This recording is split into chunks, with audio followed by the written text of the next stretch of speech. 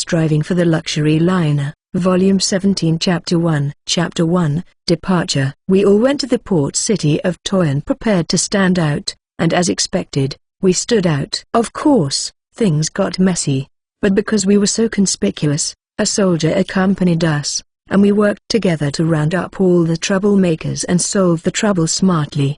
We could solve the problem smartly, and I thought we could go sightseeing in Toyon for a couple of days.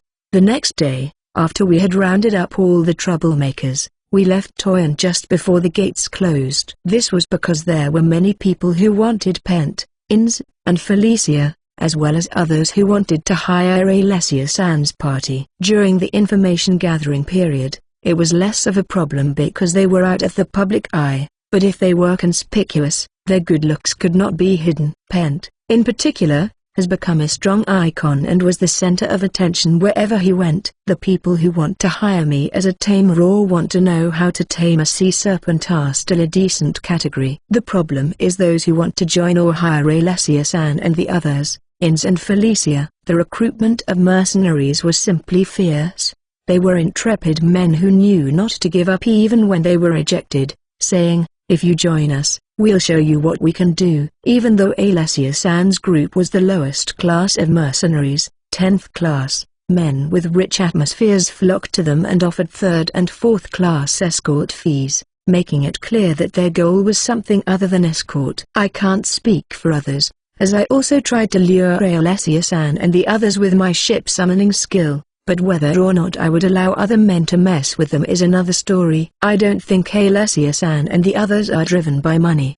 But you have to take precautions, right? So we decided to leave Toyon early. I was frustrated only after I thought we could take some time off. Fufu. Well, it can't be helped. If there was a guarantee of rank and safety, I could be more aggressive, but that's not the case here. Alessia-san comforts me as I mutter my dissatisfaction. Guarantees of rank and security, huh? In the central continent, Alessia-san's status as an A-rank adventurer probably protected a lot of things, including me. As for safety, I would be able to assess the level of danger in a familiar place, but in an unfamiliar place, I would not be able to take any risks because I would not know what would work against me. Even on the same continent, different countries have different laws, and it's even more true when you're in a place across the ocean where there's no communication. I don't mind. But aren't Alessia-san and the others unhappy that you didn't get to see much of Toyon? Fufu, it was a bit like going back to the beginning, wasn't it? Alessia-san, Dorothea-san, and Ins laughed and nodded at her words. They are all beautiful women, so they must have had a lot of experiences like today when they were beginners. Well, the part about having fun is something I don't understand at all. Felicia, who looked at them blankly, was in the same category as me since she had hardly ever left the Dark Elf village. Anyway, Wataru, isn't it about time? Yes, we've been walking for quite some time despite all the muttering, and the sun has completely set, and it's dark. In fact, it might be a good time. We're not being followed or anything, are we? Marina? I don't feel anything. Everything is fine. Wataru, it looks like everything is fine. So I'm counting on you. Roger that. Ship summoning. First, I summoned the ranger, followed by 2 consecutive summons of the ad. I have 3 ads in my possession, but I'll keep one for emergencies. Then please board each of them. Quickly, the group is divided into 3 groups and boarded. Ilma-san and Marina-san are in ad number 1. Felicia and Dorothea-san will be in ad number 2, and the rest will be in ranger with me. Ins and Alessia-san, who like to steer and drive, are in the ranger group because the members who can see at night were assigned to the ad in priority. Pent slips aboard the ranger and takes a position in the back. Then, the rest of the group gets in, and I take my place in the driver's seat. Marina-san waves her hand in our direction. This signals that we are ready to go. Then let's go. Marina-san leads the way through the dark roads. We had decided on our destination after discussing the information we had gathered. Southwest of Toyon is a vast desert, and there are several oases that have been turned into villages and towns. There is a part of the desert that cannot be explored due to the harsh environment and stronger monsters. There is a royal capital of a civilization that was destroyed there. Perhaps, if we get such information, there is no reason why we, who can only afford to live and can prioritize romance and exploration, should not bite the bait. In my case, if I didn't have the ship summoning skill, I would be afraid of the harsh desert, but fortunately, I have the ship summoning skill that can handle the desert, so I'm fine. And I have high expectations. Since it is the desert, I expect to meet a beautiful Arabian woman. With hope in my heart, I walk along the dark night road. A bright tomorrow surely awaits me. More specifically, I hope to meet a dancer. Master, is it okay if we let them out of our sight? Huh? Oh, it's true. Thank you. I fantasized about Anisan dancing in a revealing dress, and before I knew it, the taillights of the ad were quite far away. I thanked Ins and stepped on the gas to catch up with the ad. Whoa! Suddenly, a magic circle appeared in front of us and shot out a fireball. As soon as it landed, the fire spread. It was probably Ilmasan's magic, but why so suddenly? Oh, I saw a black shadow moving in the fire. Probably some kind of monster was being burned. Huh? Dorothea-san and the others continued without stopping. Shouldn't we take the magic stone or something? If it's worth money, wouldn't they burn it? I see. If they ignore the money, which is in short supply on this continent, then maybe it's goblins or other monsters who don't have much need to go to the trouble of collecting it on the way. Come to think of it, what if there are bandits or something? I have not killed anyone yet, and I have no desire to do so in the future. But if they attack me in a place like this,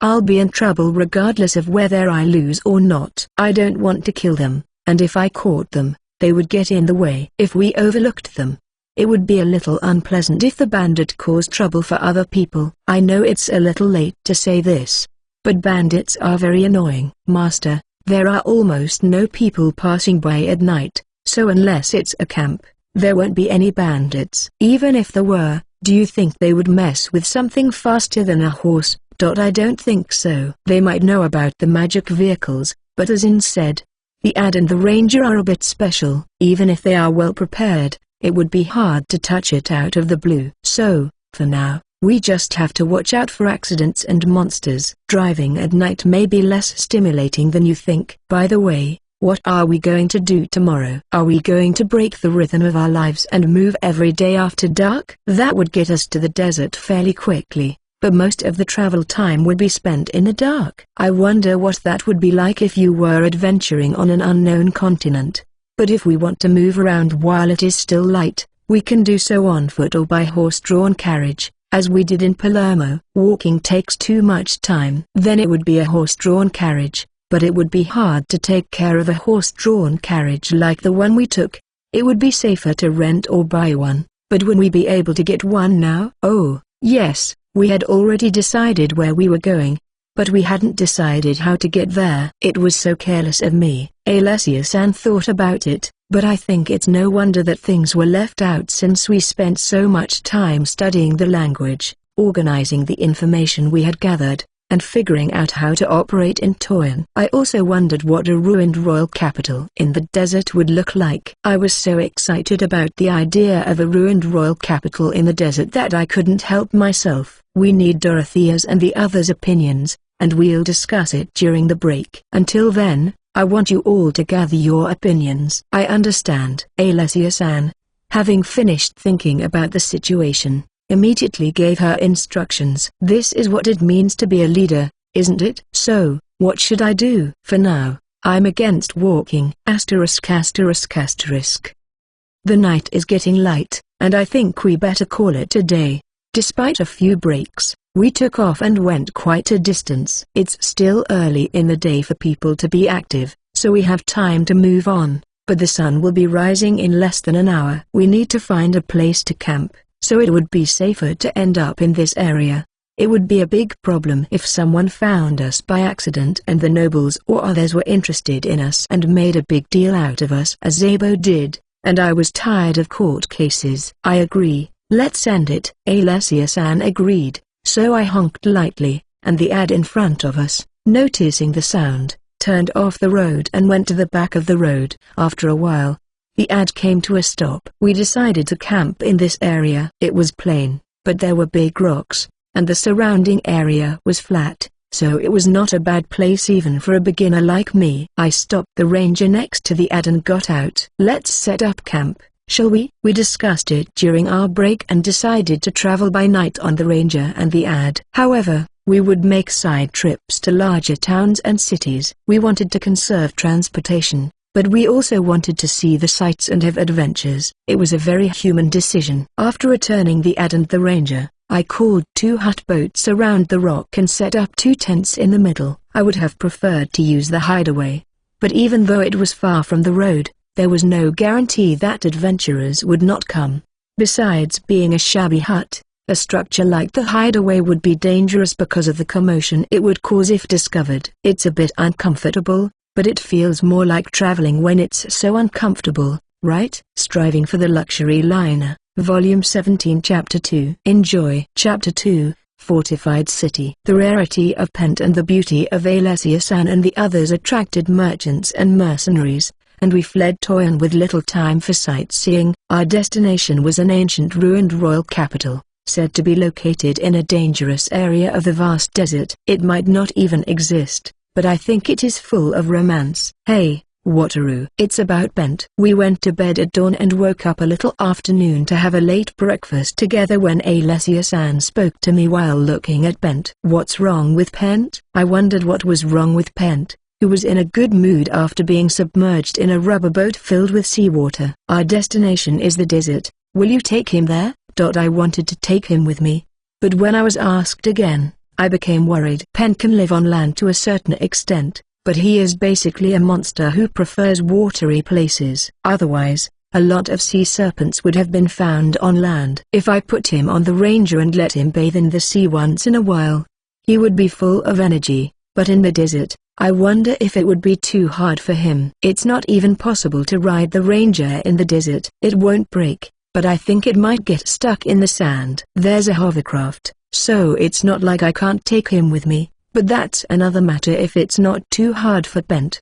Besides, hovercrafts are conspicuous. As expected, the authority of the mage controlling the huge ship hasn't spread here, so it would certainly be inconvenient. I'll think about it until we leave. Yes, think about it carefully for Pent's sake. A sea serpent crawling through the desert. It's not normal when you think about it.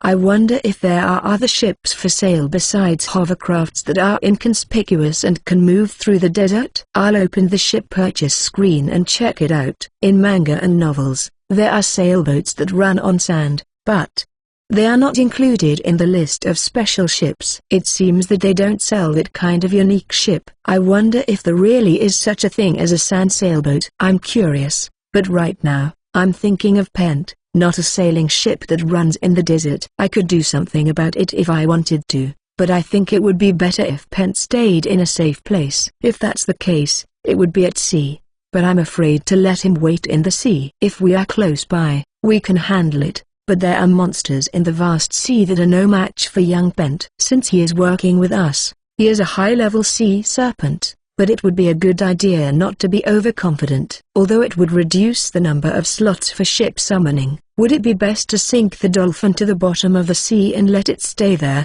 with only the Pent able to get in and out of the ship? I could put some food on the dolphin that would last a day and then just tell him not to leave the dolphin too often. It will be lonely, but I'm beginning to think that staying at sea is the safest thing to do. Pent, we're going to a place called the desert, where there's a lot of sand and very little water. Do you want to come with us or stay at sea? I think it would be better for him to stay at sea, but I'd better check Pent's intention as well. Huh? Oh, you mean it'll be harder than it is now? Pent nodded his head as he said this. I wonder why it's so hard to understand his communication compared to Rimu's. Yes, I think the environment will be much harder. It's a desert, so it pretty much isn't the right word. Can I stay at sea? Yes, sorry, thank you. Somehow, I got the feeling that Pent was being considerate of us, and I was terribly sorry. I hope he will forgive me because I will make the food which will last as long as possible, as luxurious as possible. I gently stroke Pent's slippery scales with all the gratitude I can muster. Alessia, please stop at the sea. Perhaps understanding everything I said, Alessia-san nodded at me with a friendly face. ******. We stopped at the sea, and then I summoned the dolphin to a deep place out in the sea and asked Pent to stay behind by opening the entrance and exit so that he could freely enter and leave the ship. Since it was not in the open sea, there would be no monsters hostile to Pent, and he would be able to escape to the dolphin immediately, so he would almost certainly be safe. I had also left some potions with him, so even if there was a small accident, he would be fine. After parting ways with Pent, we set off at breakneck speed toward our destination. We stayed in hut boats and tents while it was light, and when night fell, we repeated the blast in the Ad and the Ranger. We gradually became accustomed to night travel and developed an efficient life cycle. We spent the night just moving around, and just before daybreak, we secured a campsite. I would call the hideaway and prepare for baths and other personal activities I could not perform in the camp. When night falls, I repatriate the hideaway and go to bed. We wake up in the early afternoon, eat a meal, and leave. We walk at a leisurely pace until dark, experiencing the unknown nature without making movement our main goal. We are sometimes attacked by monsters, but many of the ones that appear near the road are weak, and Alessia-san and the others take care of them in an instant. Since we have secured the magic stones and the subjugation parts of the monsters, it is a good way to make some extra money. More annoying than the monsters are the merchants and mercenaries who pass us on foot. It is not a problem when they just stare at Alessia-san and the others, but the mercenaries who try to pick them up while escorting the merchants are annoying. And I am surprised that even the merchants occasionally join in. We pass them with a smile or, on rare occasions, with an iron fist, and if there is a village in between, we stop. We continued on a journey that felt like a great adventure. Through meadows, through forests, through wilderness, we finally arrived at the fortified city, the gateway out of the desert. Amazing. I was so overwhelmed by the fortified city that I could only make a very simple comment. The other members of the group seemed to agree, standing still and gazing dazedly at the fortified city. Finally, my head began to spin. This fortified city is unfair. I, who should not have the slightest artistic sensibility, was made to feel as if I were looking at a masterpiece, because this is Morocco. Just when my mind was turning in the other direction, thinking that I would soon be in the desert and that traveling in the desert would be difficult, I saw an exotic city that looked like the fortified city of Morocco that I had seen on television. T/N, probably Xavier Ben Haddou. Besides, the timing was bad. I think the situation is divine, like a Moroccan-inspired fortified city lit red by the setting sun. Even I, with my dull sensibilities, can't help but be taken by it. I've never seen a landscape like this before. Inz, who was standing next to me, murmured. She probably didn't even notice that she was muttering because her eyes were glued to the city in front of her. Everyone else was staring at the view. I had seen a similar view before, but it was on a television screen, so perhaps my recovery was quicker than theirs. To be honest, I want to look at this view until the sun sets, but it will be dark soon, and if we are going to enter the fortified city, we need to get moving. I call out to Alessia-san and the others to come to their senses and head for the fortified city. As we enter the fortified city after being checked at the gate, we are met with another exotic landscape. Maybe it is because the desert is a completely different environment from the places where we have spent our lives, or maybe it is because of the different costumes, lifestyles, and even the buildings in the fortified city. Again, I almost got lost in the scenery. Wouldn't putting these clothes on the women's team save them from most of the trouble? Self-preservation rather than exotic sentiment came to my face when I saw the outfits of the people walking down the street. Everyone on the street was dressed in long, robe-like garments that covered their entire bodies and hoods that covered everything but their eyes, similar to Arab folk costumes. If the women were fully equipped with these clothes, there would be almost no more conflicts caused by getting lost in the charms of Alessia-san and the others, Inz and Felicia. I'm sorry. Where can I buy clothes like those you are wearing? I hurriedly called to a person in a traditional costume walking nearby. Ah, you're from the outside. It must be hard for you here in that outfit. He seemed surprised by my sudden approach but seemed convinced by my outfit and politely told me where to find a clothing store. It's not that I wanted to change my clothes because I'm in pain, but it seems that the clothes I'm wearing now are not suitable for this environment. I decided to buy clothes not only for the ladies but also for myself. I call out to Alessia-san and the others, who are looking at the exotic cityscape, and head for the clothing store I was told about. Alessia-san said we should make arrangements for lodging first, but I dismissed her suggestion. They should be more aware of their own good looks. This is the place. We arrived at the clothing store the local man told us about. He first told us about a store that sold used clothes.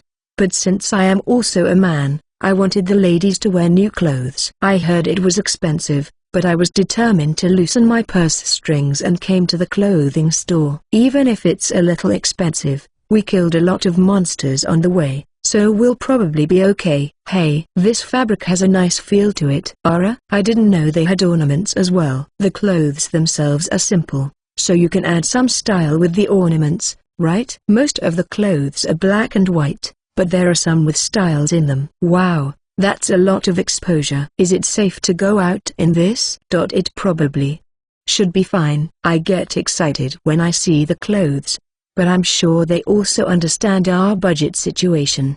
The sight of beautiful women frolicking together should be a sight for sore eyes, but it makes me nervous in a different way.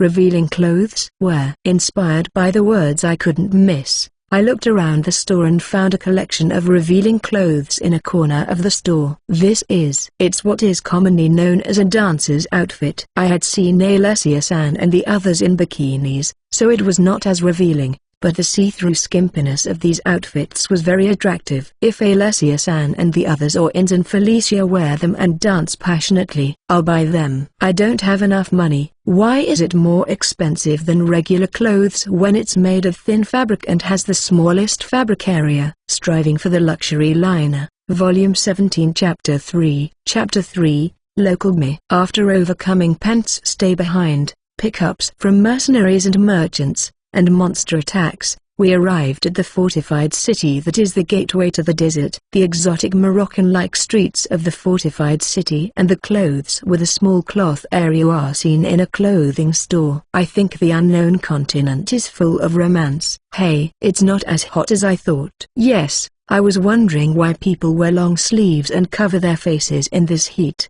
But I guess it's more comfortable to hide your body when the sun is strong. I'm a little surprised. Sunscreen dries when you sweat, so it's nice to be protected from the sun by a piece of cloth. Alessia-san and the others were also in a good mood.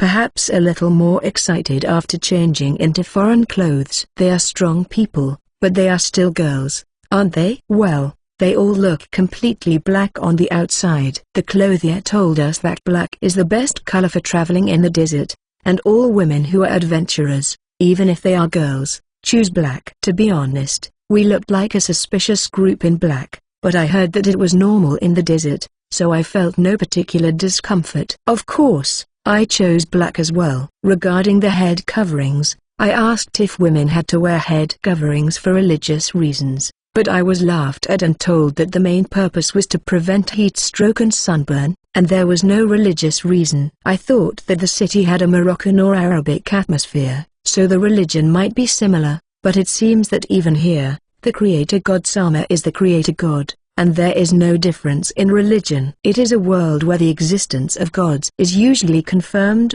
even though interference in the lower world is forbidden. So it seems that they did not establish a monotheistic style of religion. By the way, Claretta-san is amazing. The women's style is also restrained because their clothes tend to hide their curves, but among them, only Claretta-san can't hide her motherhood. As expected, she is at the top of the girasole in terms of motherhood.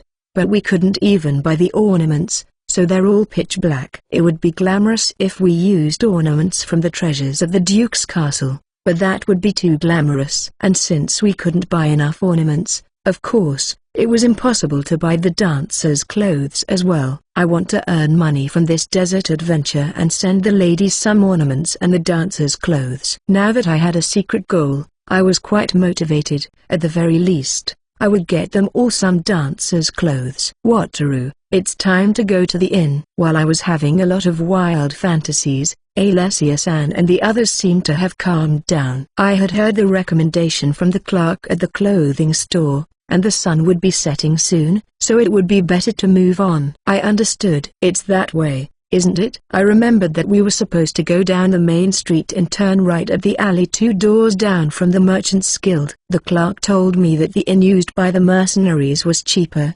But since there were so many beautiful women, I should go to the inn used by the merchants, even if it was a little more expensive, to avoid getting involved with them. That was one of the reasons I didn't get around to the decorations, but it was more important to be able to rest in peace and quiet. It's very easy to walk around. Yes, it is. I can't believe how different it is just by wearing different clothes. I agree with what Claretta-san said. The clothes should have been harder to move and because of the increased amount of fabric, but the lack of envious stares made all the difference in my mood. Even I, who was not so conspicuous, was annoyed by the envious stares, so I think Claretta-san, being stared at by men with lustful eyes, would feel the difference even more. We walked lightly to the inn. It's incredible how much of a difference hiding one's appearance can make. This is it. We arrived at the inn we had been told about. It is a sand-colored brick building and looks like it could be used as a fort if it were larger. There are many kinds of bricks now,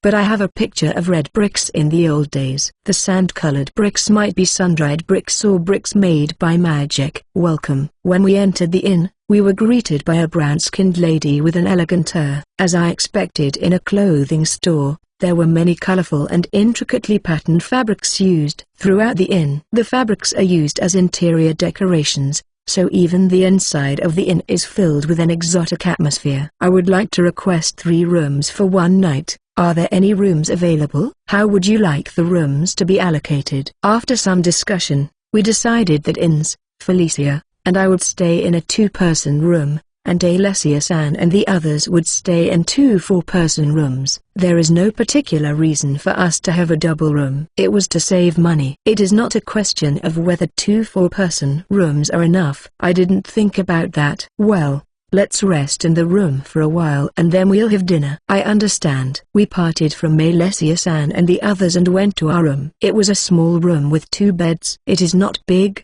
but the atmosphere is not bad. However, it was hot. It can't be helped that it's hot outside, but it's a little hard to be hot inside the room. It makes me miss the luxury liner. When I was relieved to get into the private room, Rimmel rolled out of my robe and started playing happily in the room. It was very cute, but I was very sad that Tremor's slightly cool and plump body had left me. Phew, this dress is quite nice. Yeah, I'm glad I don't have to worry about people looking at me. I think it's inevitable that Ins and Felicia, who remove their coverings with a snap, will attract attention when they see the beauty that has emerged. I'm going to follow their example and take off my headband, too, but I'm sure no one will think anything of it. Well, I had a good rest during the trip, but I was still unusually active, so my body was tired. I'll rest until dinner. ******. When we entered the cafeteria and took our seats, everyone looked at us because we had all removed our headgear, but that was okay. What we can offer you today is either the armored scorpion or the desert lizard. I couldn't believe my ears when I heard the waitress say that. If I'm not mistaken, did she say armored scorpion or desert lizard? Does that mean I have to choose between the armored scorpion and the desert lizard? I'm tempted to go back to my room and eat my own food, but that would be rude. Besides, the fact that they are often served at the inn suggests that they are common food here. If you avoid local delicacies in your destination, the charm of your trip will be cut in half. Let's be willing to eat it today. If we don't like it, we can make it ourselves. No, but scorpions and lizards, huh? Even if I'm prepared for it, I don't think I could eat it if the scorpion and lizard come out whole, right? Excuse me. Could you tell me what kind of food that is? Understood. The waitress was a little surprised by my question, then looked at us and nodded as if she understood. Perhaps she understood that we were strangers and unfamiliar with the area. The waitress told us that today's menu consisted of steaks, both made from parts of giant scorpions and lizards. So, at least it is confirmed that there are giant scorpions and lizards in this desert. It's depressing, but I'm sure I could manage to eat them if they were cut in pieces instead of whole. In the end, Everyone but me, Dorothea-san, Marina-san, and Carla-san chose the desert lizard, and we ordered both. By the way, the reason why me, Dorothea-san, and Marina-san ordered both was because we assumed that Tremor and the other slime would eat them, while Carla-san ordered both just because she wanted to eat them both. Very well. Would you like something to drink? Can you recommend anything? I'd like a nice cold beer, but I don't think I'll be able to find one here. If you are looking for alcohol, I would recommend ale and palm wine. Let's see, I think palm means palm tree. But I thought palm trees grew by the sea,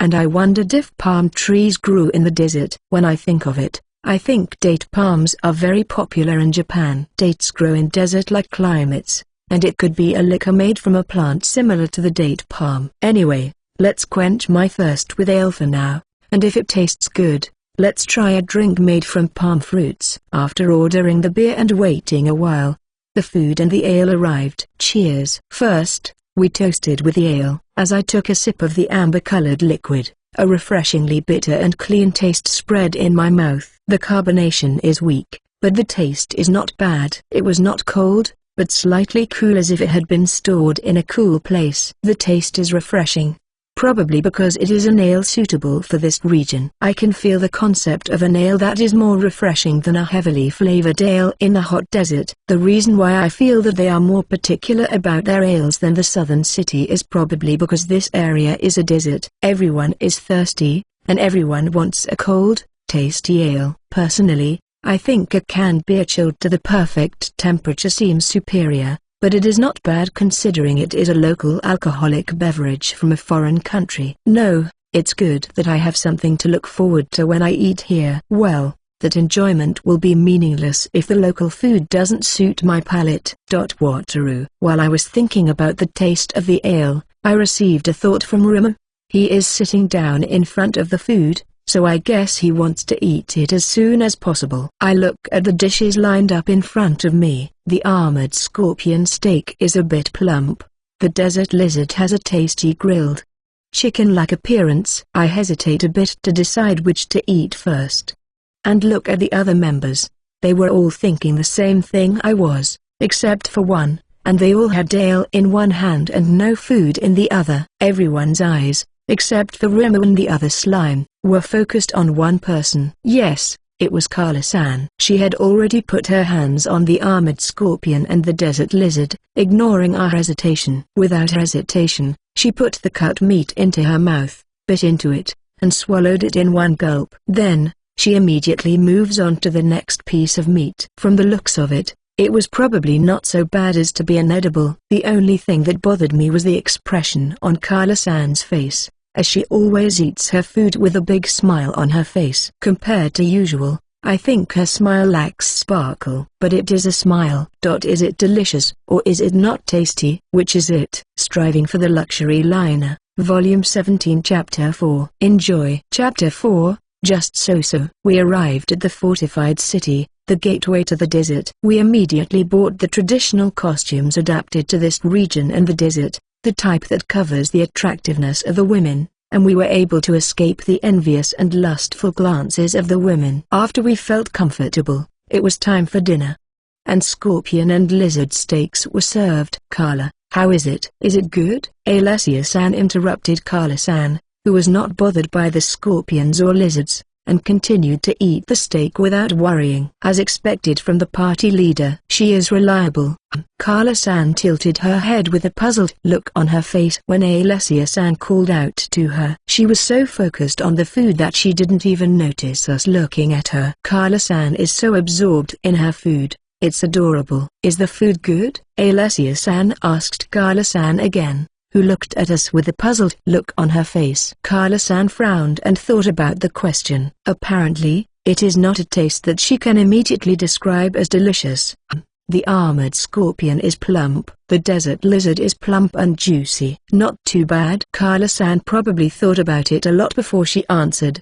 But I don't know. I don't understand why the word plump is used in both cases when they look completely different. Tremor is getting impatient, and when that happens, I will have to check it out for myself. Carla-san, who loves to eat, describes it as so-so. If it doesn't taste bad, It should be okay. I think for a moment and put my hand on the scorpion meat. I was less afraid of the lizard meat, but Carla-san's expression juicy worried me. What is the juice? Lizard extract? Suddenly, the scorpion seemed to glow. Anxiously, I put the cut scorpion meat into my mouth. I was a little pleased to see all the beautiful women's eyes focused on my mouth, but I guess they just wanted to see my reaction because they didn't understand Carla-san's answer. Yes, it is indeed plump. The texture is like octopus. It tastes like shrimp, but the flesh is chewier, and my impression is that it is closer to an octopus. The texture is octopus, and the taste is shrimp. As you would expect from a fantasy world, even the ingredients are fantasy. The seasoning is salt and nut flavor. Well, I can see why Carla-san described it as so-so. It's not that it's bad, it's just that it's more unusual than the usual food in the southern city. However, if you ask me if it's good, I can't proudly say that it tastes good, but the taste is not that bad, so my fear is lessened. Next time, let's try lizard meat. I have heard that the lizard meat on Earth is similar to chicken breast, but I have heard that the lizard meat here is plump and juicy. The thought scared me, so I cleared my mind and put a piece of lizard meat in my mouth. It is indeed plump and succulent. The texture is like the thigh meat of a tough local chicken. The texture is completely different from that of an octopus, but there is no doubt that it is juicy. The juices seep out of the meat. The seasoning here is salt, chili pepper, and nuts. Perhaps nuts are the basic condiment in this region. The spicy, nutty taste is not bad. The scorpion meat and lizard meat are not bad and have potential. Other than the flavor and spiciness, the taste is monotonous, so I'd rate it so-so, but I think it could become a delicious dish if it were fried, deep fried, or made with earthly seasonings and techniques. But these are scorpions and lizards. Are they really food that we should go to such lengths to eat? I will go out of my way to buy scorpion and lizard meat and store it in a rubber boat. Once they are brought to an environment where they can be cooked, a series of prototypes will be made to make them tasty. This may be fun, but the fact that the finished product is a scorpion and a lizard dish is subtle. If it were a dragon, the impression would be completely different. But it is a lizard, isn't it? Wataru. How is it? It's just so-so. I'll explain in detail, so please don't look at me with those pitiful eyes. Oh, Remo, I'm going to cut it into pieces, so wait a little longer. Asterisk asterisk asterisk. What are we going to do now? After dinner, we all agreed the scorpion meat and lizard meat was so-so. Then we gathered in Alessia-san's room and began discussing the future. First of all, we have to deal with this cold weather. Dorothea-san replied to Alessia-san's words. It is true that we must take measures against the cold. At night, it was only slightly cold until we entered the desert, but as soon as the sun went down, it quickly got colder. It seems to be the same in this world, where the nights in the desert are cold. The clothes we bought today are made with a very loose-fitting robe, and if we put on the clothes we bought on Master's ship, we should be fine. Don't you think? I want a jersey. Yes, Ins is right. If we put on the clothes inside, we won't be noticed even if we wear clothes from another world. But since I've only traveled to warmer climates, I don't have a lot of thick clothes. I should have brought down jackets and sweatshirts. When I find a place where I can summon a luxury liner, I'll summon it and go shopping. For now, I'll just wear layers of clothing, like jerseys and long-sleeve t-shirts. There's plenty of room in these clothes. Then I can use my main equipment. I see. If Alessia-san and the others, who are novice mercenaries regardless of their abilities, wore high-end equipment, they would stand out, so they had to lower the ranks of their clothes and equipment. Since their faces would be hidden, they might not have to worry about their weapons either, except in the city. Wataru, please summon a rubber boat with a set of equipment for us later. Oh, but first, please summon a rubber boat with our regular clothes. Alessia-san asks with a bright smile. She must be happy to be able to use her main equipment. But first, we need protection from the cold. I understand. We'll go back to our room, change and come back later. After summoning the rubber boat with the luggage that Alessia-san and the others had left with me, I returned to our room. Well, now that we're settled in, Let's discuss our future plans this time. We put on warm clothes inside and reassembled in Alessia-san's room. With hot canned coffee and cocoa in hand, the discussion resumed at Alessia-san's signal. The destination had already been decided. Then, the focus of the discussion would be how to get there. A trip to the desert. Huh. All I know is that you don't move during the hottest part of the day. And camels. Since we're not used to the desert, do you want us to join some merchant corps somewhere? Since we are unfamiliar with the desert and we are 10th class mercenaries, if we joined a merchant corps, we would be in a position to pay them money and be protected. Ilma-san looks uncomfortable at Dorothea-san's opinion. We don't have a lot of money right now, but with a little business, I think we can make it work, don't you? We've been spending a lot of money on clothes, but if we do a little business as usual, we'll be fine. If push came to shove, we could make a killing on ice cream and shaved ice during the hottest part of the day. But I wouldn't do that because not only would it be conspicuous, but it would also lead to a straight line of enclosure. I'm worried about the money, but the biggest problem is that it will make it harder to use Wataru's boats. Ilma-san's concern is understandable. We have not yet decided whether to travel by day or by night, but either way, it is likely to be a grueling, sand-covered journey. In that case, there is a big difference between using the hideaway and not using it. A night in a tent and a soft bed, wiping yourself with a cloth or a warm bath. Obviously, the soft bed and bath would be the better choice. But it's an unfamiliar desert journey. The wisdom of experience is important. Claretta-san explained the importance of experience with a reluctant expression on her face. I guess she's reluctant because she doesn't like not being able to use the hideaway. I don't like it either. Well, on a normal journey, as long as you know the directions, it doesn't matter, but what about in the desert? There's a compass, so we won't get lost. But I think it would be dangerous to get stuck in a strange pit. In the movies, it's common to be swallowed by sand and sandstorms, right? I can survive a sandstorm, but I can't imagine what would happen if I sank into the sand. If we want to meet the merchants, Master and Ilma will have no problem, but the rest of us are not familiar with the language. Oh, that's right. The other members of the group cannot speak the language fluently. When we travel together, we will have many opportunities to talk, and it will be difficult. Yes, you are right. The language problem is a big one. Then it might be safer to give up working with others and travel independently. Claretta-san, who had been stressing the importance of experience, seemed to have been swayed toward independent action by Felicia's words. Then let's stay here for a while and gather information. Wataru and Ilma will be the main people, and the others will follow and escort them. You too, gather as much knowledge as you can for our trip to the desert. Understood. All right. Information gathering time again. It was possible to recover the information in Toyon, but in the desert, it might be difficult to recover it. First, we need to go to the mercenary guild to see if they have a reference room, and we also need to hear directly from experienced people in the mercenary and merchant guilds. We also need to visit a bar,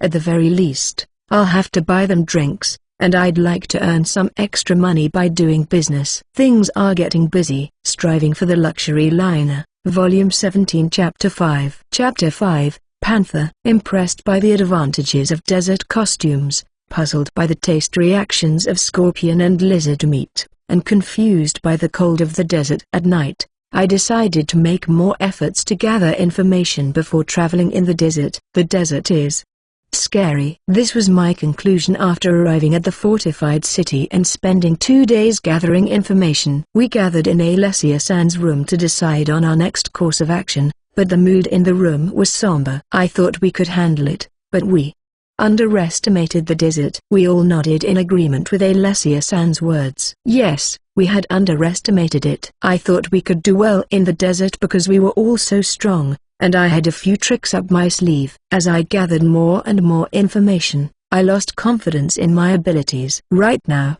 it's not a good idea to accompany the merchant corps to gain experience in the desert, is it? I beg you all to nod your heads. Well, normally it would be suicide, but in our case, we have Wataru, so it's safer for us to go alone. Yes, it would be harder for us to join the Merchant Corps and have our actions restricted. Dorothea-san and Ilma-san nodded their heads in agreement with my opinion. If the two people in charge of Girasol's brain nod their heads, it can now be considered a decision. Now, I don't have to think about being hit by a sandstorm and having to endure being wrapped in cloths without being able to move, or not being able to drink water, and eventually about urine. When I checked the documents in the Mercenary Guild, I was horrified to learn that the sandstorms usually don't stop for days and that people usually describe their experiences with their urine. What about daily life magic? I was wondering about that, but it seems that you can't use magic carelessly on a desert journey because monsters will also appear, and you have to use magic to withstand sandstorms, so even the magic to use daily life magic to save your life will be spared. In addition, sandstorms seem to occur easily in this world, and it is said that most participants in the Merchant Corps experience them. It seems that if you experience this, it even means that you will graduate from the desert beginner level. I guess it's inevitable to live. But all of us who don't know the desert don't like it. On the other hand, if I can use ship summoning, getting caught in a sandstorm is no problem, and I no longer have to worry about water. This is significant. I mean, I want to go in the direction of not using urine because I can stay lost and survive for a month, 6 months, or even a year. Right, if it gets too hard, we can just take refuge on Watcher's ship. Experience is important, but we should travel in a way that suits us. Alessia-san concluded, and everyone nodded in agreement. Everyone had been gathering information, saying that experience is important, that we should learn from the wisdom of the ancients, that knowledge alone is not enough, and so on. It's been decided that we will go alone, but the problem is transportation. Wataru, have you found a ship that we can use for transportation? I waited for this question. I found a good one. I grinned and announced confidently. When I heard about the urine, I frantically checked my ship purchase screen as well. I tried to resist if everyone else was prioritizing experience at the expense of urine. I thought about forcing our way forward on the ad since it would never break due to its indestructible effect, or using the hovercraft even if it was rumored that a new species of monster had appeared in the desert without worrying about what others would think. However, I decided not to use the hovercraft because I thought that if a new kind of monster caused a commotion in the desert, it would directly affect other people's lives. The goddess of fortune smiled at me because I was such a good boy. I thought it would be difficult to travel in the desert in an amphibious vehicle, no matter how indestructible it was, but when I looked back at the screen, one of the amphibious vehicles jumped out at me. Huh? That looks like a jeep. I read the details and found out that it is capable of not only water use but also land use. Its name is Panther. It is an amphibious vehicle named after a panther. I am a little worried about its open style, but it is a 4-seater, so if push comes to shove, we can get by with 2 of them. It costs 17 gold coins. I can only consider it a bargain. Well, if I think about it in yen, the price is a frightening 17 million. But I can afford 17 gold coins because I have been investing platinum coins for the purchase of the luxury liner, just like medals in an arcade machine. My financial sense is definitely broken. Hey, I had heard that even a magic vehicle can't drive in the desert, so I thought it was impossible for even Wataru to do it. That's great, Wataru. When I confidently explained about the panther, Alma-san was impressed and praised me. I was quite pleased. I don't think I can understand how great it really is until I see it in person, but if Wataru is so confident, I guess it's okay. Now that we have all the information we need, shall we go? Alessia-san seemed to believe me when I was so full of confidence, but half of my confidence was just an act to escape the urine. I'm sorry. I agree. I need a bath. Carla-san, who hadn't participated much in the conversation, cut to the chase, and from there, we were on our way to leave before sunrise tomorrow. Yes, I had a hard time without a bath, too, so I understand how she felt. What about our route? There are several oasis towns along the way. While everyone was silent, Alessia-san's gaze caught mine. She wants to know my opinion. I think the reason for everyone's silence is the same as mine. To be honest, Life in the desert is hard. But that doesn't mean they aren't interested in the oasis town. I think that's how they feel. The scenery of the oasis towns is said to be unique, which interests me. But the fact that the main food in the desert is mainly scorpion meat and lizard meat everywhere makes me feel uncomfortable. No wonder, since the environment is unchanged and cattle breeding is impossible. But it's a big disadvantage not to be able to look forward to the food, which is one of the pleasures of such an arduous journey. How about going straight to our destination for now and stopping in a town on the way back, when we are used to the desert and have some time to spare? It's not that I didn't want to go to the town, but I didn't want to push it, so I suggested postponing the matter. Everyone agreed, so I guess we all felt the same way. It is hard. Early in the morning, before the sun rose, we left the inn and followed the first group of merchants as they entered the desert. As the sun rose over the dark and cold desert, the process of the desert taking on color was an inspiring sight, but as we stepped off the trade route to avoid being seen, the harshness of the desert attacked us. Of course, desert professionals know the paths that are easy to follow, and we knew that going off that route was fraught with danger. But it was hard. On the trade route, our feet were only slightly stuck, but now our feet were sinking deep into the sand. The number of monster attacks also increased. Then, the armored scorpion and the desert lizard appeared. As the name suggests, they are giant scorpions with armor-like bodies and giant lizards that seem to have adapted to the desert. They are generally used as food, so they are not that strong, and Alessia-san and the others were able to kill them with a single blow. But the thought of eating their flesh made me feel down. And the heat. As the sun rises, the temperature gets higher and higher, and combined with the unfamiliar sandy terrain, our stamina is sapped. To put it simply, it was hell. Rimmer, are you okay?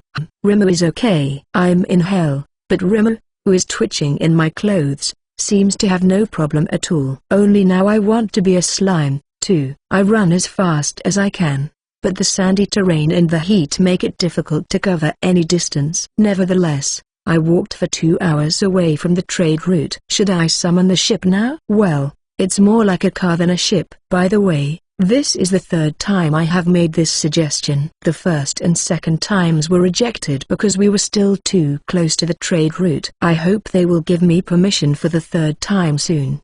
I'm already sweating and running out of energy to walk.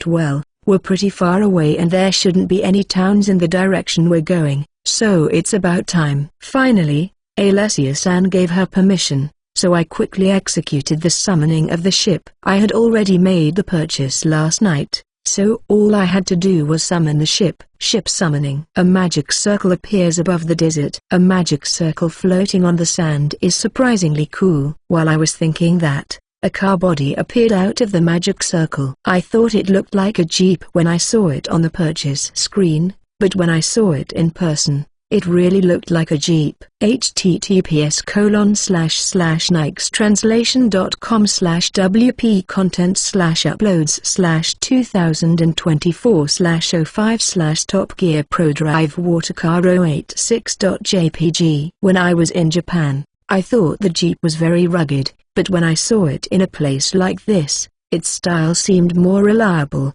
which is strange. Hey!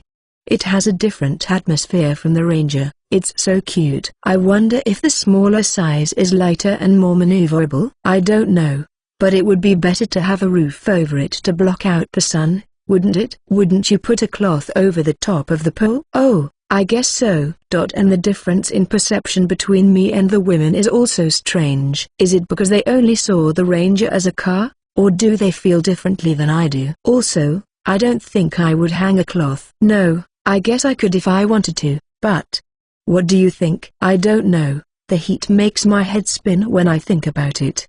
Ship summoning. A magic circle floated up, and out came a rubber boat. It was a rubber boat filled with ice-cold juice. I had intended to summon the second panther, but I needed to rehydrate before the trip. You can have one too, I said, then picked up a sports drink, removed the cap, and poured it down my throat in one gulp. Phew. The plastic sports drink bottle was empty in an instant. Today may have been the best sports drink I have ever had in my life. I took a deep breath, looked around, and saw that everyone was drinking the juice as if it tasted good. Maybe the desert is a better environment for drinking beer after a bath. Let's try it when we're not driving. Remu 2. A thought flew from Remu.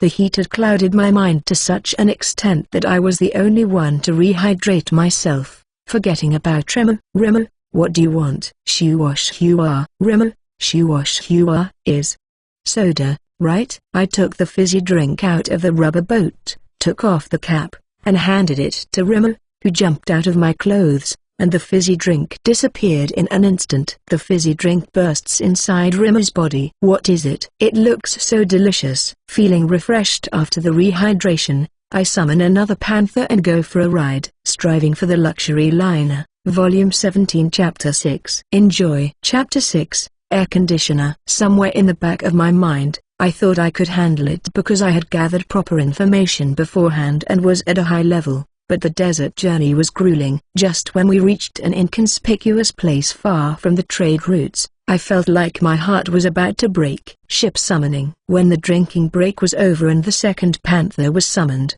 a body of a different color emerged from the magic circle. The first one was white and conspicuous, but the second one was red and also very conspicuous. It would be very conspicuous if we were driving around in the desert in such a flashy vehicle. But it would probably be okay because I would use the ship's disguise to make it a less conspicuous color. Well, it's hot enough just sitting here, so let's quickly divide ourselves into groups and get going. As a result of the grouping, Marina-san and Carla-san were to join me, Ins and Felicia. Wataru. What is the name of this child? The grouping was over, and I was about to give the signal to leave, but before I could, Alessia-san asked me an unexpected question.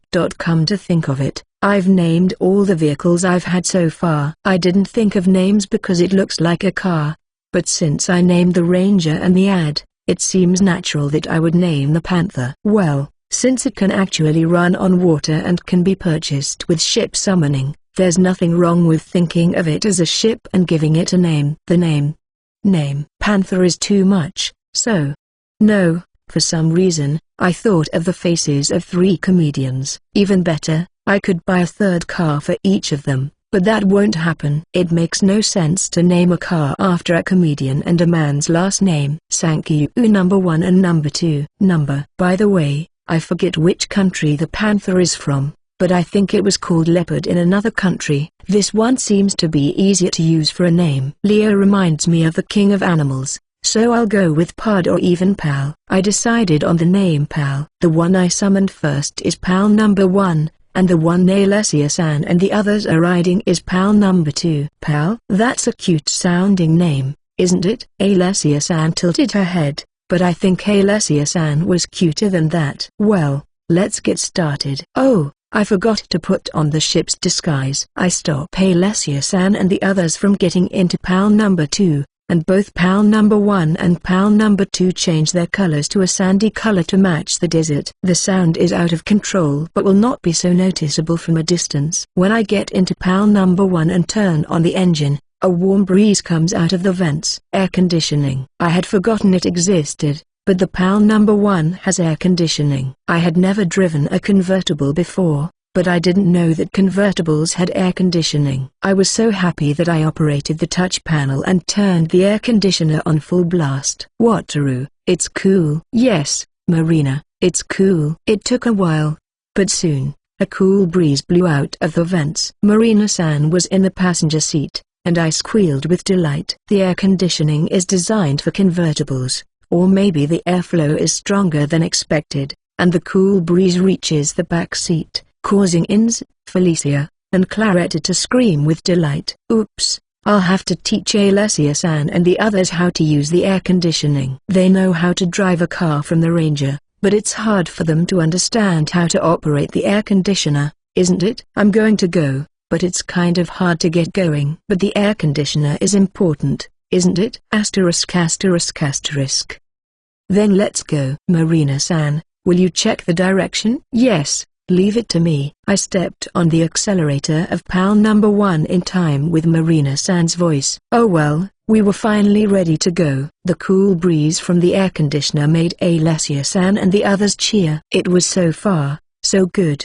But then a battle broke out between the driver's and passengers' seats. The wind could reach the back seat, but it was cooler in the front. It makes people crazy. We had to deal with it by changing seats at every break, but it wasn't too bad. The PAL number 1 group consisted of 5 people. That means if I'm in the middle when I get in the back seat, I'm in close contact with the beautiful women on either side, even if it's a little uncomfortable. Too bad they're wearing thick clothes, but it's still a treat. For once, I was grateful that everyone was interested in driving. I stepped on the gas, and the car slowly began to move. Maybe the sandy ground had more of an effect than I expected, but I felt a heavier foot than in the Ranger, which ran on dirt and had a bigger body. Let's drive safely. Since the road is not even a road, the car bounces easily on the slightest bump, and the tires often get caught in the sand and slip. It is not a comfortable ride, but it's heaven. Although the driving is nerve-wracking,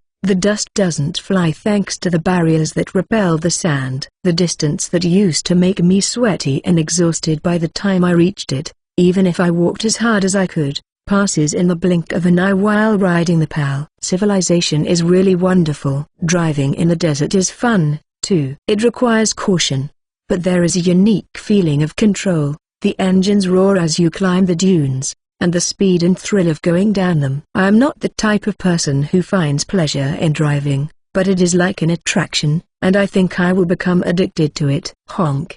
Is that the sound of a car horn? I look in the rearview mirror, but PAL number 2 is following behind me. Did I honk by mistake? Master behind. While I was thinking, I heard a sharp voice coming from Ins. I knew something was wrong. I am afraid to look away from the front in this situation, but since it seems to be an emergency, I released the accelerator and looked directly behind me. There was no change in PAL number 2, but a cloud of dust was rising behind it. Felicia, Marina, do you know what's causing that cloud of dust? I asked the two who had good eyesight. Desert lizards are following us in groups. Many of them are bigger than the lizards we knocked down on foot. That's right, I forgot because driving in the desert was unexpectedly fun. But this was a world where monsters were common. We were driving through such a world with our engines making loud noises, so of course, the monsters would chase us. The armored scorpion and other desert monsters would probably have noticed us, but we probably left all of them behind except for the desert lizard because of our speed. Should we stop and hunt them down? If the ground was dirt, we could pull away even if they were chasing us, but it would be difficult to pull away when we were in the desert, and we had to be careful not to fall over. A desert lizard is a desert lizard, no matter how big it is, and with the abilities of these members and the ship summoning barriers, it will be taken care of easily. However, I have a feeling that even if we get rid of them, the monsters will gather as soon as we start running. That's the way it is at sea, and lately, when we don't have the mood or reason to kill them, we leave them behind because there's no end to it. I ask Marina-san in the passenger seat what's going on. As a scout, she should be able to assess the situation better than I am. It's not hard to beat them, so I'd say it's okay to leave them like this until it's time for a break, but it would be inconvenient if there was an accident or we got separated from PAL number 2,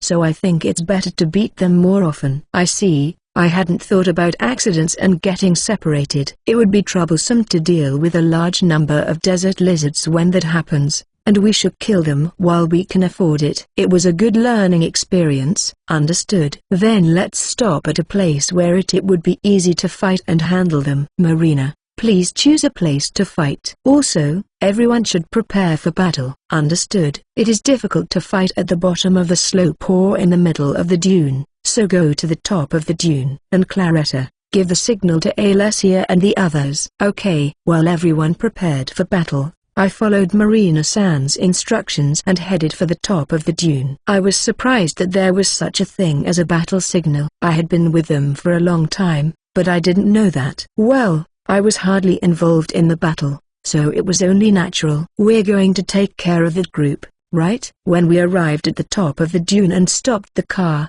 PAL number 2 also stopped next to us, and Ilma-san, who was sitting in the passenger seat of PAL number 2, spoke to us. I nodded my head in agreement, and Alessia-san began to prepare for the battle by giving us instructions as well. Her instructions to me were, to stay in the driver's seat and wait quietly. If there's time, she said, I can join the attack with Rimmer. I guess a group of desert lizards is nothing to worry about for Alessia-san and the others. They seem to be concentrating on the battle but still seem somewhat relaxed. Meanwhile, a cloud of sand arrives at the bottom of the dune and rushes up. I know it is safe, but it is usually scary to see a large group of huge lizards approaching with a ferocious roar and the sound of their footsteps. As I was thinking this, part of the group suddenly exploded. It seemed that Ilma-san had cast a spell. The desert lizard was so pathetic that I felt sorry for it. Tremor too. Oh, Rimmer wants to do it too. Yeah, okay, good luck. For a moment, I felt sorry for the desert lizards that were being overkill, but if Rimmer wants to do it, there's nothing to be done. Rimmer fired the light spear he learned from Claretta-san in rapid succession. The desert lizard shattered into pieces. Asterisk asterisk asterisk.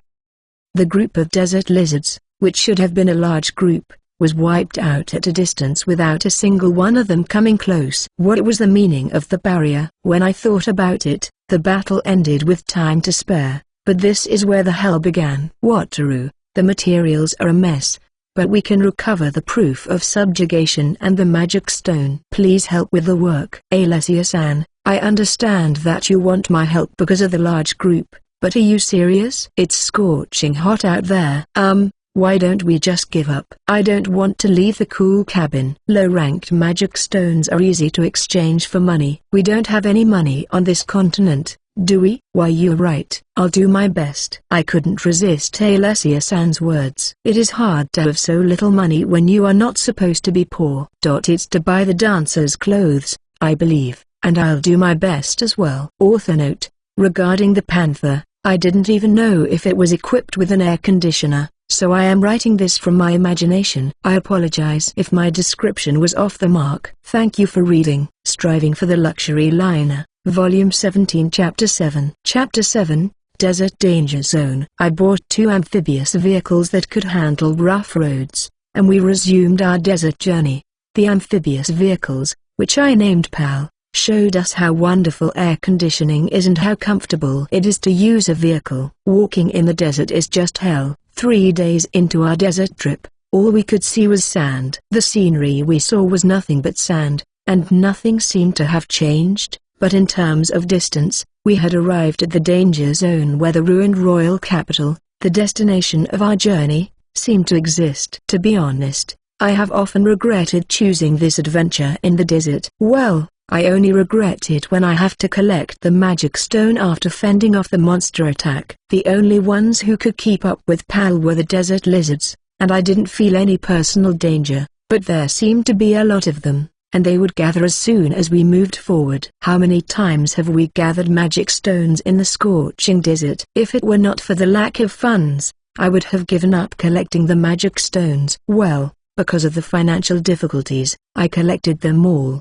even though I didn't want to. In the end, we all improved our skills to the point where we were able to collect the magic stones quickly with dead eyes, but I doubt that the profit we made from so much work was worth the effort. Otherwise, the trip was quite pleasant. The group that liked to drive enjoyed driving in the desert, and we were able to get a good night's rest at the hideaway because we didn't have to worry about being seen at night. All in all, we didn't have a very difficult trip, but I don't think I want to travel in the desert again. Probably because collecting the magic stone was such a painful experience, and this is where the danger level of the journey changes. According to the information we gathered from the mercenary guild, large monsters are starting to appear from this area. Normally, we should be wary of them because of the increased danger, but we all hope that the large monsters will shorten the time we have to collect the magic stone. Wataru, we should leave soon. I understand. We took a break before the danger zone, and at Alessia-san's signal, we finally entered the danger zone. We had already discussed the direction and what to do if a big monster appeared, so I think we'll be fine. But I'm starting to get a little nervous. No monsters are attacking us, are they? Are we really in a dangerous area? Inz was right. We had been in the danger zone for some time and had not seen any monsters. It's so peaceful because we don't see the desert lizards that gather like insects around a lamppost when we drive a little further. I was expecting to be attacked by one monster after another in the danger zone, so I was a little disappointed. "Master, up there!" Felicia, who was sitting in the passenger seat, pointed up and shouted. Following the tip of Felicia's finger, a black dot got bigger and bigger and closer. Maybe it was because I was thinking of a beat or something frivolous, but it seemed I had flagged it perfectly. The big flying monster was the ruler, wasn't it? According to the information from the mercenary guild, it seems to be the king of the sky in the danger zone of the desert. At present, we can only see a black shadow, but it is said to be a beautiful, huge, extremely colorful, and ferocious bird monster. It's a third-class monster, which means that it's one of the most dangerous monsters in the desert danger zone, and it looks like it's about to make its appearance. Yes, it's dangerous to run, so stop at the foot of the dune. I'll signal Alessia and the others. Everyone get ready for battle. Marina-san gives us quick instructions, and I follow her lead and drive the PAL. As we stop the PAL at the bottom of the indicated dune, Alessia-san's PAL number 2 slides in nearby. By this time, the huge black shadow of the ruler was close enough to be clearly visible, and I thought it was different from what I had expected. The ruler, the king of the sky, was called the ruler, a beautiful and gigantic bird monster. That's what I had been told, so it should have been natural to imagine something like a phoenix or something like that. But it's a parrot. It has red, green, and yellow feathers, so there is no doubt that it is extremely colorful. Yes, they are beautiful, but the round shape and the dull eyes destroy my imagination. I don't know what to say. It's not stylish enough. No, parrots are cute. They're cute, aren't they? Who am I making excuses to? Let go. Alessia-san gives the order to attack when the ruler is in range. The girls don't seem to understand my discomfort, and they look extremely serious. It's been a long time since I had a gap in the other world. No way. The ruler spreads its wings and quickly slows down, then quickly changes direction and dodges all of our attacks. I was surprised that the attacks of Alessia-san and the others, who had killed various monsters up to that point, were easily dodged. By what logic could it change direction so abruptly? Is it magic? Alessia-san and the others who had missed the initial attack continued to fire attacks, but the ruler was able to dodge them as it flew in an arc. It moves like a fighter jet dodging a machine gun attack. In an anime, it doesn't matter if it's in an anime, but in real life, it would be irresistible. Whoa! The ruler, making another sudden change of direction, rushed towards us. Ins, clicking her tongue, shot out flames, and Felicia followed with lightning magic. The ruler, who was close by, could not avoid the fire and lightning but jumped in without a care in the world. Weak, makeshift magic won't do. It is coming, Pidgeot. At the same time as In's words, the ruler screams as it hits the ship summoning barrier. Although it must have been quite a shock, the ruler quickly readjusts its body position and grabs the barriers with both of its wings. The ruler tries to peck at us with its huge beak. All of them are repelled by the barriers, but it's frightening to see a face the size of a PAL approaching so close in rapid succession. It looks like a parrot but is too big, and that alone is frightening. With a dull thud, the ruler's face is bounced off, and its beak cracks and shatters. It seems that Carla-san timed her shield strike to coincide with the ruler's attack. Ins, Felicia, Marina-san, Claretta-san, Remo, and Fu-chan's attacks were concentrated on the spot where the beak was shattered and the ruler's body was knocked out of place. Other attacks came from the side as well, so Alessia-san and the others were probably attacking as well. By the way, I was so surprised by the giant parrot that I was just watching. The ruler we were attacking, probably one of the most powerful in the world, flapped its huge wings 2 or 3 times, perhaps trying to escape, and finally, after another round of concentrated fire, it ran out of energy and fell to the ground with a resounding crash. Oh no, ruler! It is said to be one of the most dangerous in this place, which is supposed to be a danger zone, and if not for the barrier of ship summoning, it might have been a tough fight. It might not help because it is even more of a cheat in the sea, but it looked like it had a harder fight than the sea serpent. But oh well, we won anyway, so it doesn't matter. I was surprised by the giant parrot's discomfort, but once it was defeated, there was no need to panic. The ship summoning barrier is obviously a cheat. Creator God Sama must be proud of it. Something is coming. Suddenly, Marina-san shouts. At the same time, There is a heavy bass sound and vibration. Huh? Hoa. Kara. Hang on to the car. Before I know what it is, my vision turns black, and the PAL shakes violently, its body bumping here and there. When? What happened? After someone's warning, the shaking, which I endured by desperately clinging to the steering wheel, finally stopped. I don't think it was just shaking. Hadn't we rolled a few times? We must have been eaten by a great worm. I only saw it for a second, but I'm pretty sure I saw something come out of the ground. I think Marina-san answered my question, but the giant worm is also one of the most dangerous monsters in the desert. I think it was a great worm. Did something like that eat us? Come to think of it, the ship summoning barriers have an almost invincible defense. But just as Paris-san launched the entire ship into the sky with seawater, it would have been affected unless it was a direct attack. From what Marina-san said, it must have swallowed all the sand from underneath. I mean, it's not too bad to be attacked by the ruler, one of the most dangerous monsters in the desert, and just when we thought we had finally defeated it, we were eaten by the other top-class monster,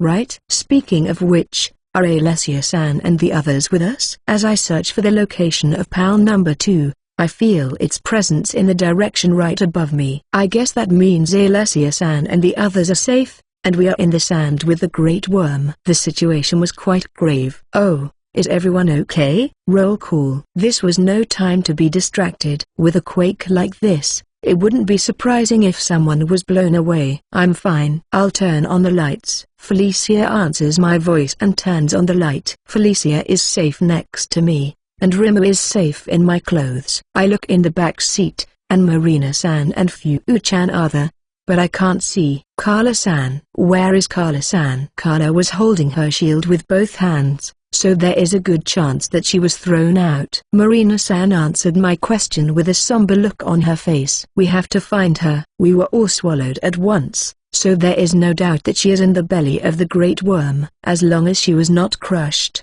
Carla-san's endurance should be enough to keep her safe. The passage is a straight road. It's more like a path, but it's inside the great worm's body, and it's either the mouth side or the butt side. The funny thing is that it looked like I could drive the PAL normally, so I had to quickly decide which way to go and look for it. No, we can use the Ranger if it's that wide. Let's split up. Split up. Whoa, again. Sudden tremor. Oh no, maybe the big worm is on the move. The PAL rolls over as if bounced by the shaking, and the body hits everywhere again. I'm worried about Carla-san, but please give me a break. Striving for the Luxury Liner, Volume 17 Chapter 8. Enjoy. Chapter 8, Great Worm. After entering the desert danger zone, we were attacked by the ruler, one of the top-ranked creatures in the desert danger zone. It looked like a giant parrot, but as its danger level indicated, we had a hard time defeating it. When we finally managed to defeat it, we were swallowed by the great worm. The dangerous area in the desert is scary. We had to hurry to find Carla-san, but we were hit by a vibration that could not be compared to an earthquake, and I was stuck just trying to hold onto the steering wheel. In our haste to find a way out, our body suddenly lifts, and the PAL slips and falls. The PAL hits a transparent wall, and the body stops falling. The translucent wall looks familiar. It seems that Felicia has prevented the PAL from falling with her barriers. As expected from Felicia, she is reliable. I can't praise her now because of the shaking, but I will praise her a lot and give her a special bonus when we get out of this predicament. No way, if the body suddenly appears. I quickly checked the position of PAL number 2 and found that the distance between us was rapidly shrinking. It seems that the great worm is not satisfied with just eating us and wants to prey on Alessia-san and the others. But that means there is a chance for us to get to the surface, right? If we can defeat the great worm when its body is on the surface, we can escape the state of being in the sand. It seems that PAL number 2's position is already at the bottom, and while I was thinking desperately and enduring the shaking, they jumped out of the sand and onto the ground. It must mean that PAL number 2 was able to avoid being swallowed by the sand. This is bad. The body of the car is parallel to the ground, and instead of staying with it, it turns downward and falls forward. Again, with the help of Felicia's barrier, I managed to regain my position while the shaking stopped. The position of pal number 2 is already moved above my head. It seems that it jumped and then dove back into the sand. When I give the next signal, everyone please attack with a single point of attack. The target is the inner wall of the Great Worm on the right side of the pal. The vehicle will be shaking violently at that time, but please do your best. Also, Felicia, please use your barrier to secure pal. I missed my chance once, but if that's the case, just go for the next one. If it were true, I would have praised Felicia all over the place and discussed the attack in detail, but I couldn't talk to them once we started moving, so I just gave them rough instructions. Except for Rima and me, the other members of the team were all beautiful women with exceptional abilities, and I wanted to believe that even with rough instructions, we could do it. Let's quickly defeat the Great Worm and save Carla-san. Huh? Why isn't the Great Worm moving? Asterisk asterisk asterisk. Alessia's poff. We have failed to think that the Great Worm could swallow the entire pal. No. We were completely careless. I had already learned from my research that the Great Worm was so large that it could swallow not only the pal but even the ranger in one gulp. I was just too spoiled by Watera's ship summoning barriers to be aware of the danger. I had already been shown that this could happen with Paris, so there was no excuse for it. Alessia, what should we do? Dorothea and Ilma both looked unusually worried. Claretta, on the other hand, looked determined. She's usually so relaxed but has a strong core, so I'm sure she'll be fine. Watru's barriers cannot be broken by the Great Worm. We will quickly defeat the Great Worm and get them out. I've seen the power of Watru's barriers many times. It's not possible to die just by being swallowed. That's right. The Earth Dragon and the countless worms in the Demon Forest couldn't do anything. Not even in the dungeon. A single Great Worm couldn't have done anything about it. Dorothea finally calmed down. Well then, let's get her out of there right away. The Great Worm is sensitive to vibrations. Let's make some noise to lure it out. Ilma had changed her mind and began to think clearly. Claretta, we're going to concentrate on the attack, so please drive. I want you to drive in circles around here. If the Great Worm approaches, I will call out to you, and I want you to speed up to avoid it. But wouldn't it be better if Alessia, who is used to driving, did it? I'm not as good an attacker as the others, but I won't miss that big body, will I? Claretta's opinion isn't wrong, but I'll give priority to aggression in this case. It would be easier to help them if we were outside, but if the worst happens, it doesn't matter if we get swallowed up. We'll just join them inside the Great Worm's body. It will be difficult to escape from under the sand, but with Wataru, we can handle it. If it comes to it, we can live in the belly of the Great Worm for a while. I wonder if it would be too much even for Watera's ship to live inside the Great Worm's body. I understand. As Claretta and I switched places and prepared for the attack, pal number 2 began to run. After a while, a dull sound and vibration came from the ground, different from the pal number 2. It was the approach of the Great Worm, which we could recognize even while running if we were properly aware of it. I guess we were dull, after all. We must think about it, but first, we must defeat the Great Worm. It's going to jump out at us soon. Girls, concentrate on the head when you see it. Understood? Where do you think the Great Worm's head is? Alma, if you don't know, I don't know. You've got to understand the nuances. Claretta, full speed. When the presence is about 10 meters away, I give the command to Claretta. The pal accelerates quickly as Claretta reacts immediately. The Great Worm jumps out from behind the pal. Attack. While giving the command, I also send out a sword strike with my skill. After that, Dorothea and Ilma's attacks also hit. That's not enough. Let's aim for it when it falls. All of our attacks were powerful, and where we hit, I could see the flesh cut and splattered. But the enemy has a much larger body than the sea serpent. Even though our attacks were powerful, they were not lethal. If we took our time, we could make a more powerful attack, but it was difficult to make a big move while swinging violently. Aiming at the huge body of the Great Worm that jumped up and fell down, we hit the attack once more, but we did not feel like we had defeated it. If that's the case, we'll just have to repeat the attack over and over again. Why doesn't it come out? Claretta, can you drive around a little harder? Okay, I'll try. Claretta drives the pal number 2, making intense meandering movements.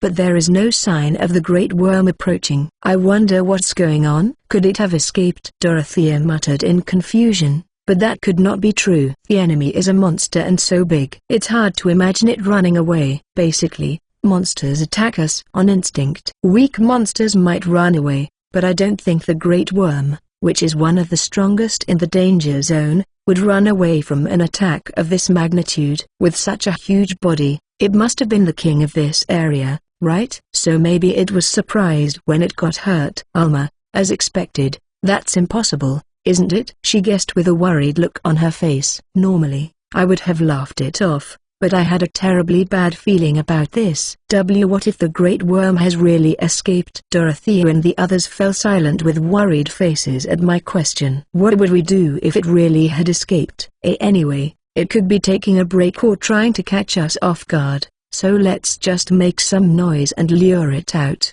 I'm sure it will attack us because it's a monster. Please, great worm, please attack us. Asterisk asterisk asterisk. After the great worm went on its rampage, it stopped moving for some reason. It must have jumped to the ground once and aimed at Alessia-san and the others, so did it get a painful counterattack at that time? If so, it would have been easier if it had died at that time, but unfortunately, the great worm was not dead because it was pulsating inside its body. Is it waiting for the right moment to attack Alessia-san and the others by holding its breath? Since I have no idea what's going on, I'm not sure what to do, but I'm worried about Carla-san, so we can't just wait and see. If it doesn't work, let's go look for Carla-san. If we go to look for Carla-san, which side should we go to, the head side or the butt side? I thought about splitting up, but it would be dangerous to split up because when the great worm starts to move, it will be very rough inside the body. We're in a hurry, but let's move en masse. The butt. Marina-san assured me without hesitation. There must be a reason. Besides, I get a little nervous when the word butt comes out of a beautiful woman's mouth. Huh? Am I in puberty now?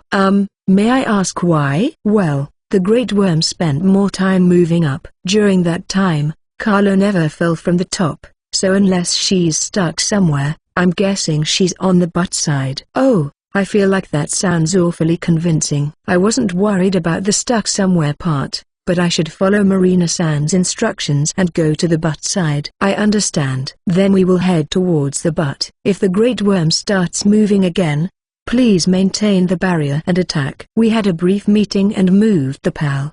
Am I traveling in a giant worm now? It's awfully strange when I think about it calmly. I mean, the whole thing is gooey, and I really hate it. Maybe it's because it also swallows a lot of sand, or maybe the bottom is like a bed of sand, but the illuminated sides and the wriggling sluggishness on top are. Yeah, let's not think about it too much. Carla-san, please wait for me, I'll help you soon. Huh?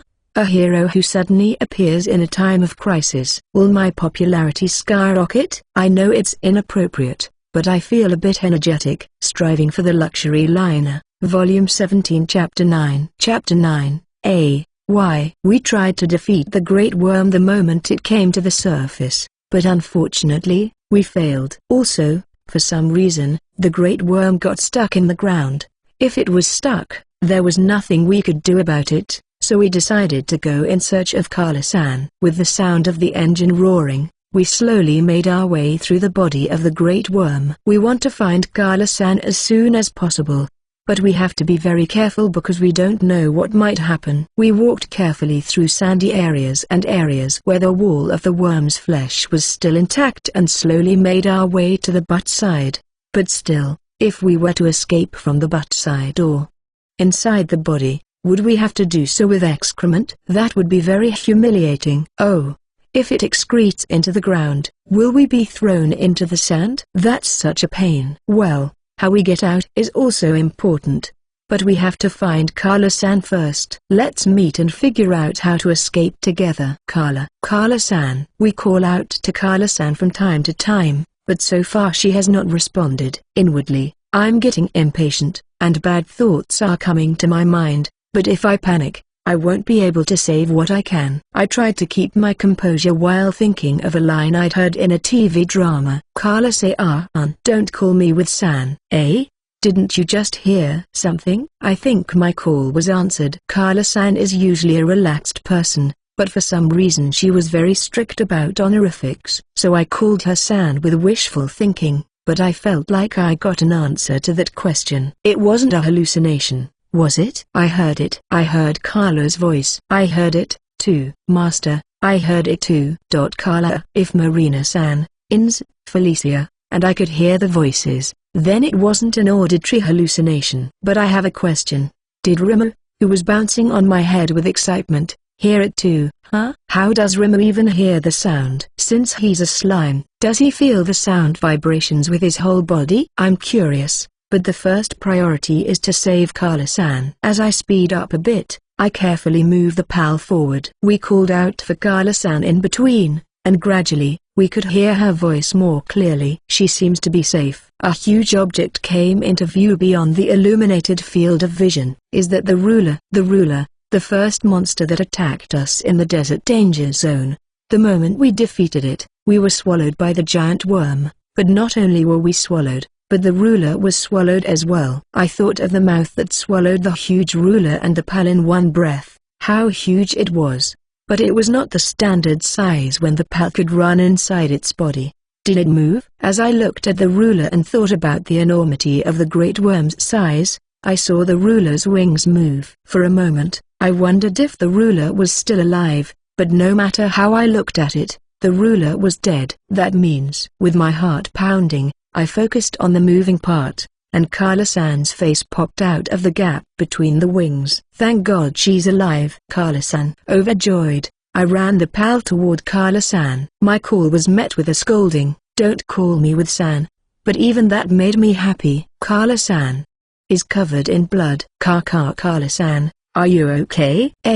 Is she so badly injured that she's covered in blood? What should we do? At times like this, we are separated from Claretta-san. Let's see, I have to treat her anyway. Can Rimmer do anything? Can you come down, Carla-san? Oh, but if you're injured, you shouldn't move. We're coming, so please just rest. Ins, Felicia, Marina-san, what should we do? I quickly stopped the PAL closest to where Carla-san was and called to her who was on the ruler. Wataru. I'm fine, I'm getting off now. And you shouldn't add San to my name, huh? Can you come down by yourself? I was getting impatient, but Carla-san's voice sounded strangely relaxed. Isn't she badly hurt? Yes, I'm fine. I'm going to jump down now, so leave some space in the back. And Wataru, close your eyes. Why do I have to close my eyes? I don't understand. Just hurry up. I'm sorry if it's dirty. I don't understand, but okay. I'll close my eyes, and the dirt will be fine,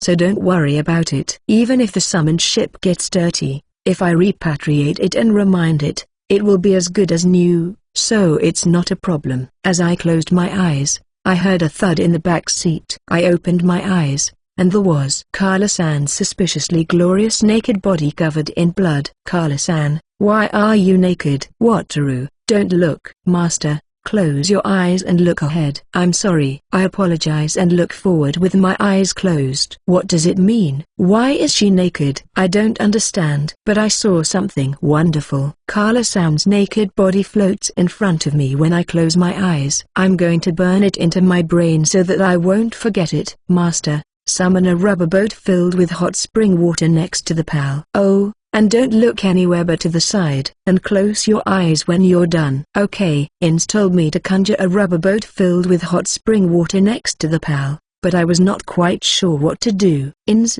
Felicia, Marina-san, and Rimmer are not making a fuss, so Carla-san must be okay, but I have no idea why she is covered in blood or why she is naked. I need an explanation.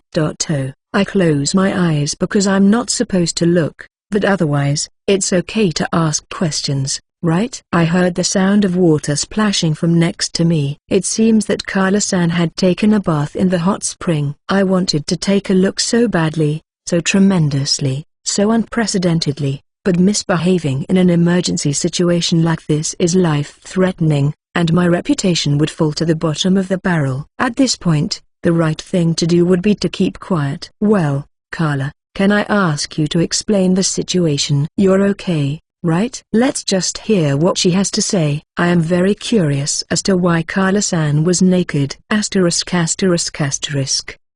I heard about Kala-san, and there were some things that made me say, seriously?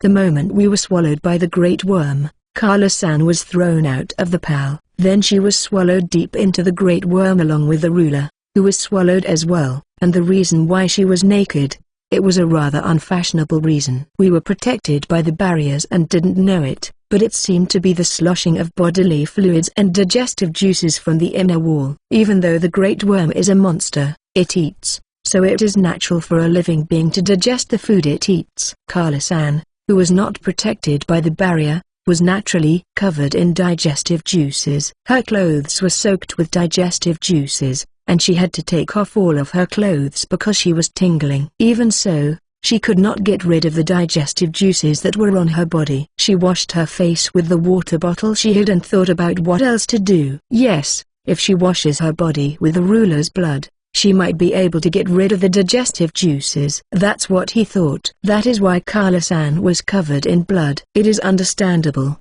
but the mentality that carried it out is amazing. After that, she apparently hid between the ruler's body and the wings that were still able to escape the digestive juices, avoiding the digestive juices and waiting for rescue. Kala-san explained in a relaxed voice what she did after she was separated from us. But I think she was in a very dangerous situation. Well, she was in a good mood now after washing her body and equipment in the hot spring bath, changing into fresh clothes, and drinking cold juice, so I guess it was good that she was rescued in the end.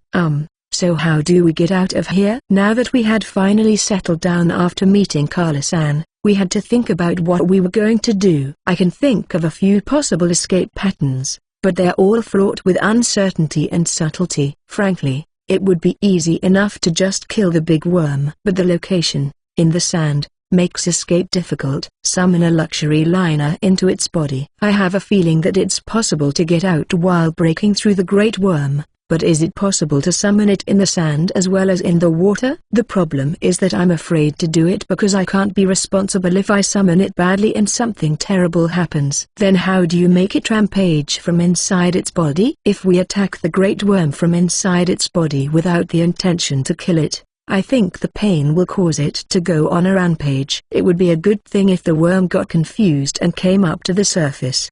The inside of a rampaging great worm would naturally become very rough, and if it comes up to the surface, that's fine, but if it goes any deeper underground, that would be a disaster. It seems manageable, but it seems inconclusive. Hey, Master, before we think about what to do, why don't we dismantle the ruler and secure it for now? Won't everything melt? While I was worrying, In suggested an unexpected task. Isn't it okay if we just leave it alone? I think it is more important to get out of here than to take the ruler. It is true that it is a rare monster, and Camille-san will be overjoyed if we take it home and give it to her. But it's already covered in digestive juices, and if we need ruler material, we'd better find a new and different ruler. But I don't like the thought of the great worm taking it away from us after we've killed the ruler. Let's at least get the magic stone. I see, she is just annoyed that we are being intercepted. I don't know how Ins feels, but this is the body of the great worm,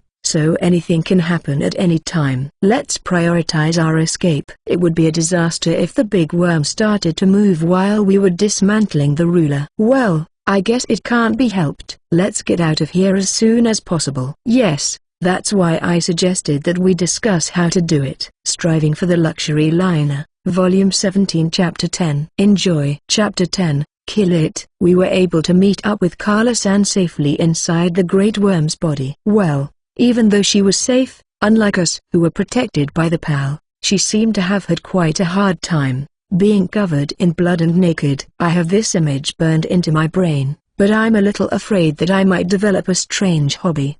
What Rue is right, summoning a luxury liner scares me with its uncertainties. Well, it's master's skill, so I feel it's okay, but I don't think there's any need to take unknown risks when death isn't imminent. Really? I'm not averse to gambling, and I think it will be fine. After meeting with Carla-san and settling down, we decided to formulate a plan for our escape. When I told them the methods I had thought of, and my concerns, Marina-san and Felicia showed some difficulty, while Ins happily recommended gambling. For now, let's leave escaping on a luxury liner as a last resort and look for other ways to get out. For my part, I thought that a hard escape on a luxury liner would be 90% safe, but In's approval solidified my decision to take the safe route. Ins, who fell into slavery because of gambling, has a different power of persuasion in the opposite sense. Also, I feel that if I trust her unconditionally, I might get a painful reprisal because of the unique skill I received from the creator god Sama. I agree. But we can't take it easy because we don't know when things will change. Let's think about it based on Wataru's suggestion. As Marina-san said, the location is inside the Great Worm's body, isn't it? Even if we can ensure our own safety, we can't take it easy.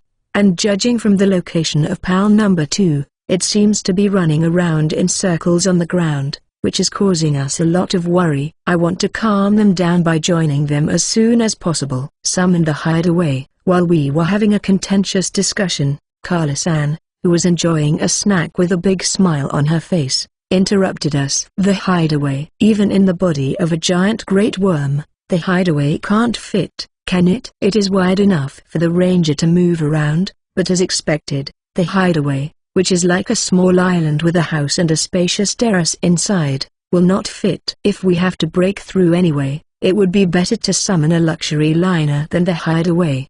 Don't worry, its body will stretch, so the hideaway will fit.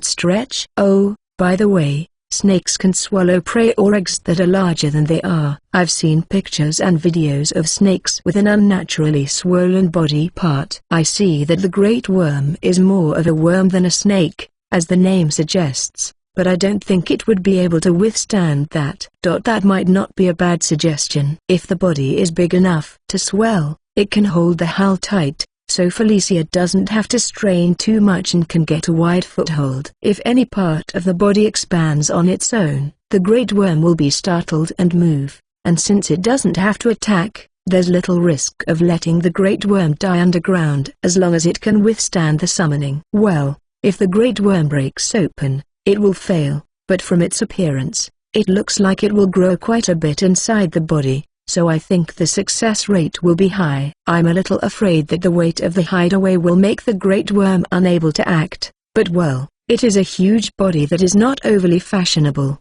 and if it is simply unable to move, I will just repatriate the hideaway, so it will be fine. The other members seemed to think that it wasn't a bad idea and were deep in thought. We need to work out the details, but I think we'll settle on this method. At least it's better than the way we escaped from the butt and waded through the sand with barriers.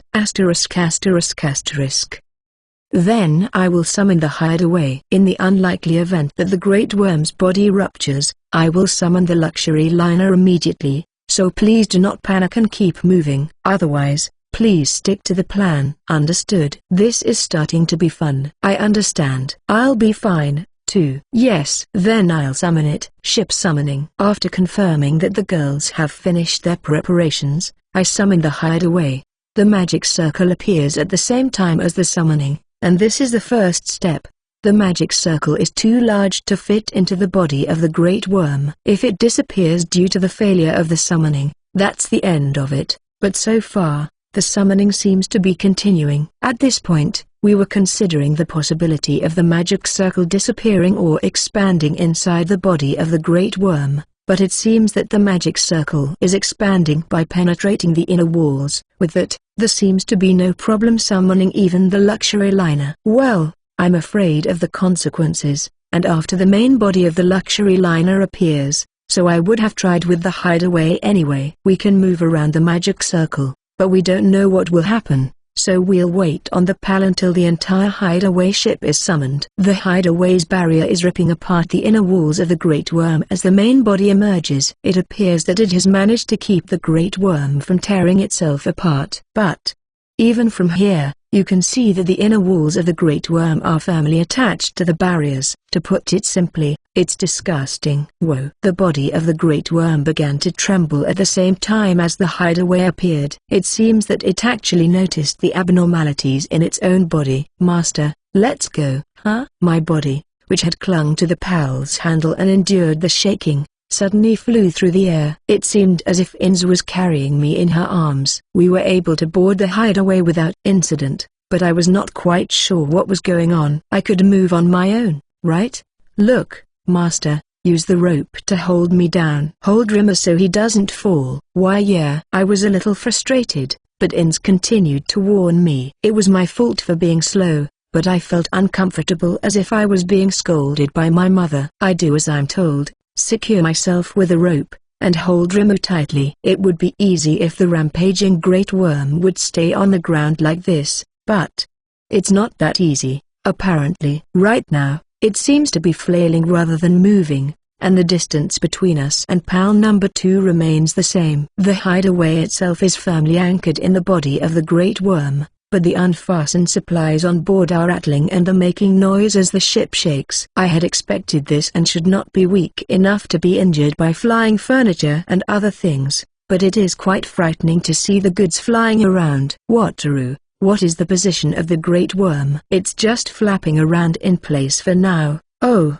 it's starting to dive down. In the middle of answering Marina-san's question, the great worm starts to move in a direction we don't want it to go. The hull of the ship is pointing down, things are falling from above. But it doesn't matter because Inz and the others are able to prevent it. We have no choice. Everyone, we're going to attack lightly. Be careful not to cause too much damage. Wataru, let me know when the great worm appears. Understood. I responded to Marina-san's order with understanding. It would have been easier if it just went straight to the surface, but that failed, so we moved on to the next strategy. If the great worm moves in a direction unfavorable to us, we will attack inside its body and inflict pain, and if it moves to the surface, we will stop the attack. The name of the operation is controlling the great worm with pain. We don't know whether it will succeed or fail. To begin with, we don't even know what the great worm's sense of pain is. There were so many unknowns, but we couldn't think of anything else, so we had no choice. I was even offered the dreaded idea of taming the great worm, but I rejected it because I didn't know if the worm could be tamed, and I didn't want to tame the worm in the first place. I don't know what I would do in an emergency, but Marina-san, who has the same taming skills as me, shook her head and said she was just the same. I don't know which is happier for the great worm. Manipulation through pain or taming. It's the great worm's fault for swallowing us. It's going up. Stop the attack. Oh, to the right this time. Attack. It's going down. Attack. A little harder. Do we have to repeat this endlessly? I'm supposed to be on land, but I'm starting to worry about seasickness. Asterisk asterisk asterisk. It stopped moving. The great worm went on a physical rampage for about an hour and then stopped moving. Its inner walls were wriggling, so it couldn't be dead. But what was wrong? Well, did it get tired? Marina-san answered my question with a tired look on her face. We were exhausted, too, so it was understandable that the great worm would get tired and stop moving. But we are so close to the surface. Operation Control by Pain. At first, the great worm went on a rampage, but it seemed to understand the timing of the pain a little better and began to move upward more often. It would have been easier if it could have gone to the surface, but the worm's brain did not behave the way we wanted it to, suddenly going down or left or right. Finally, when we were only a few feet from the surface, it stopped. Please give me a break. I think we can make it on our own from here. What do you want to do? Well, if you think we can make it on our own, let's attack with all our might with the intention of killing it. Marina-san is also very tired and has a dangerous look in her eyes. Perhaps the unfamiliar leadership position is taking its toll. I know it's too late to say this, but I think we've failed to gather members who can take a leadership role in PAL number 1. Yeah, I guess. Now, let's attack it with all our might. Pretending not to have noticed the sad reality, I also agree with the forceful strategy I usually avoid to unleash the stress after being shaken for a long time. Then we'll attack all at once. Each of you prepares to attack with everything you've got. Aim for the lower front where the damage is the worst. Understood. Ready. Then let's attack now. At Marina-san's signal, an attack of incomparably greater power was launched. The great worm, perhaps startled by this attack, jumped to the surface. It's jumping to the surface. Kill it. Marina-san's shouted instruction flies out. Yes, we're finally on the surface, and we don't want to go back underground. Striving for the Luxury Liner, Volume 17 Chapter 11. Chapter 11, Useless Zone. We reunited with Carla-san in the body of the Great Worm and began the process of escaping to the surface. I summoned the hideaway inside its body and anchored the ship. Then, after more than an hour of pain-induced induction, we finally succeeded in bringing the Great Worm to the surface. The Great Worm jumped to the surface, and my body also turned upward. If I had not tied my body to the rope, I would have fallen straight down. Marina-san shouted, "Kill it!"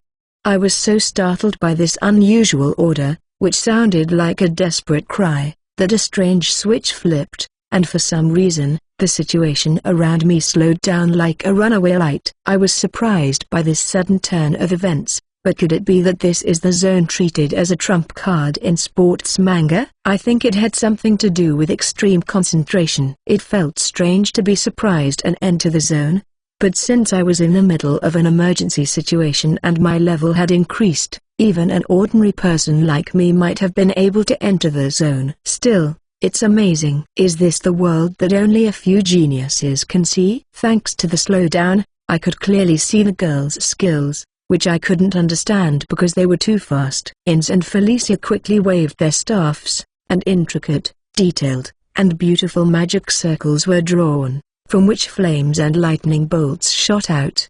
A holy spear shoots out of Rimmer, which I hold tightly so as not to drop him. Marina-san pulls out a knife strapped to her waist and quickly throws it after putting some force into it. The knife, thrown with great skill, pierces the inner wall of the Great Worm. I thought that a knife would do too little damage to the monstrously large Great Worm, but then the knife exploded violently. It was the first time I had seen this technique, and maybe the knife was used as a trump card. Maybe she didn't like being inside the Great Worm's body enough to use her trump card, or maybe she was just stressed about her unfamiliar leadership position. I feel like I'd be happier if I didn't know. While my attention was being distracted by something strange, Carla-san held up her big shield and started pressing it with an look on her face. I don't know what she's doing, but the way she's trying so hard is very cute. But Carla-san must have used projectiles to deal with long-range attacks when she was defeating monsters on the sea. I wonder what she will do with all her power here. Yeah. At the same time as the voice sounded a bit slow, Carla-san thrust her large shield forward with great force. Normally, it would have ended with just one thrust, but for some reason, the large shield split. Or rather, something like magic power in the shape of the large shield burst out. The magical power-like object in the shape of a large shield hit the inner wall, pierced through it, and flew out as it was. Ah! The sky is so blue. This is not the time to be impressed by the blue sky. That big flying shield is Carla-san's special move, huh? It's very powerful. Now that a hole has appeared in its body, will that kill the Great Worm? Ah, maybe it reached its peak, but the angle of the hideaway returned to normal, and from there, it started to fall, this time downward. If we could kill it before it reaches the surface, there would be no problem. But it seems a bit difficult. If you think about it, worms can live for a while even if their bodies are torn in half, right? I know it's too late now, but I don't think it will die from a hole, and I don't think it would be enough to kill it in time, even if its body was cut in half. If we're not careful, the Great Worm will use the momentum of the fall to go deep underground again. I don't like that. Escape will be difficult. Oh, since we're above ground, why don't I just summon a luxury liner here? I was afraid to summon it in the sand because I didn't know what would happen, but in the air, the risk was less. I was able to summon the hideaway in the body of the Great Worm, and I think I can do it. As one might expect from the zone, which is known for its extreme concentration, I feel that my assessment of the situation is quite accurate. Okay, I'll do my best. Did Marina-san yell something? Huh? I'm about to summon the Chateau to show my resourcefulness when Marina-san suddenly shouts, and for some reason, Ins points her sword at me. What does that mean? I couldn't swallow the situation because I was imagining a cool exploit to get out of a pinch with my power. Ins swings her sword. I thought it was an attack, but the trajectory of the sword seemed to follow a course that would not hit me. In's sword cut the rope that connected me to the hideaway. Why? Ins is holding me in her arms. Why? Wait a moment. We're in the middle of a fall. Why are you trying to get out of the hideaway? Oh, she jumped out. Oh, I get it. But I didn't want to understand. I see Marina-san jumping in front of us, followed by Felicia jumping out of the hole in the great worm. Then Ins, who was holding me in her arms, jumped out. I look ahead and see the bright blue sky I saw earlier. Maybe Carla-san will jump out from behind us. Yes, we gave up on killing the great worm and decided to escape because of the hole in the ground. I understood the situation, but I wish they would have explained it to me beforehand if possible. Well, before In swung her sword, Marina-san said something to me. Maybe she explained it then. Yes, it's my fault that I didn't listen to her. I want to escape from reality, but unfortunately, my extreme concentration doesn't let me rest from my work and tells me too clearly about my current situation. I am flying, or rather, I am falling. I don't know if it was an accident or if I timed it right, but it's probably about the height of the roof of a 3-story building. Normally, this would be a serious injury, but since it's high and the ground below is sandy, it's a relief to know that falling from this height seems safe. But falling slowly from a high place is scary because it makes too much sense. If it's true, I should hit the ground instantly, but why can't I break my concentration? The ground is getting closer and closer, and I feel like I can see every grain of sand. Finally, I reach the ground. I feel Ins embrace me. Ins lands on her feet and uses her knees as a cushion to stop any momentum,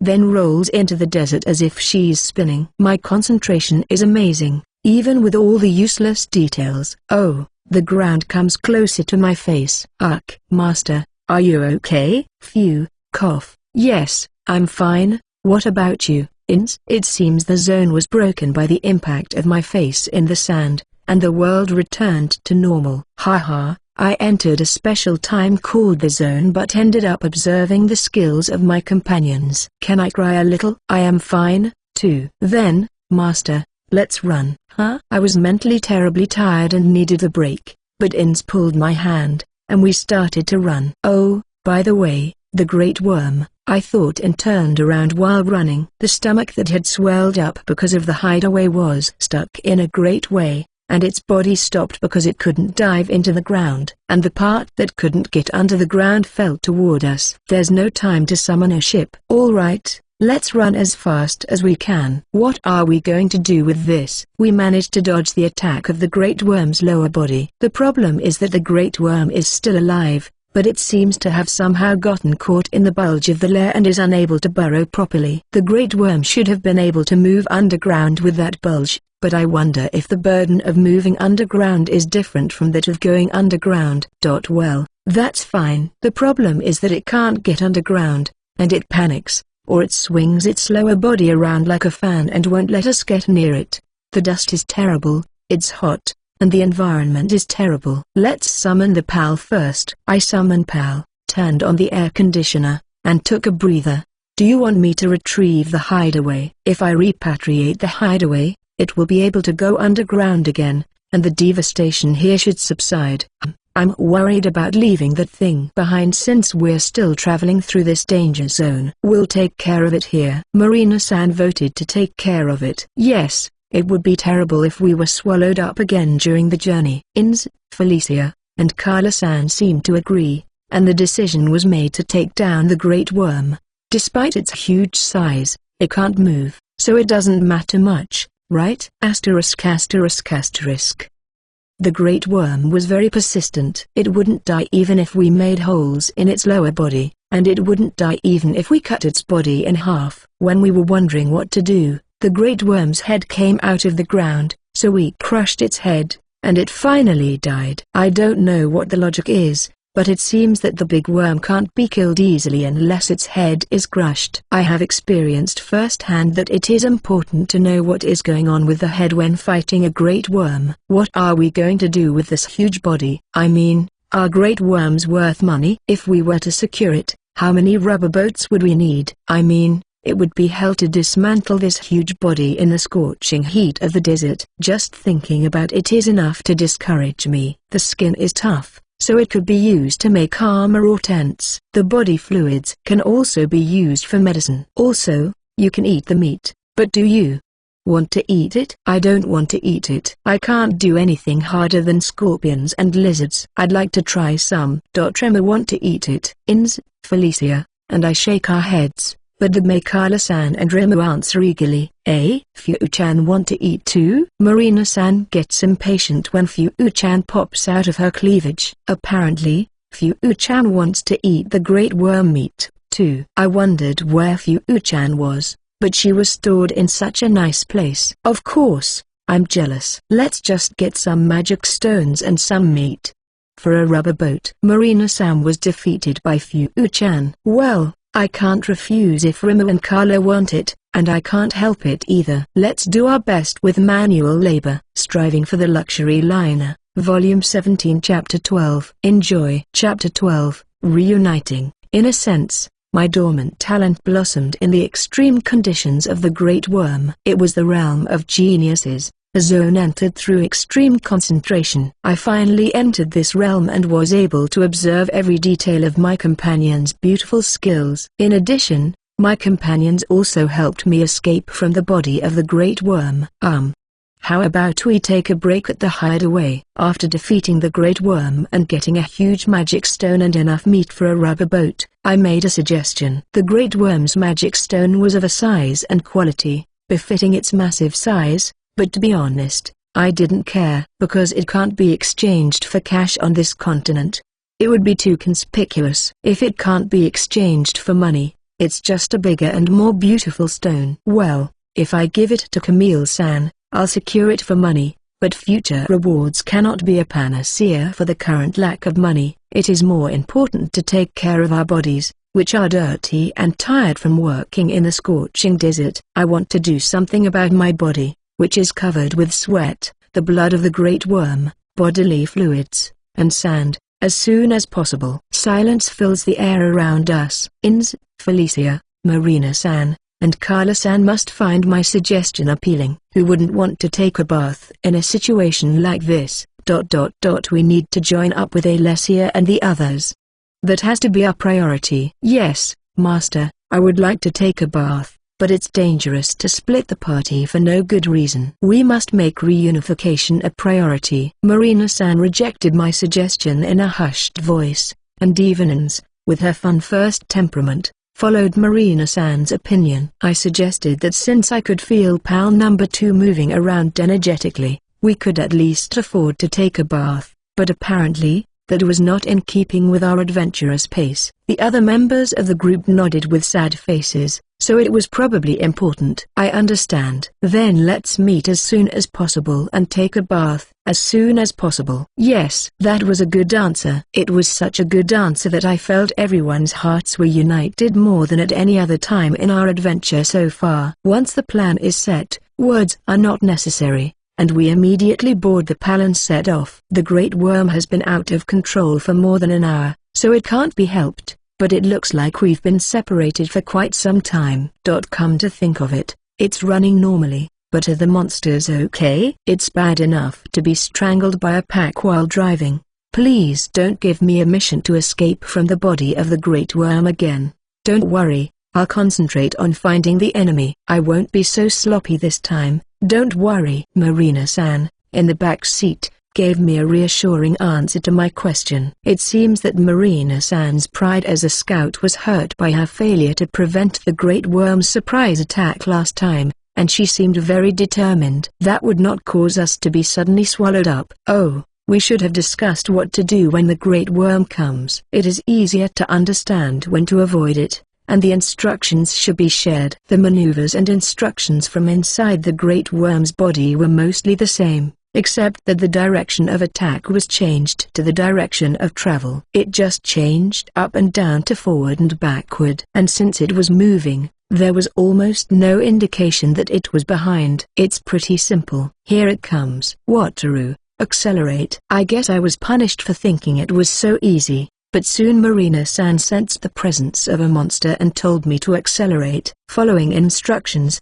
I stepped on the pedal, and a great worm jumped out from behind us. Compared to the great worm that had swallowed us whole, this one was much smaller but still big enough to swallow a Paloso. The great worm was not going to give up just because we had dodged it once, and it chased after us. Following Marina-san's instructions, we easily avoided the great worm by using the 3 patterns of right, left, and acceleration. It was like a game but a little more fun. Wataru, here comes another one, huh? Isn't it against the rules to increase the number along the way? Master, a sand cloud is coming from the other side. Huh? Again? What's going on in this desert? Oh, that's right. This is one of the most dangerous areas in the desert. We'll escape as soon as possible. Marina, give me instructions. Even if it's just a matter of time, my whole body is in a state of discomfort, and if I have to kill and dismantle the monster again, I can't stand the thought of it. I'll make sure to escape. Asterisk asterisk asterisk. We managed to scatter them. Yes, indeed, I was surprised by the number. Thank you, Master, for all your hard work. That surprised me. It was hard work. Fu-chan, are you okay? I slumped on the steering wheel and couldn't even answer the girl's words. What was that? The monsters were packed together like a barrage of bullets in a shooting game. I mean, what about the zone? That's where the zone came in, right? I saw through it all. That's when it plays such an active role, right? Also, why is everybody so energetic? I'm already exhausted. Wataru, can we meet up with Alessia and the others? After a short pause, Marina-san asked me a question. I was so busy running away that I forgot about the reunion. Let's see, the location of pal number 2 is, surprisingly close. Bang! I turned my head in the direction of pal number 2's sign, and a cloud of dust rose in front of my eyes. I think Alessia and the others are probably over there. I was sure from the distance that it was a cloud of sand over the dune. They're in the middle of a battle.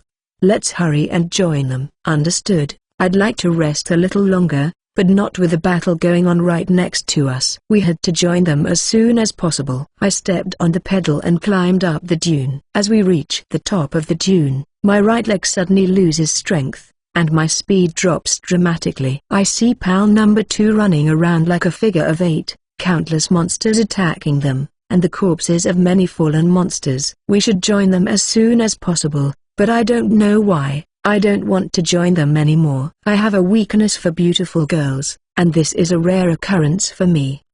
Do we have to defeat a large number of monsters now and maybe even deal with the remains of the dead monsters? Isn't that too much, even if it's a punishment game? Alessia. Hey, Carla-san, my passenger, I know you're happy to see your friends, but let's think about the situation. If you call them now, they'll come over here. Perhaps hearing Carla-san's voice, pal number 2 changed course and came toward us. It is coming this way with many monsters in tow. This is a monster train, right? Master, summon the hideaway. While I was in a state of panic, I heard a nice instruction from Felicia. I see, since we've come so close, we can solve everything by using the hideaway. I am afraid of the possibility of the entire hideaway being swallowed by the great worm.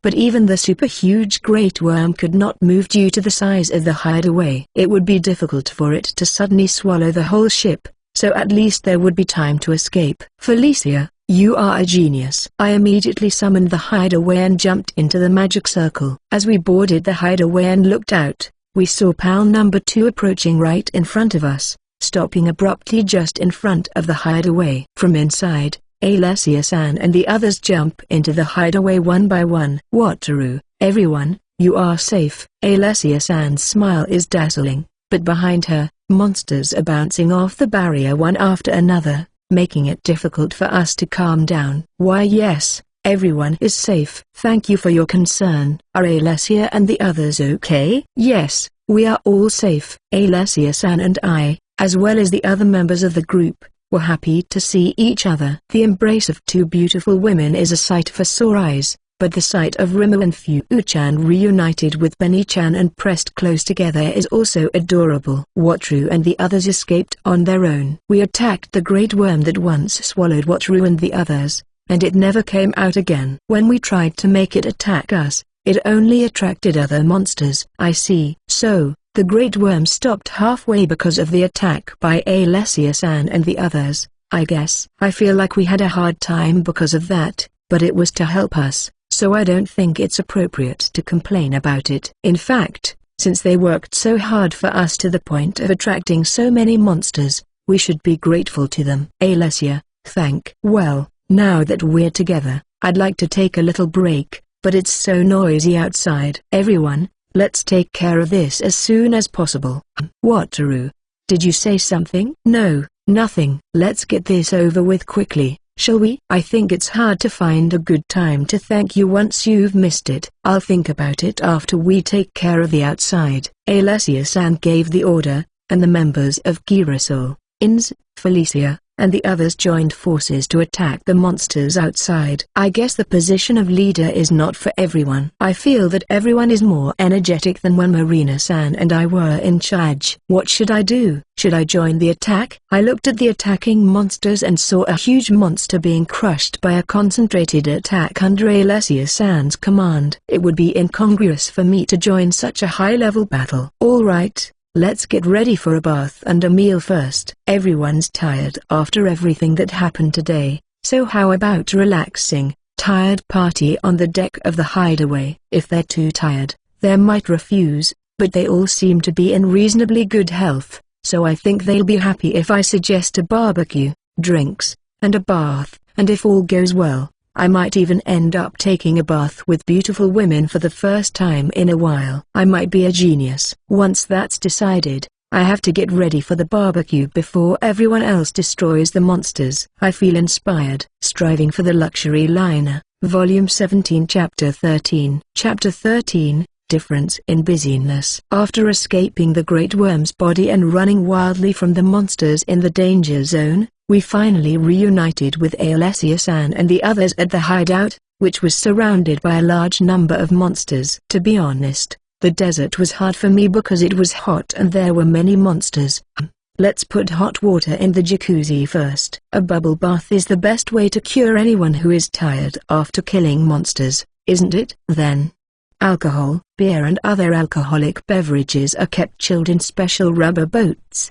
But since I'll be replacing the rubber boats, it would be better to replenish them from the hideaway's fridge. Oh, but I remember replenishing it before. Yeah, it's empty. I think we drank it all since we've used the hideaway so much since we came to this continent. I'll fill it up again. And while I'm at it, I'll put a lot of ice cream in the freezer. Beer and coffee and milk and ice cream after a bath is justice. Disagreement is not tolerated. Phew. When I look outside after a hard day's work, I see a group of women having a great time.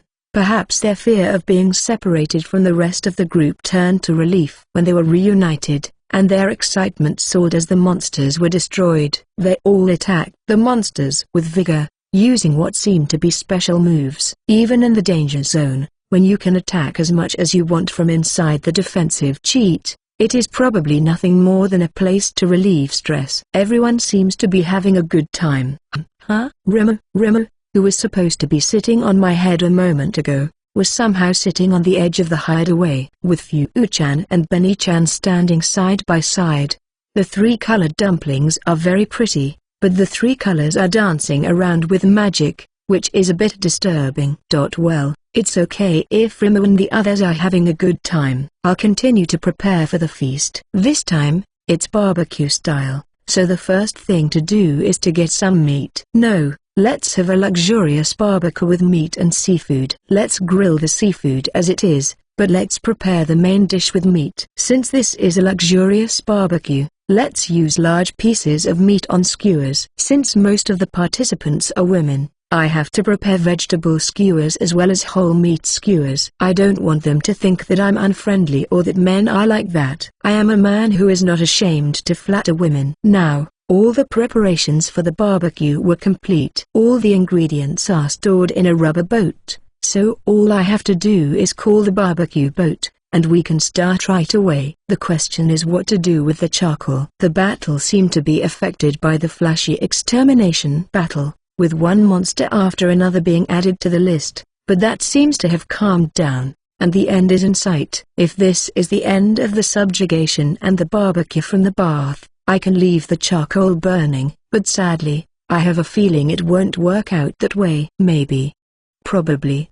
Definitely. I will have to deal with the massive amount of monster remnants outside the hideaway. I have a feeling that we will at least try to secure magic stone, if not the materials. If I refuse, Alessia-san and the others will probably be convinced, but they will probably say that Wataru should take a rest since we will collect them ourselves. I wouldn't mind if it was a fight, but it's impossible for me to take a leisurely rest by myself in a task where I can help. I end up helping because I'm worried about public opinion or the lady's impression of me. Phew, even if we were only to retrieve the magic stone, it would be quite difficult to get the magic stone out of a big monster. If I make charcoal now, it will have turned to ashes by the time we retrieve the magic stone. It might be possible to pray and make charcoal, but it would almost certainly be a waste. So I gave up and moved behind Alessia-san and the others. Anyway, I knew they would be thirsty, so I prepared some cold drinks for them. Phew. It's finally over. The number of big games was so great,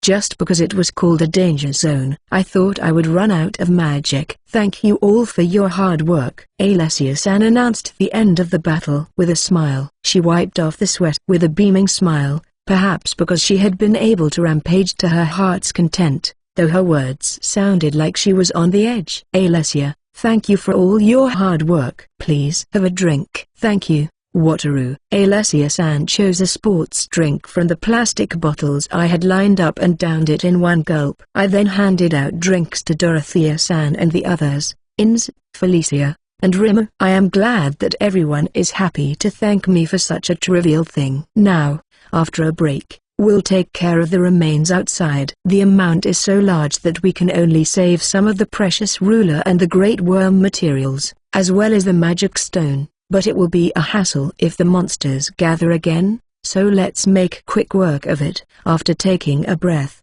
Alessia-san tells us of the despair as if it were natural.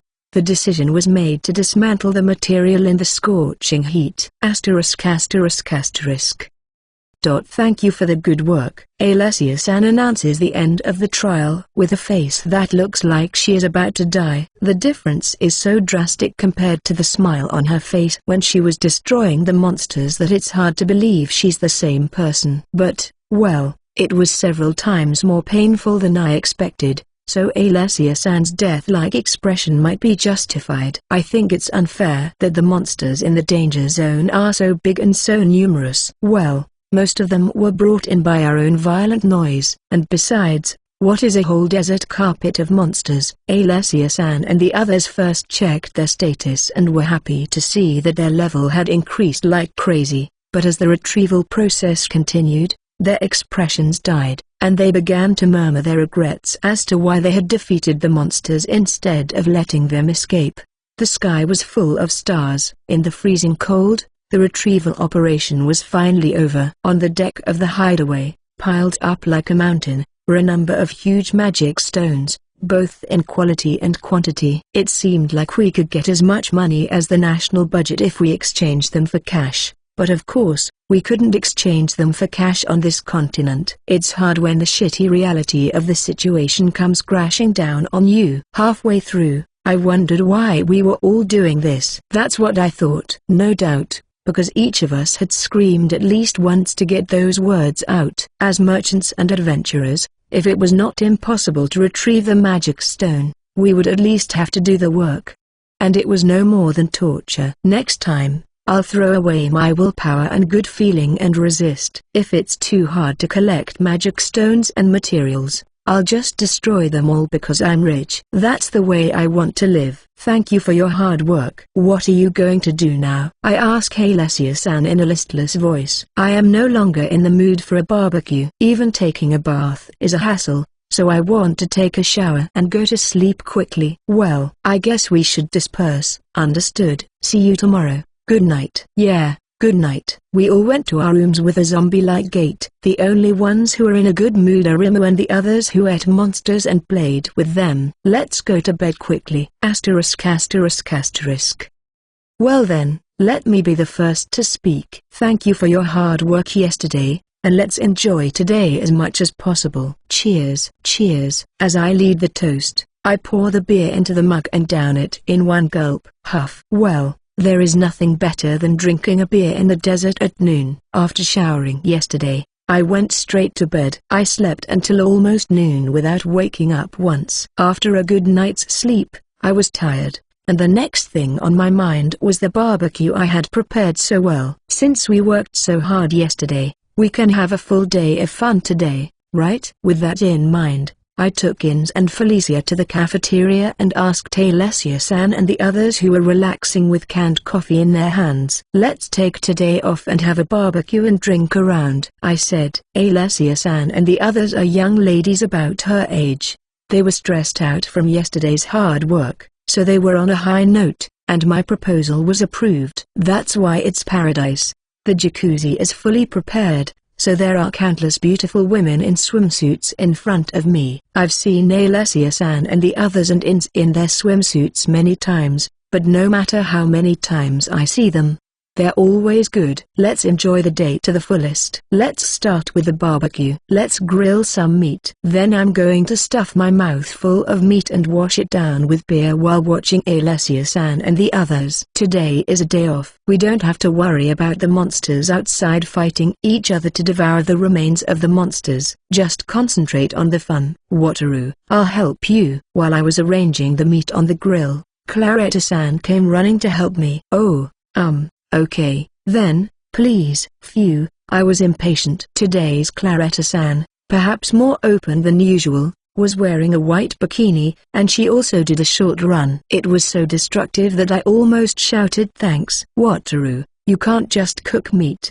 Grill some vegetables, too. Oh, Rima-chan, don't climb up there because it's hot. Carla, even if you watch, the meat won't cook quickly. Please help us. Claretta-san, who says she'll help me, quickly flies through the instructions and takes over the front of the grill. I feel like I've been relegated to helping out for the moment, but it's not so bad. Is this what it's like to be a husband on his beautiful wife's butt? I would definitely like to lie on Claretta-san's butt or something like that. Master, we've finished giving out the extra beers. What would you like next? Felicia, thank you. You're free to enjoy the rest of the day as you please. Felicia, it's a good day off. But Felicia has a worried look on her face. She probably thinks she should help because she's so serious. It's a big difference to Ins, who is already enjoying herself to the fullest because it's a day off, but it's Ins who seems to enjoy life, isn't it? Don't worry, I'm grilling meat for fun, not for work, so Felicia can enjoy it as much as you want. Here, have a drink. Well, the initiative to grill the meat was taken by Claretta-san. I push a can of beer to the confused Felicia and prepare the vegetables. I can't waste any time today because I have to eat, drink, and make noise, and I have a busy day ahead of me. I also have to make sure I don't miss my chance to visit the jacuzzi, which is full of women. Foo-foo, I'm busy, but I welcome this kind of busyness. Striving for the Luxury Liner, Volume 17 Chapter 14. Enjoy. Chapter 14, The Mythical Royal Capital. Discovered. After meeting with Alessia-san and the others, I had to deal with the countless monster remains. I was so exhausted that I had to postpone the barbecue I had prepared for the next day, but I was able to take the whole next day off and enjoy it as much as I wanted, so I'll call the result a blessing in disguise. I don't want to do it again, though. Yesterday was a lot of fun. We had a barbecue with lots of meat, vegetables and seafood. With the sun shining down on us, beer and Ju-Hai, a refreshing drink, were chilled to the brim, and beautiful women in bathing suits were all around me. I was so happy that I was even allowed to take a jacuzzi bath with them, which is commonly referred to as happily ever after. I also enjoyed playing with Rima and the others. Dorothea-san, Marina-san, and I cooked for Rima and the others, and they were so happy. Carla-san was also happy and enjoyed the barbecue with a bright smile on her face, and Ilma-san, perhaps intoxicated by alcohol, showed more sex appeal than usual and offered a little more service. I cooked with Claretta-san and accidentally touched her in a bikini. And then there was Alessia-san. She seemed to have heard about Carla-san's predicament from everyone and was so grateful to me that when she hugged me in gratitude, I felt like I was going to fall off the roof because I was being hugged by Alessia-san in a swimsuit. It was no wonder that I was about to ascend. "Hey, Master, we are slowing down. We are going to be caught, you know." "Why are you half smiling with a faraway look in your eyes? Please come to your senses." In's words from the passenger seat shattered the illusion of yesterday's fun. Right now, we were running away from a horde of monsters, weren't we? This was no time to run from reality. I stepped on the accelerator of the PAL and caught up with PAL number 2, which was speeding ahead of us. How did we get into this mess? Well, of course, it's because we're blasting through the danger zone with the sound of our engine. Since they make strange noises in a normally quiet desert danger zone,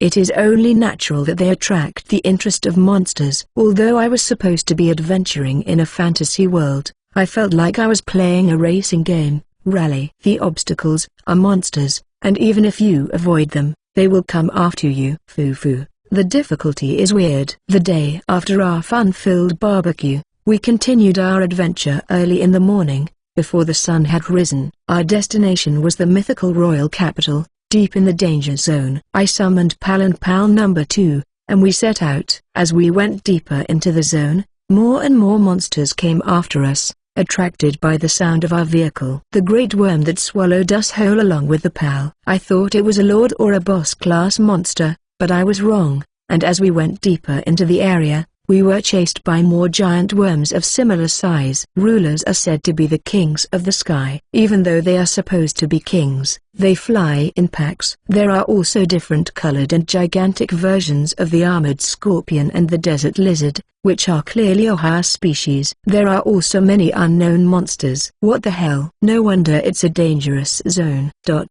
So that's how it is. I guess the fact that the rulers, the kings of the sky, are not known to swarm around means that the information deep in the danger zone is not known, right? So, is the mythical royal capital a lie? Number. If you encounter a swarm of rulers, you will usually die. It is possible that some reckless adventurers in the past were lucky enough to confirm the existence of the royal capital, or that there was some verbal tradition or record before the area around the mythical royal capital became a danger zone. Or rather, it must be. If all this hard work is for nothing, even my slight sense of adventure will be extinguished. Master, please concentrate. It's a pack of rulers. Roger that. To be honest, even though we're facing a swarm of rulers, we're not in much danger. There is no power to break the barriers of the PAL, and since I have learned from the lesson of Kala-san being thrown out, I am wearing a seat belt, and the members who are fighting are tied to the PAL with strong cords. We will not be thrown out of the barriers even if the PAL overturns. Still,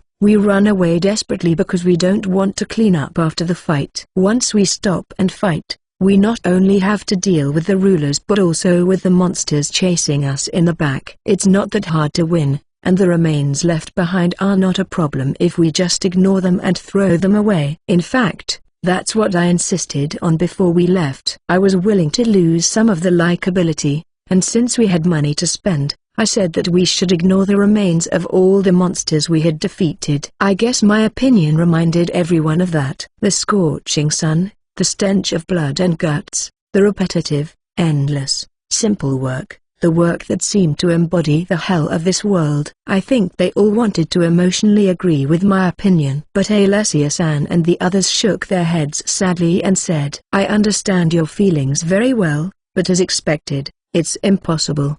As an adventurer, you can't throw away a large sum of money that will allow you to play and live many times in your life, so let's run away. Let's run away as fast as we can so we don't have to do the recovery work," she said. So we ran away. To avoid repeating hell. Master, to the right. Carla, fight them off with your shield. Felicia and Marina, focus on the wings. Following In's instructions, I turned the wheel to the right. Carla-san fends off the rulers flying there with her shield, and Marina-san and Felicia follow. A long-range attack flies from PAL number 2 as well, and it accelerates rapidly, not missing the moment when the crowd of rulers leaves the area. Perhaps wary of the damage we've inflicted, the rulers have not closed the distance and seem to be hovering over the herd of monsters behind us. Still, they do not seem to stop chasing us.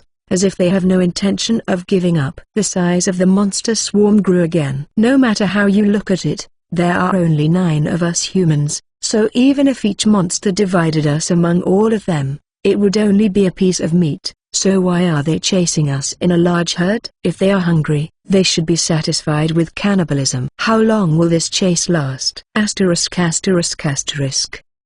Wataru, over there. We continued the chase until the desert turned red with the setting sun, and just as I was getting tired of it, Marina-san suddenly leaned out of the back seat and pointed to the left in the direction we were going. I followed her finger and saw a huge building in the distance. There were several tower-like structures in a row, with rounded dome-like tops and slightly pointed tops. What can I say? The building looks like something out of the Arabian Nights. Is that a castle? Is that the royal capital? I was prepared for the journey to take days because it is a mythical royal capital, but unexpectedly, I could see it earlier than I expected. No, since we were being chased by the monsters and driving the PAL non-stop, we must have covered a good distance. Had we been on foot, the journey would have taken days. Anyway, I am thankful that the mythical royal capital was not a lie or an illusion. Wataru, run alongside PAL number 2. I understand. I followed Marina-san's instructions and ran alongside PAL number 2. What are we going to do? Head for the castle? Alessia-san and the others must have noticed the presence of the royal capital because they asked us which way we were going. Normally,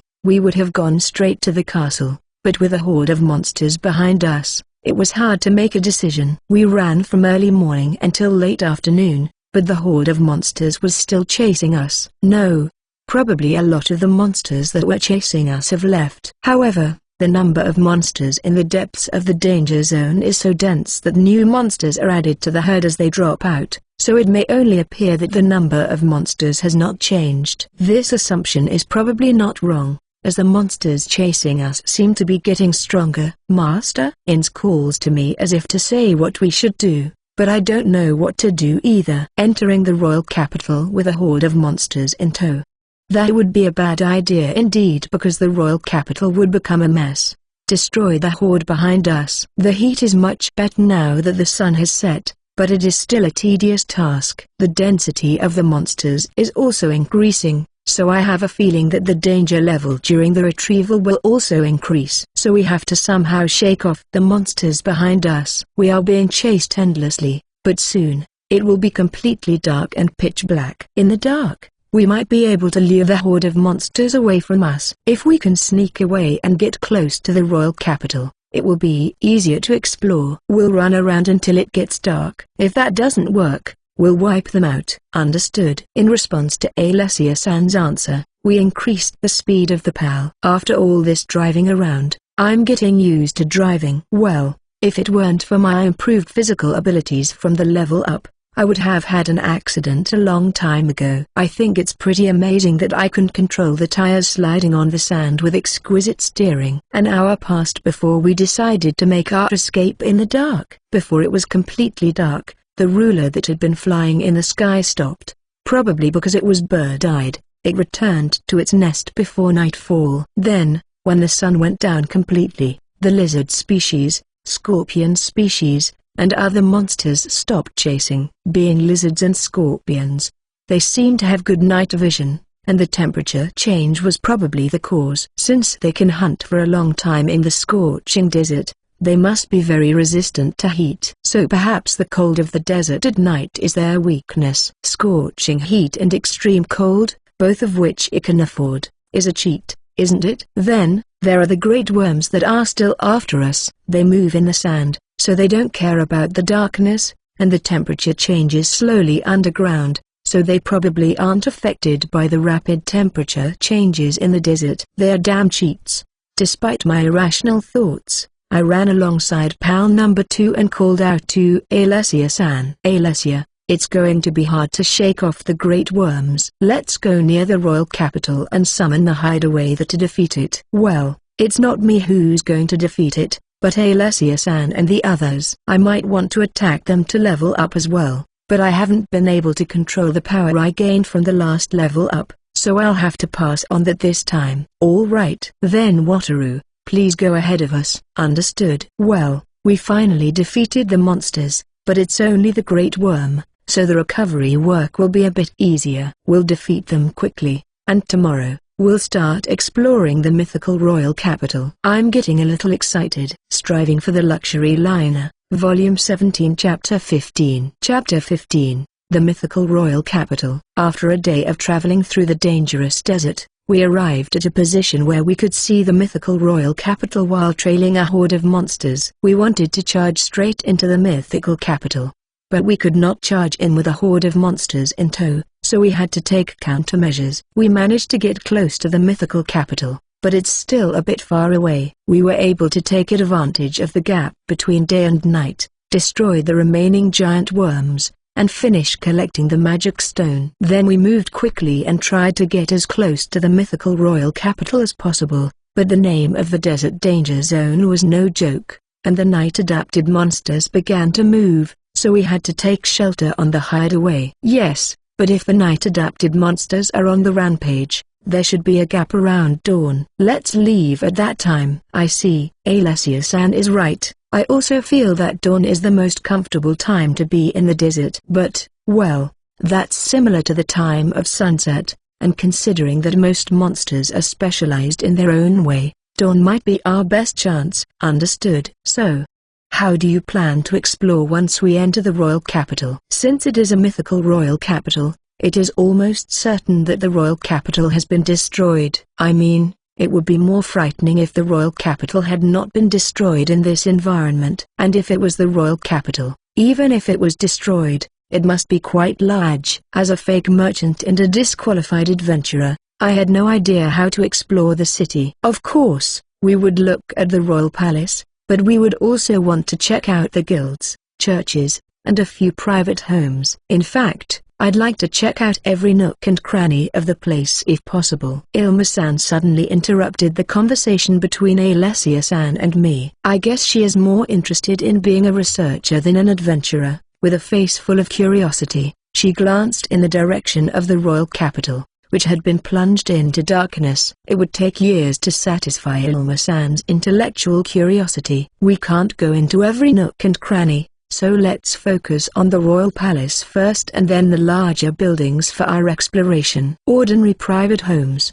if we can afford them. As an adventurer, Alessia-san's opinion is the right one. I don't know what's going on inside, but the expected value of the treasure is an order of magnitude different between the royal palace and a private house. We can't? Ilma-san pleads with Alessia-san's denial with a cute, upturned look. It's a terrible destructive power. If it were me, I would have nodded my head without thinking twice. You can't. While I was horrified by Ilma-san's fearlessness, Alessia-san clearly refused Ilma-san's request. As expected from the leader of an A-ranked party, Girasol, her mentality is extraordinary. Even if I could make a living with ship summoning, I don't want to live in such an environment for a year or so. Well, let's take a bath, eat, and then rest. Huh? Aren't we going to talk about the search procedure and so on? I was surprised by Alessia-san's words because I thought we were going to talk about much more than that, although I agreed to take a good rest. Wataru,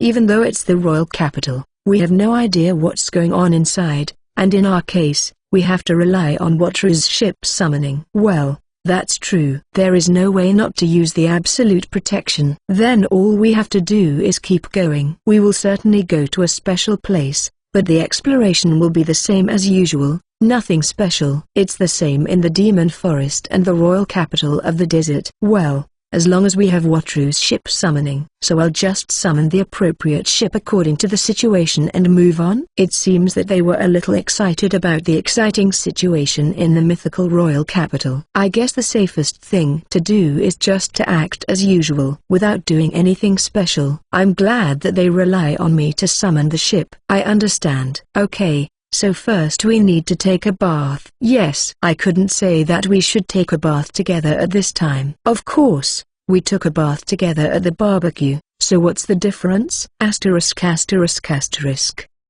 Just before dawn, we were ready and set off for the royal capital with the Pal and Pal number 2. The desert was quiet, and there was little sign of the monsters, so we considered proceeding cautiously on foot. but it would be the same if the monsters noticed us and caused a commotion. So our strategy was to rush into the royal capital before they gathered. Since we were getting close, we could clearly see the mythical royal capital even in the dim light of dawn. Fortunately, there seemed to be no monsters in our way, and we were able to approach the city without being disturbed by them. Huh? What are we going to do with this? I shouted to pal number 2, who was running beside me, stunned by the unexpected sight of the royal capital. As I saw, the streets of the royal capital had been eroded by sand. It is expected that the city has been destroyed, but it is unexpected that the royal capital has been buried in sand. No, if you think about it for a moment, it is a desert, so it should be expected to be eroded by sand,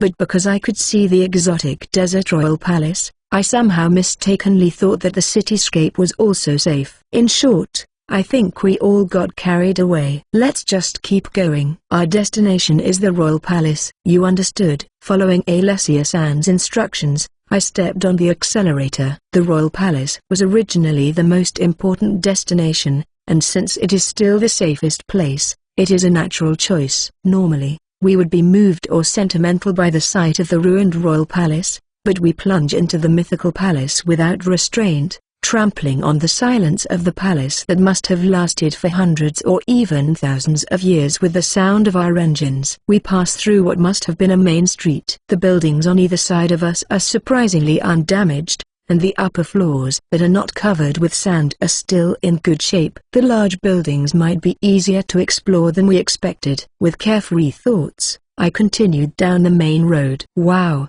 The road ahead is getting wider. Is it a plaza? Marina. Isn't there a fountain in the middle of the square ahead? And it looks like water is coming out of it. Is it a hallucination? It's a strange feeling to see a ruined royal capital, and although it's supposed to be buried in sand, only the plaza has been cleared of sand, and water is gushing out energetically. My head must have been in the heat. No, that's not it, because the air conditioner is on me. Ah, I see. It's a mirage. I saw it for the first time. I can see it too. It's a fountain. Master, I can see it too. Following Marina in the passenger seat, Ins in the back seat confirmed the existence of the fountain. At least my theory that I was the only one hallucinating was disproved. And then there was the mirage. Do all mirages look the same? I thought the theory was about the theory of refraction. While I was pondering the theory of mirages, the PAL continued on its way without stopping, entering the plaza as usual and arriving in front of the fountain as usual. This means that the big fountain in front of us, spewing beautiful water, is real. It's somehow very suspicious. Alessia-san presented us with very sympathetic words from PAL number 2, who had stopped next to PAL number 1. Yes, it is strange, no matter what you think. It was a royal capital, so it is not surprising that it was a place with abundant water sources, but that does not mean that it is strange that the plaza is still maintained even after it was destroyed and that the spring that receives the gushing water does not have a single grain of sand mixed in, let alone moss. Even if the people had survived and made it to the spring, at least one grain of sand would have gotten in, because this is a desert. What should we do? Should we ignore it? I have a very bad feeling about it. And since we have plenty of bottled water, I think it's okay to ignore it. That's not going to work. Just wait a minute, Alessia-san said, starting to rummage through the pouch on her hip. Is this okay? She picked up a copper coin. She threw the coin into the fountain. Is there a culture in this world that throws money into fountains? As I watched the copper coin fly by, wondering at the strange resemblance, the moment the copper coin made contact with the surface of the water swelled and swallowed the copper coin. Hey, not water. While I was stunned, the copper coins that were supposed to be swallowed were spit out of the water. Apparently, this fountain does not like copper coins. Is that a monster? If it is a monster, would it be a slime, given its shape? If so, it would be a supergiant slime. That means that if I could take on that giant slime, I could enjoy its soft and shiny body as much as I want. My dreams expand. Is it a slime? Dorothea-san said with a twinkle in her eye. As expected, we think the same. But I won't give up my tame. If it's slime, I'll take it. Hooray for the privilege of being an employer. No, The flow of magic power is completely different from that of ordinary monsters. This is more of a magical creature, in the category of alchemy. The tension dropped sharply at Ilma-san's denial, but the powerful word alchemy brought it back. Ilma, is there really such a thing as alchemy? Yes, there is. It is a rare skill, but in a big city, there are people who have it. Is it a skill, not a study or a systematic skill? Is this too much for me? The tension that had risen so high dropped again. I wanted to try some dubious experiments with various apparatuses and stir the cauldron, but apparently, it was too difficult. Slime would have been 10,000 times better. It was disappointing. I felt like I didn't care anymore, so I leaned back in my seat and listened to Alessia-san and the others without interrupting them. But that's the thing. Normally, in such an unusual situation, I would immediately distance myself from the situation. My faith in ship summoning is amazing. Hey, do magical creatures have a core just like monsters? Is the core that should be the knot in that fountain? If it is hidden and installed in the fountain, there is no problem because we can just destroy it. But if it is not in the fountain, it is very problematic, right? It sounds pretty tricky since Ilma-san is so serious about it, but what's the problem? Or rather, Alma-san has an atmosphere of anticipation that there is a high possibility that there is no core in the fountain. It seems that the exploration of the mythical royal capital is not going to end peacefully. Striving for the luxury liner, Volume 17 Chapter 16. Enjoy. Chapter 16, Ecology of the Water Magical Creature. Taking advantage of a small gap in the dawn, we rushed with the pal into the mythical royal capital. The city was half buried in sand, but for some reason, the area around the plaza was not, and the fountain in the center was still functional, spewing clean water at high speed. Moreover, the water was said to be a magical creature. I don't understand a thing. Well, I heard that it's a magical creature, but what should we do? I guess we should either look for the core or leave it alone, but I have no idea what the right answer is. Magical creatures have life, even if it's temporary. The fact that such a creature survived in the royal capital, which was destroyed so long ago that it was not even recorded, means that it must have some way of sustaining life. Ilma-san tells us about the magical creatures as if she is explaining them to us. She seems to be thinking a bit, so perhaps she is sorting out the situation as she puts it into words. If they were alive, would there be a problem? Alessia-san asked a basic question. Yes, it's true. It's a mysterious creature, so it's not strange if it's alive. After all, it is a mysterious creature. Yes, there are cases where it's not a problem, but in those cases, it's easy to take the obvious solution of taking a life to save a life. Are you aware of this?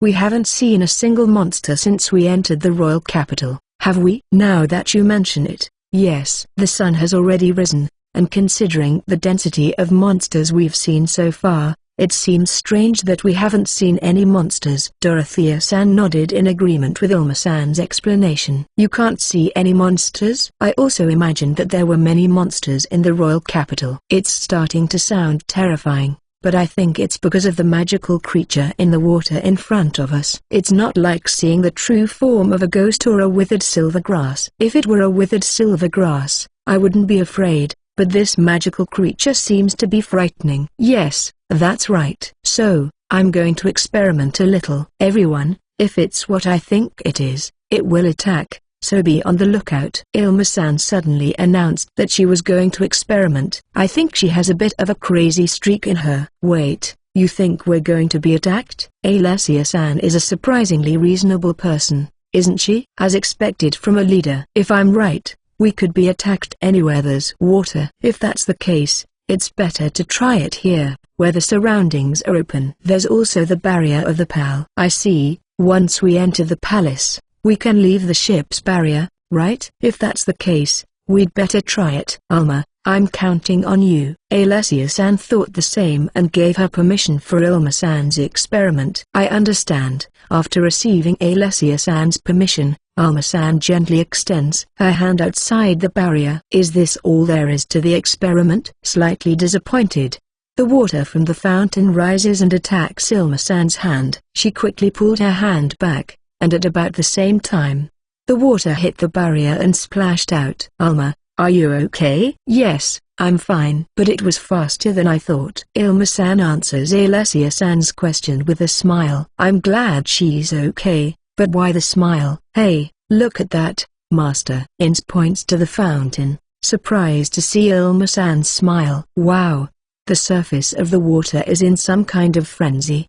Did it get angry because it couldn't eat Ilma-san's hand? Boom! A huge pillar of water rises from the well, and the next thing you know, all the barriers are covered in water. I see, it couldn't catch its prey, so next time, it will swallow it in one gulp. The pal floats up and is carried away by the water. Right, the great worm had never moved on land except when it swallowed us whole, so I didn't know it could move on land when water came along. I was a little surprised, but of course, the pal is also an amphibious vehicle. For some reason, none of us panicked, and we were all quietly carried by the water to the corner of the plaza.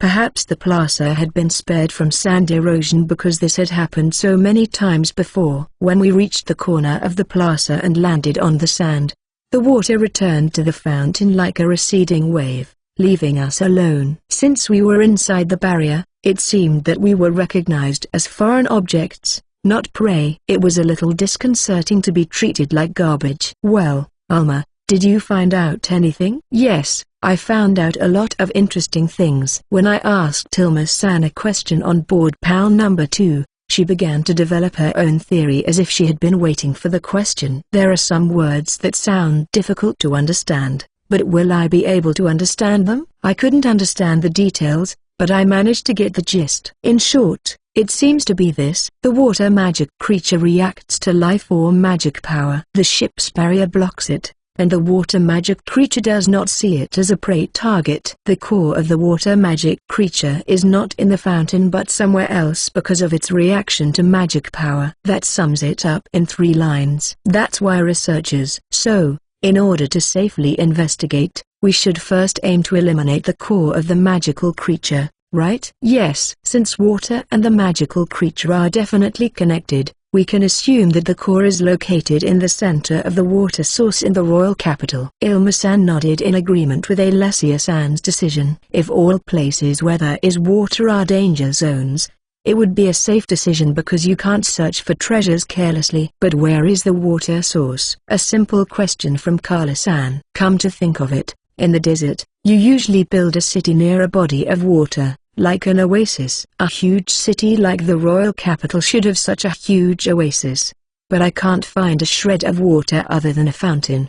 Perhaps it has dried up? That's why the royal capital was destroyed. No, then I wonder about the existence of the water magic creature. Since it is a water magic creature, it would need water in addition to life force and magic. An invisible water source, or one that would be difficult to find. It would be safe to stimulate the water in the well again and check the flow of magic power. Ilma suggested a solution. I have no idea about the flow of magic power, but if we can trace it, it would be the right answer. After Ilma-san's suggestion was accepted, we approached the fountain again. This time, Ilma-san concentrated on the flow of magic power, and Marina-san took her hand out of the barrier. As before, the water attacked, and when she dodged it, we were again swept away by a large amount of water. The flow of magic power continues from the royal palace. Huh? Ilma-san told us a little uncomfortably. We wanted to explore the royal palace safely, so we wanted to deal with the water magic creature first, but it ended up being a sad result. The royal palace. I wonder if it's the same now as it has always been, that the powerful monopolize what's important to them. Dorothea complained as she looked at the royal palace with dissatisfaction. It's true, if you have a monopoly on water in the desert, your power base is rock solid. It's dying, but, watch out. There's something wrong with the fountain. Suddenly, Marina-san gives a warning command. I look at the fountain, and we are far away from it. But the water is swirling wildly. Why is it doing that? Maybe it's angry because we didn't feed it? Ins has a point. If we were food for the magical water creature, that would mean that we dangled food in front of it twice and then left it as it was. It's usually harassment. The water vibrates slightly, and we hear a strange sound coming from the fountain. An enormous amount of magic power is being spread. Ilma-san tells us about the flow of magic power. It seems that the magic is spreading along with the sound. We stay alert for a while, but nothing happens except for the anomalies in the fountain. The magic power seems to be spreading, but there is no other change. What should we do, Alma? Even if you say what to do, it's a bad idea to move in this state, isn't it? Alessia-san asks Ilma-san a question she can't stand, but Ilma-san is also confused if there is anything we can do. We can run away, but there is little point in running away because of the barrier. So we wait for now. Master, I hear something coming from the gate. Just when I was getting a little bored with the unchanged situation, Felicia sensed a change in the situation. When she looked in the direction of the gate, there was a cloud of dust. After a while, the familiar sound of monster footsteps appeared, along with the sight of many monsters. They had been chasing us for so long that it had become a familiar sight. Perhaps the abnormality of the fountain attracted the monsters. That might not be a bad way to get rid of invaders. Unless we're the ones they're after. We can't run around the royal capital. Let's go to a place where it will be easier to fight. Alessia-san instructed us to move near the buildings in the square. The walls have already taken out one side of the city, so it will be a little easier to fight. Huh? The monsters that entered the plaza were about to come towards us, but they ignored us and charged into the well. Whoa! A huge column of water rises from the well, enveloping the horde of monsters that have jumped in. Obviously, there is not enough water in the well alone, so it must be replenished from somewhere. The hordes of monsters were swallowed one by one. The water rushed into the well as well, but thanks to the barrier, we were not swallowed. The sound of the monsters' bodies being crushed could be heard. It seems that the magical creatures have a lot of physical strength despite being water. Crushing, killing, dissolving, and absorbing. It's disgusting, but it seems to be efficient. It seems that it didn't call the monsters to kill us but to eat them. In said disgustedly, but I think she was right. After we toyed with it twice, it called for food on its own. Before our eyes, the monsters were absorbed one by one, and finally, the magical creature returned to the well. The monsters in the back of the group that were not swallowed by the water fled without even looking at us. I understand why there were no monsters in the royal capital and why this area has become a dangerous zone. The water magic creature has the ability to attract monsters to the capital with sound or magic power, and it eats the monsters in the capital and the surrounding area. The leftover monsters reproduce in the vicinity of the capital. Repeatedly, the density of the monsters will increase, and as they devour each other, stronger monsters will be created. Like an alluring poison, over a long period of time, the area will turn into a danger zone. It's just my imagination, but I don't think it's wrong. I mean, the only reason the plaza was so clean was because this plaza was a feeding ground for the magical creature. Anyway, let's go to the royal palace. When the plaza became quiet, Alessia-san gave us instructions on what to do next. It's a natural order if we don't retreat. But are we going to go to the royal palace where the main body of the magical creature that cruelly crushed the group of monsters is? I'm getting a little scared. Striving for the Luxury Liner, Volume 17 Chapter 17. Chapter 17. Inside the palace, a magical water creature was found in the mythical royal capital. As a result of Ilma-san's experiments, it turned out to be quite a dangerous creature. We considered eliminating the magical creature before exploring the royal palace, but it also turned out that the main body of the creature was probably in the royal palace. We decided to explore the royal palace because of the danger. It looks like we will not be able to retreat. It's good that we safely made it to the royal palace, but it looks a little tough for the PAL. We arrived at the main gate of the royal palace without even seeing the shadow of a monster under the influence of the magic water creature, but we found out a little troublesome fact here. The royal palace is also buried in the sand. It is likely that the place of the fountain was enough of a feeding ground for the magical creature,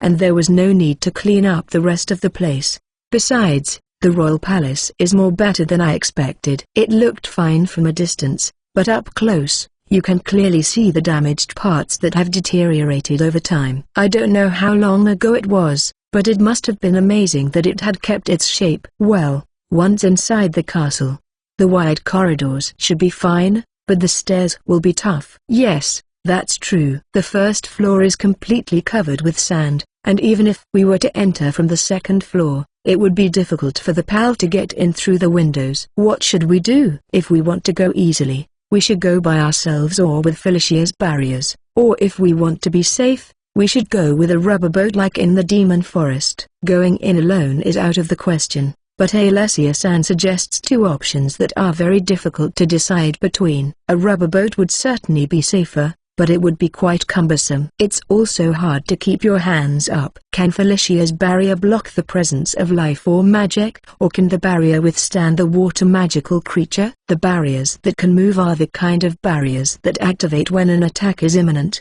so they can't block the presence of life or magic. As for durability, it can certainly withstand a single blow if it is the initial blow at the time of the experiment, but I don't think it can withstand a large-scale attack that swallows the entire body. Yes, that's right. The massive attack had easily sliced through a group of giant monsters. You'd have to be a cheat to withstand something like that. If it's too difficult to block their presence and sneak away, maybe a rubber boat. After some discussion, we decided on a rubber boat. As expected, we decided to explore safely, even if it was a little uncomfortable, rather than have the water magic creature beat us to a pulp and melt us. It's a safe choice, even though we are adventurers. Oh, we're mercenaries now, so it's okay, right? I repatriate PAL number 1 and number 2 and summon 2 rubber boats. Let's go. Alessia-san announces the departure with a sharp look on her face. But it is not so subtle and tight because of the rubber boats covering her. We sacrifice our sense of style and enter the royal palace from the second floor balcony. As expected of a royal palace, even though it is battered and wrecked, we are able to pass through normally, even with the rubber boat in our arms. Looks like there are no decent things left in the rooms. Alessia-san mumbled regretfully. Indeed,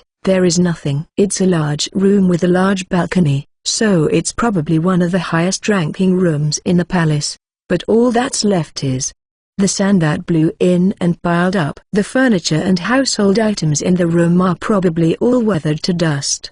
Besides wood, cloth, and iron, it would not be surprising to find some jewelry or precious metals left behind, so it is possible to find something of value if we look for it. If we dig up the sand that encroaches on the room, that is, although the expectation of treasure is the lowest so far, there is one thing that makes me happy when I enter the room. It is a little cooler than outside. That's the thing. It hurts that the rubber boats don't have air conditioning. Of course.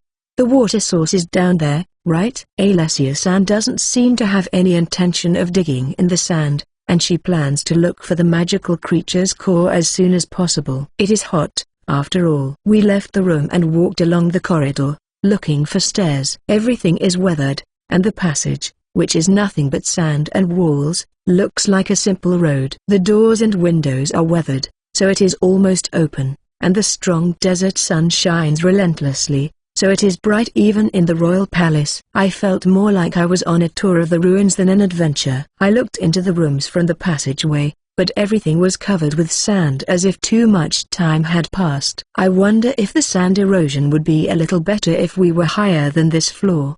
Let's hope the treasure is upstairs or in a place that's not in contact with the outside. Well, let's go down first. Since it is not a dungeon, we soon found a staircase while walking and went straight down. The sand erosion is worse down there. It's better, though, as long as we can walk. Outside, the first floor was completely covered with sand. It can't be helped. As Alessia-san and Dorothea-san said, the first floor was completely eroded by the sand, and the rooms were probably completely destroyed. However, since it was a royal palace, the ceiling was high, and there was still some space between the sand and the ceiling. However, we would certainly be forced to move while crouching. Stop. Wow. This is obviously suspicious. As we walked down the aisle in a position that strained our backs, Marina-san told us to stop. And Inz was right, it was blatantly suspicious. So far, everything facing the corridor had been covered with sand,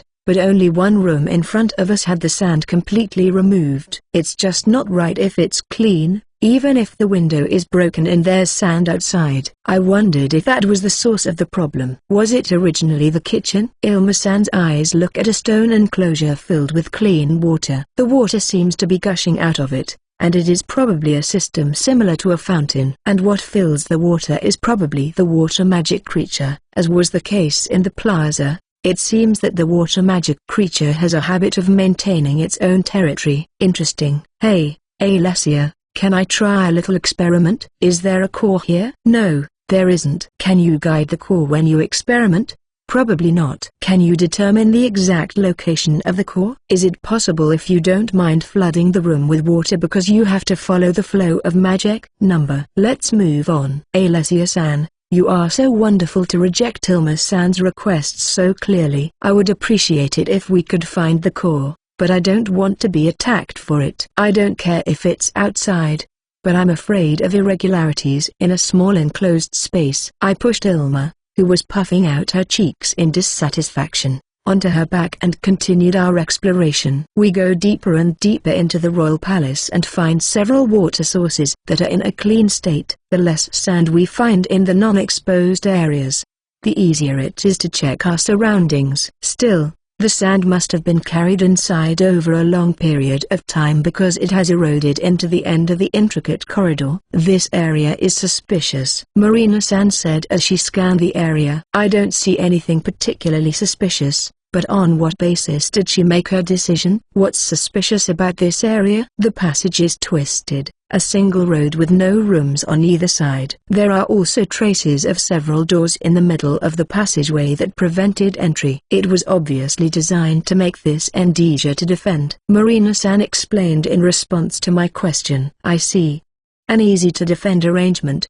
The things that should be protected in a royal palace would include the king, the treasury, and, in this country, the water source. I have a feeling that the king is on the upper floor, so it is more likely to be the treasury or the water source. We all looked at each other and moved slowly and cautiously forward. It's a staircase, isn't it? As we walked on, a staircase leading to the basement appeared. Even I could see the signs of a large door, so I assumed there was something to be protected up ahead. Underground, huh? It could be a treasure room or a water source, but in games, the basement of a castle has the image of a prison cell. Hoping not to be haunted, we cautiously descend the stairs. Surprisingly, there are only a few steps, and the staircase soon ends.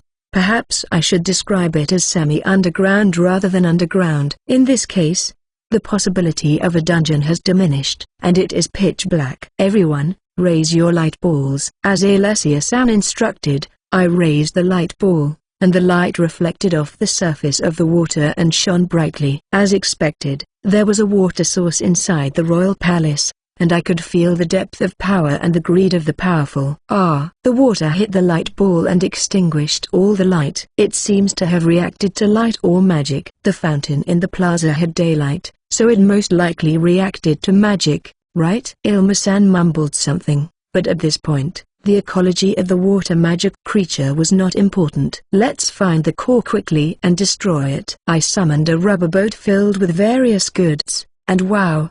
The water even reacted to the magic circle and attacked it. Fortunately, it seemed unable to absorb the magic power of the magic circle, and the rubber boat was summoned safely. As expected from a unique skill approved by Creator God-sama. It's a cheat. Wataru, please say a word before you summon the boat because it might surprise it. I'm sorry, Alessia. I was scolded. It's my fault. I didn't think that water would react to magic. So what's with the sudden summoning of the rubber boat? I just remembered I had something good, so I thought I'd take it out.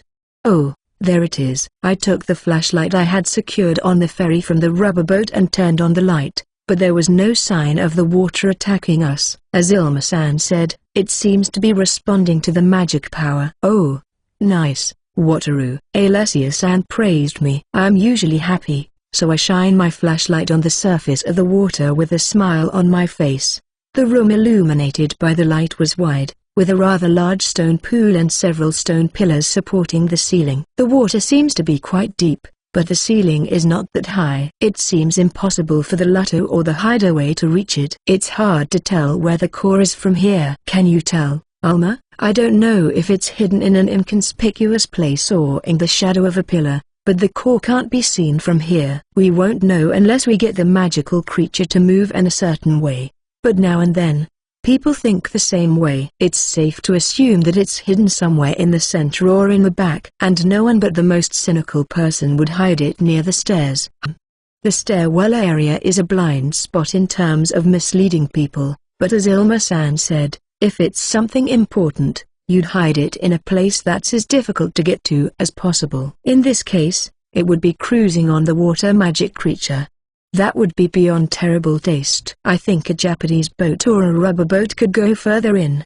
But what would you do? Oh, the PAL, the Galette, or the ad will do just fine. I was surprised to find myself with more small boats before I knew it. I must have bought the right boat for the right place, so the number of boats increased without me realizing it. Everyone looks at each other and falls silent at my question. There are so many choices that they seem to have gotten lost. I think it is time for a meeting. A ship that crosses the water magic creature, huh? It's a difficult problem. Striving for the luxury liner. Volume 17 Chapter 18. Thanks to Bird90677 for the Kofia and this chapter. 120. Chapter 18. Mirror Ball. We plunged into the royal palace, and after much difficulty, we reached a semi-underground water source where the core of the water wizard would be. If the sand had been any deeper, my precious back would have exploded. Well, apart from the strain on my back, the royal palace was soberly peaceful, with not a single monster in sight. As for choosing a small boat to search for the core, the ad was the first to be eliminated as a result of the meeting. The reason was simple. The buggy could not accommodate everyone and was unstable. Next, the rubber boat was eliminated. The reason was that it had no engine. The rubber boat was the quietest, but when dealing with the water magical creature, the hull of the boat would be in contact with the main body, so the noise level would be meaningless. In that case, it would be more convenient to have an engine. After much discussion, we finally decided on the Japanese-style boat. It took a long time to decide because the members of the group who liked to maneuver boats were very much in favor of the Galette, so I was quite tired. Although it is a spacious water source in the royal palace, it would be dangerous to use a motorboat indoors. As for me, I thought it would be easy to choose a Japanese-style boat, but I couldn't ignore the opinion that power was necessary to counter the water magic creature. But no motorboat indoors. Right? Well, there was no problem since we decided on the Japanese-style boat. Oh, wouldn't it be better if we stimulated the magical creature first to find the core? It's a little late for that, but it should be easier to get a better idea of where the core is than to get on a boat and search for it. I think Wataru is right, but it's also a bad idea to strongly stimulate the water magic creature. Alessia-san answered my question, but I had a little trouble understanding it. What is a bad idea? If we let the magical creature run amok here, it will destroy the royal palace, right? Well, it seems like it would go on a rampage just to explore, but the fewer times we do it, the better. Dorothea-san explained to me as I tilted my head. I see. It is scary that an attack like the flooding in the plaza could happen indoors, but the water magic creature seems to value its territory. So it's only natural that it would go on a rampage if it was targeted so ruthlessly. Or even its own core. So you want to keep the royal palace from collapsing as much as possible, and if it does collapse, you want to postpone it as much as possible. Not now. I understand. Then I'll summon a Japanese-style boat for now. When the Japanese-style boat is summoned, the water magic creature attacks the magic circle.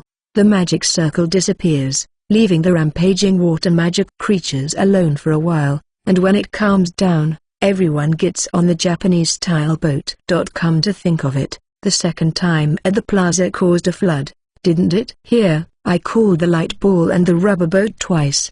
The third time, I used the Japanese-style boat, but it didn't cause a flood. It seems that the water magic creature doesn't want to destroy its home either. When the rubber boat is sent back, and the engine of the Japanese-style boat is started, the water magic creature reacts to the sound or vibration of the boat and becomes wild. It's getting more and more violent, but it doesn't seem to be as violent as it was in the square. As Alessia-san said, the barrier surrounds the boat, but the water is not rough except near the boat, so I think it is still restrained.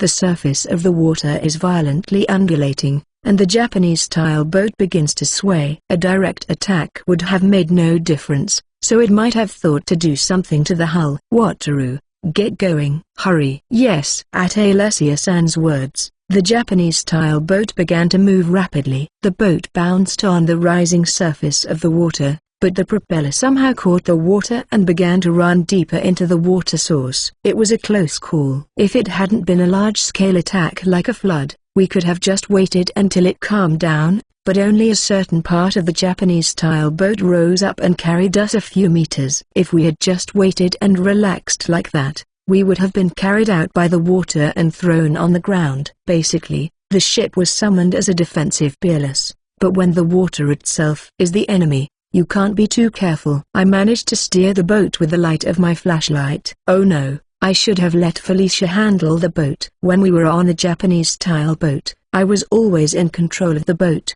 so I sat next to the helm without thinking, but this time, when it was pitch dark, I had to use my reflexes to avoid the stone pillars. Felicia, with her good night vision and reflexes, would have been the right person for the job. There are other members who have good night vision and reflexes, but they are dangerous when the tension rises, so they are in a different category. I drove the boat while shouting inwardly, but there was no room to take turns as obstacles appeared like in a racing game. When I steer right and left, the boat moves toward the inside. I wonder if it's because I'm leveling up or because of my position as captain. I wish the zone would activate at times like this. Wataru, right. Alma-san's sudden order, which I did not understand, made me turn the oar. Wataru, slow down. Turn here as much as you can. Again, following Ilma-san's instruction, I slowed down. The magic creature's attacks increased as a result of the slowdown. Whoa. The magical creature is trying to lift the hull with water again, so I move with a sharp turn. I wonder if it is easier to react when you are slow or if the attacks of the water magic creature become more varied. Found it. I hear Ilma-san's happy voice as I maneuver the ship with my nerves sharpened. She seems to have found the core. I look at where Ilma-san is pointing and see some kind of very conspicuous object in the water. What was it? I only caught a glimpse of it because of the magical creature's attack, but I think I saw a mirror ball in the flashlight's light. Was I looking at the wrong thing? That is the magic tool. It's something very advanced that we can't reproduce today. I thought they used alchemy to create the water magic creatures, but I hadn't considered the fusion of alchemy and magic tools. An amalgamation of alchemy and magic tools. I don't know, but it seems to be a valuable object, a so-called lost technology. I can't see it myself, but maybe Ilma-san has the eyes of a mad scientist. But isn't it too flashy? It's a mirror ball, that thing, and I, for one, wish it had at least made a little effort to hide it. It's like asking people to steal it. No, it was so guarded until we entered this water reservoir that it didn't need to be hidden. Does it reflect light differently? I wonder if it uses different rare metals for different functions. Is it a sphere, or is the center of the core still a magic stone? From Ilma-san's point of view, there seems to be a good reason why it is a mirror ball. Alma, don't give me any more speculations. Just tell me what to do with it. Should we destroy it? Alessia-san asks the question, bringing Ilma-san back to her senses. I agree with her because I'm having a hard time maneuvering the boat. If we destroy it, it will stop, no doubt. But I doubt that there is any other ancient technology in working condition, let alone the core of a magical creature. We'll never get it back. So can't we just recover it without destroying it? Ilma-san began to speak recklessly. She wants us to get the mirror ball into the body of a monster that crushes and kills giant monsters, then melts and digests them cleanly and completely. The submersible white dolphin has been left as a resting place for Pent, so the egg is the only one available. But is it possible? It won't break or melt. But I have a feeling that it will be blown out of the water in the middle of the dive because it is not agile enough to move underwater. It would be difficult indeed. Alma, it may be in working condition, but we're still being attacked, and it's definitely corrupted, isn't it? Dorothea-san's calm rebuke came in. I took it seriously because it was Ilma-san's request. But I was fundamentally wrong. That mirror ball seems to be the cause of this country's destruction. doesn't it? It may be in working condition, but you can't secure such a dangerous thing. Technology may advance with research, but I can only see a future where a second or third monster is created. Let's destroy it. Alessia-san, perhaps imagining a future similar to mine, made her decision. Ilma-san screams that it is a precious thing, but for once, I fully agree with Alessia-san. The mad scientist is dangerous. Alessia-san gives the order to attack all at once. I think research is possible if it is destroyed cleanly, but she wants to destroy it thoroughly. It is a demon that orders Ilma-san to attack with all her might. I wondered if the attack would be able to reach underwater, but I guess someone of Alessia-san's class would be able to handle a few meters of water resistance. At Alessia-san's command, all of them except me unleashed their attacks. I was surprised to see the quiet tremor join in. I should be his master. With a thunderous roar, the outside of the barrier is blocked by steam. No way. Unharmed? Huh? Is it unharmed? The moment the attack arrives, a barrier is erected in front of the core, probably a magic barrier. When I was surprised by Alessia-san's voice, Marina-san explained the reason. She said it was a magic barrier, but it was probably some kind of barrier. Ancient technology is amazing in that it also has a defensive function. Well, since they built such an amazing thing, they probably couldn't handle it if the water magic creature got out of control. Drowning in advanced technology leads to ruin. I hear that a lot. It is coming. Hold on to the hull so you don't get thrown overboard. Alessia-san's shouted instructions fly out. That's right. We've launched a direct attack on the core of such a monster. The water magic creature would fight back with all its might without thinking about its territory. The surface of the water vibrated with a high-pitched sound, just like in the plaza, and the next moment, it was lifted into the sky as if a Japanese-style boat had been launched. A continuous roar echoes through the air. Clinging to the hull, I could not see the surroundings clearly, but could it be that all the water was breaking through the ceiling of the royal palace? The next moment, a beautiful blue sky appears, even though we should be indoors. It seemed to have broken through all the ceilings of the royal palace and shot up into the sky. The G-force that I felt was pressing down on me vanished and was replaced by a feeling of floating. That's right, once you are launched, the next step is falling. I wonder why? I feel like I'm falling from a very high place in this adventure. I should have an exorcism. No, in this world, I should ask the creator God Sama for help. I can only see the future getting worse. If you like my translations, please support me on Ko-fi and subscribe my Patreon to read several chapters ahead. Striving for the Luxury Liner, Volume 17 Chapter 19. Thanks to Bird90677 for the Ko-fi and this chapter. 220. Chapter 19. Throwing away carelessly. We reached a water source halfway under the royal palace and began searching for the core in the Japanese-style boat, despite the resistance of the water magical creature. As we searched, dodging attacks that grew stronger the deeper we went, we finally found the core, which looked like a mirror ball. When we attacked it, it was defended by a magic barrier, and with a powerful counterattack, we were launched high into the sky. We clung to the hull of the ship and enjoyed the feeling of floating. Falling from a considerable height, last time it was on the sand, but this time it was on a Japanese-style boat. I was worried about whether we would be able to withstand the impact, but Alessia-san was giving us instructions, so I was sure we would be fine. If it looked bad, I would consider summoning a luxury liner and jumping into its magic circle, but I would prefer not to destroy the ancient cityscape if possible. Well, our actions have smashed through several ceilings of the royal palace. Oh, we're getting further away from the royal palace. Marina, I want to go back through the hole I came out of. Can't you ask Fu-chan to help me? Impossible. As expected, she can't control it that much. I hear Alessia-san saying something absurd to Marina-san. Do you want to go back through the hole in the palace? Well, it would be more efficient to return to the semi-underground reservoir to deal with the core. As for me, I'd rather not because I feel like going back into the belly of a monster. But a first-class adventurer is a different story, and from the water magic creature's point of view, it wants to keep the dangerous us away from it, so it throws us far away.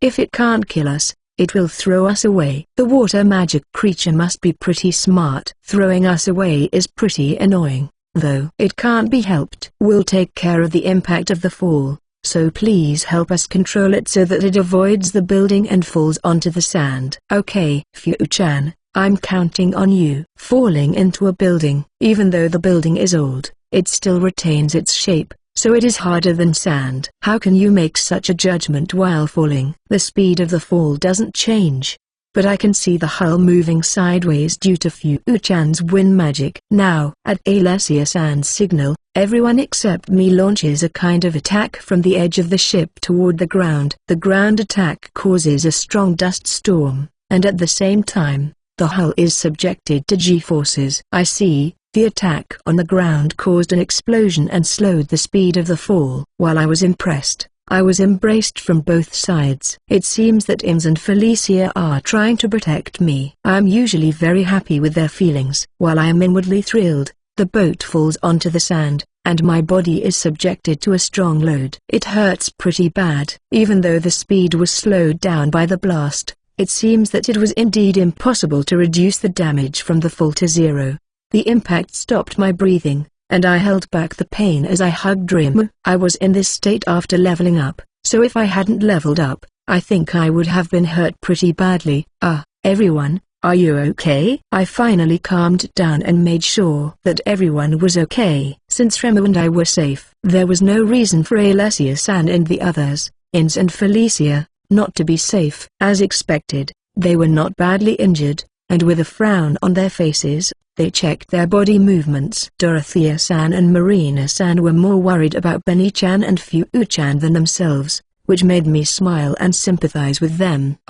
Everyone seems to be okay. But I was a bit surprised. Is Wataru okay? Alessia-san answered my question, but I was surprised that she was only a little surprised after being thrown so high into the sky. I felt the impact all over my body, and it kind of hurt. I probably wasn't injured. I'll take care of you just in case. Claretta-san moved to my side and used some kind of magic, and my body was enveloped in something warm. Could it be healing magic? It was like being soaked in a hot spring, or more than that, like being healed from the inside out. Come to think of it, thanks to the ship summoning, I wasn't even injured. I am very grateful for the ship summoning, but I am a little disappointed to think that I have never experienced this feeling before.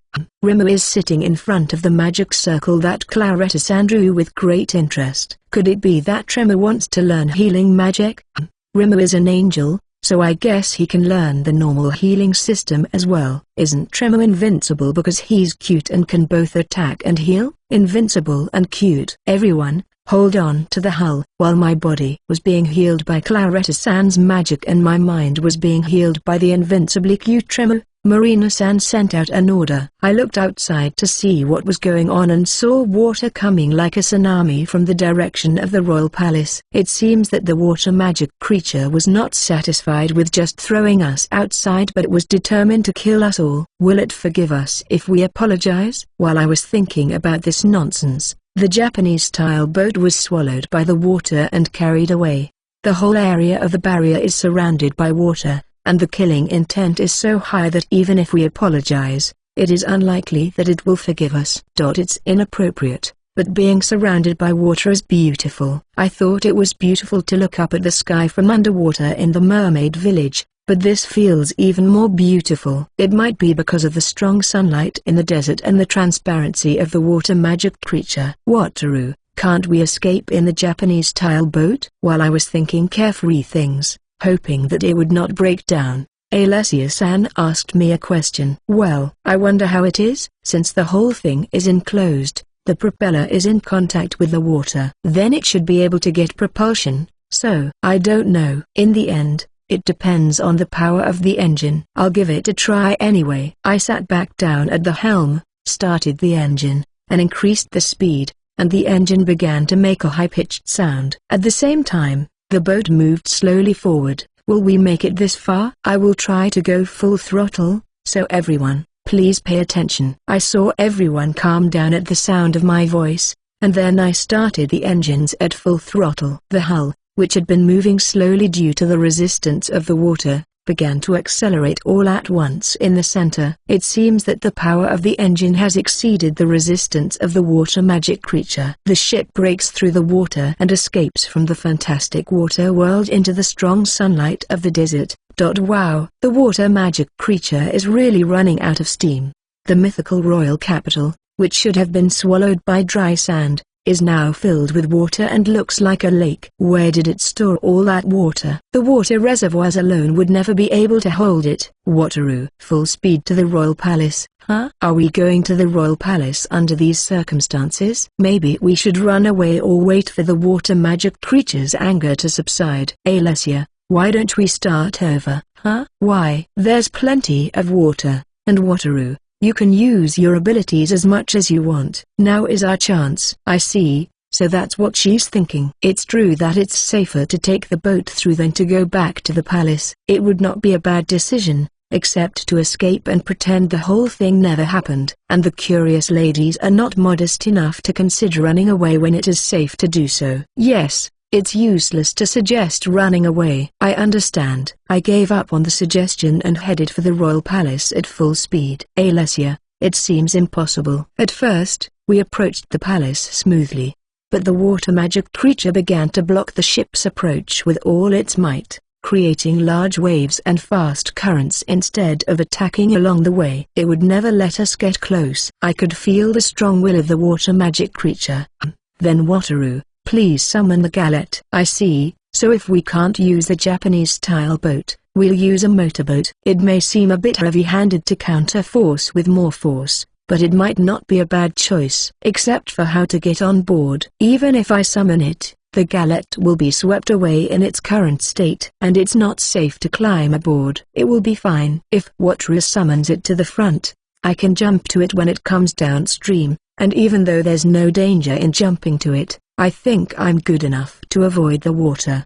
It doesn't sound like it can't be done. Felicia put the barrier on Alessia and the others. By the way, who's going to be on the galette? Me. Alessia-san, Marina-san, Alma-san and Ins raised their hands cheerfully. All except Ilma-san love to maneuver the boat, so I guess they want to blast through the exotic royal capital and the royal palace in a motorboat. As for Ilma-san, she's probably planning to act as a stopper to secure core and the ruins with as little damage as possible. Ins is my escort, so that's out. Felicia, set up the barrier for the three of them. Understood. Felicia put barriers on the three of them, but she seemed a little disappointed, which was a little unfortunate. Felicia must also want to steer the boat. I feel sorry for Felicia, but I wonder why I don't feel sorry for Ins, who sulks and says, "But I want to go too." Ins, I'm your master in case you forgot. You should be a little more respectful. I confirm that Felicia has set up the barrier and summoned the galette in front of us. The water magic creature attacks the magic circle and the summoned ship,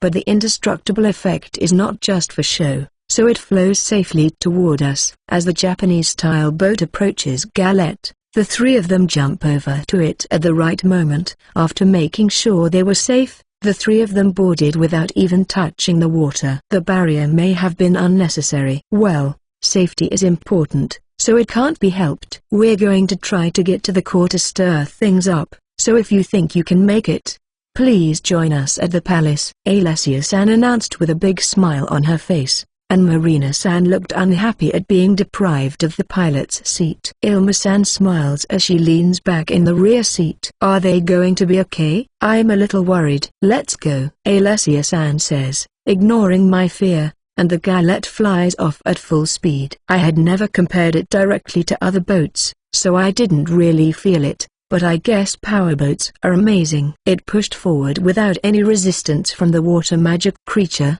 which the Japanese-style boat was unable to advance. It seems that the power of the galette is much greater than that of the water magic creature.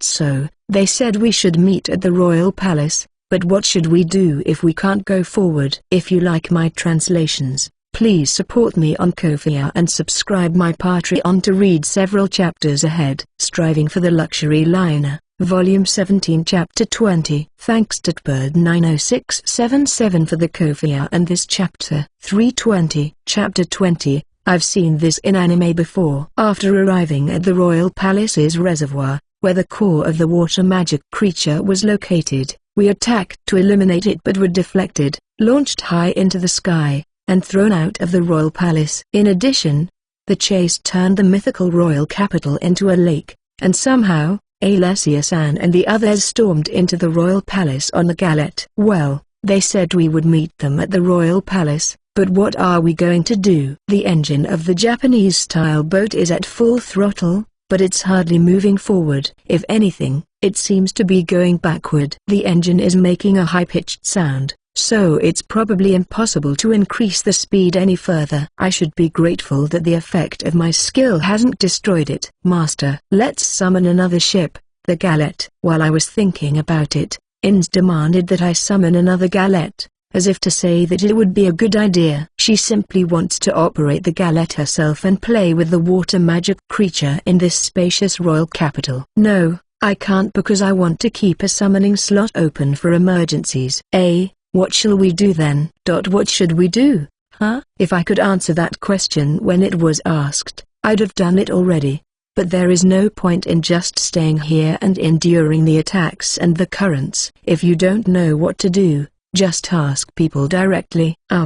Does anyone have a solution as to what we should do? We've split up, and our numbers are down, but Felicia, Dorothea-san, and the others are still with us. They should be able to give me some good ideas. Well, if push comes to shove, we could destroy the royal capital, but for now, we'll just wait and maintain the status quo while you summon a luxury liner. Dorothea-san answered my question with a radical opinion. If we were going to wait, I wanted her to just say that we were going to wait. If push comes to shove, will you destroy the ruins? I think future generations will hold a grudge against us. Well, I don't mind if they resent me after I'm dead. But I'm afraid they'll come back at me in some strange way because my lifespan is getting longer. What if, in 100 years, they say I'm the culprit? Normally, they wouldn't find out, but we live in a world of skills and magic, so you can never be too sure. What's the point of maintaining the status quo? If we wait, will things change? I was afraid of something I couldn't even think about, and Ins asked a question for me. Thank God. Alessia and Marina are ready to go on a rampage. It would be strange if things didn't change. I see. Alessia-san was having a lot of fun when she stormed off, wasn't she? Dorothea-san was right. If we waited, things would change, for better or worse. Ins, perhaps convinced, replied with a slightly dissatisfied look of understanding. The reason she seemed dissatisfied was probably because she also wanted to do something interesting. While we were standing there, resisting the water magic creature, we heard a loud noise coming from the royal palace, as well as the sound of something breaking. What happened? I can't tell from here, but I'm pretty sure they're fighting. Felicia answers my mumbling. She must be trying to figure out what is going on from the sound because her ears are twitching. The dark elf's ear twitching is very cute, but still, are they fighting? They must be doing a lot of damage to the royal palace because of all the noise. I wonder if Alessia-san is the one who will be resented by future generations. While I was thinking about what was convenient for me, the ship that could not even move forward slowly began to move forward. Looks like the water magic creature can't afford to worry about us anymore. Dorothea-san explained the current situation in an easy-to-understand manner. In other words, Alessia-san and the others went on a rampage and distracted the water magic creature from us. Shall we go to the palace, or should we stay here until everything is over? Yes, let's go. It seemed that Dorothea-san didn't understand my inner thoughts, so we decided to go to the palace. We crossed the city, passed through the gates of the palace, and entered the interior. What I saw there was the exploding galette and Alessia-san and the others on a rampage. Why is Alessia-san slicing through the royal palace with her sword and Ilma-san blowing up the walls? It seems that Marina-san has taken over the steering of the boat, and I can see Marina-san steering the boat with a smile on her face and Alessia-san happily swinging a sword. Since Ilma-san, who probably wants to protect the ruins, is releasing magic in a despicable way, she probably agrees with this destruction, even if she doesn't want it. Wataru, don't call her with San. Even at a time like this, Kala-san is strict about honorifics. Oh, Wataru, you're here. I'm sorry.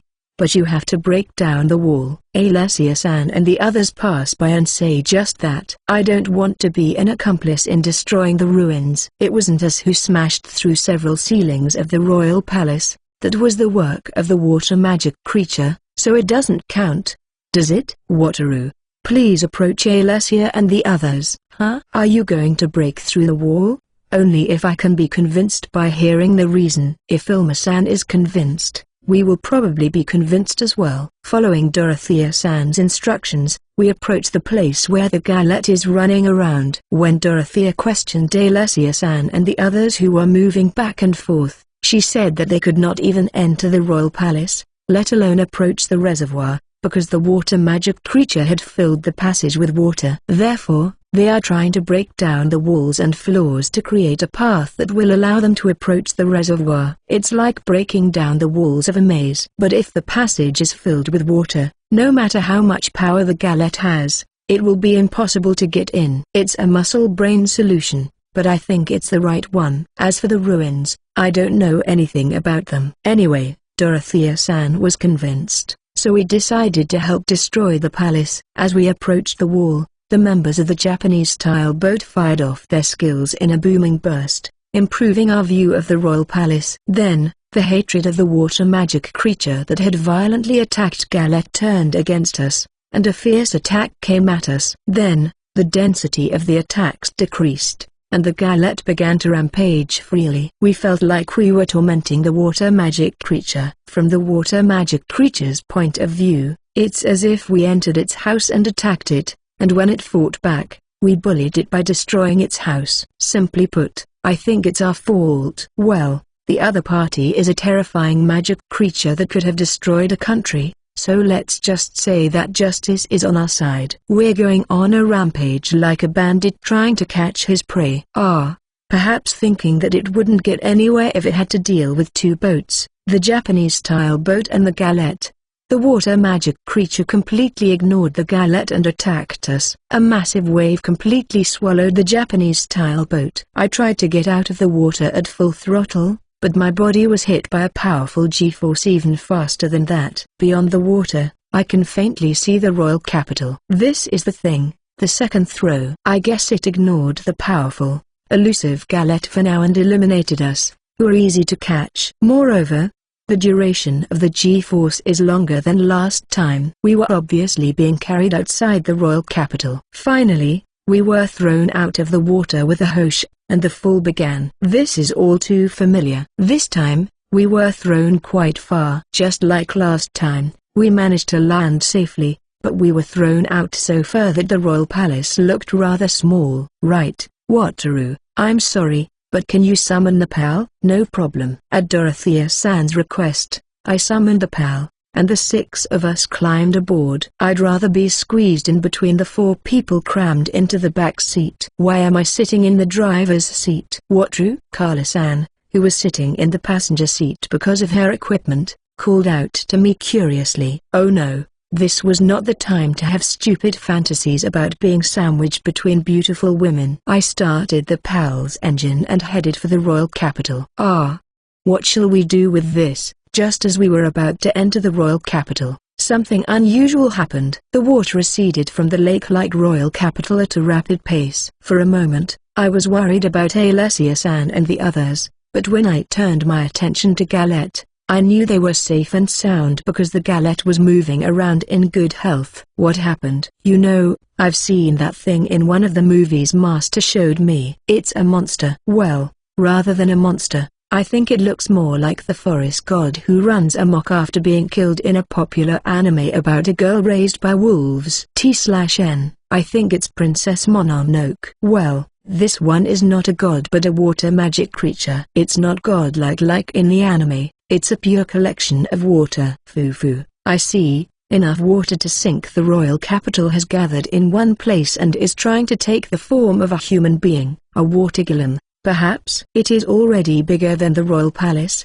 even though it is not finished yet, and it makes me smile for no good reason. Are we going to fight that thing? Wataru, over there. As I was about to escape reality at the sight in front of me, Carla-san pointed ahead. That is the gallet. It was rushing toward us against the water that was gathering in the royal palace like a tidal wave. As expected, they must have decided that they couldn't fight in this situation and retreated. Oh no, they will soon run out of water. I stepped on the PAL accelerator and headed for the gallet at full speed. Before we get there, the gallet will run out of water and will bounce on the sand. I am worried, but before we get there, I summon PAL number 2 near the gallet. I see Alessia-san and the others jump out from behind the ship and jump onto PAL number 2's magic circle. I was relieved to see that they seemed to be safe. We immediately decided to make a U-turn. At a glance, we went back the way we came. PAL number 2 caught up with us before we left the gates of the royal capital. I was also going as fast as I could, but the difference in numbers. 6 people compared to 3, the equipment is also heavy and quite different. Alessia, what's going on? We'll talk later. Wataru, let's get out of here. Dorothea-san asked Alessia-san in a shouting voice.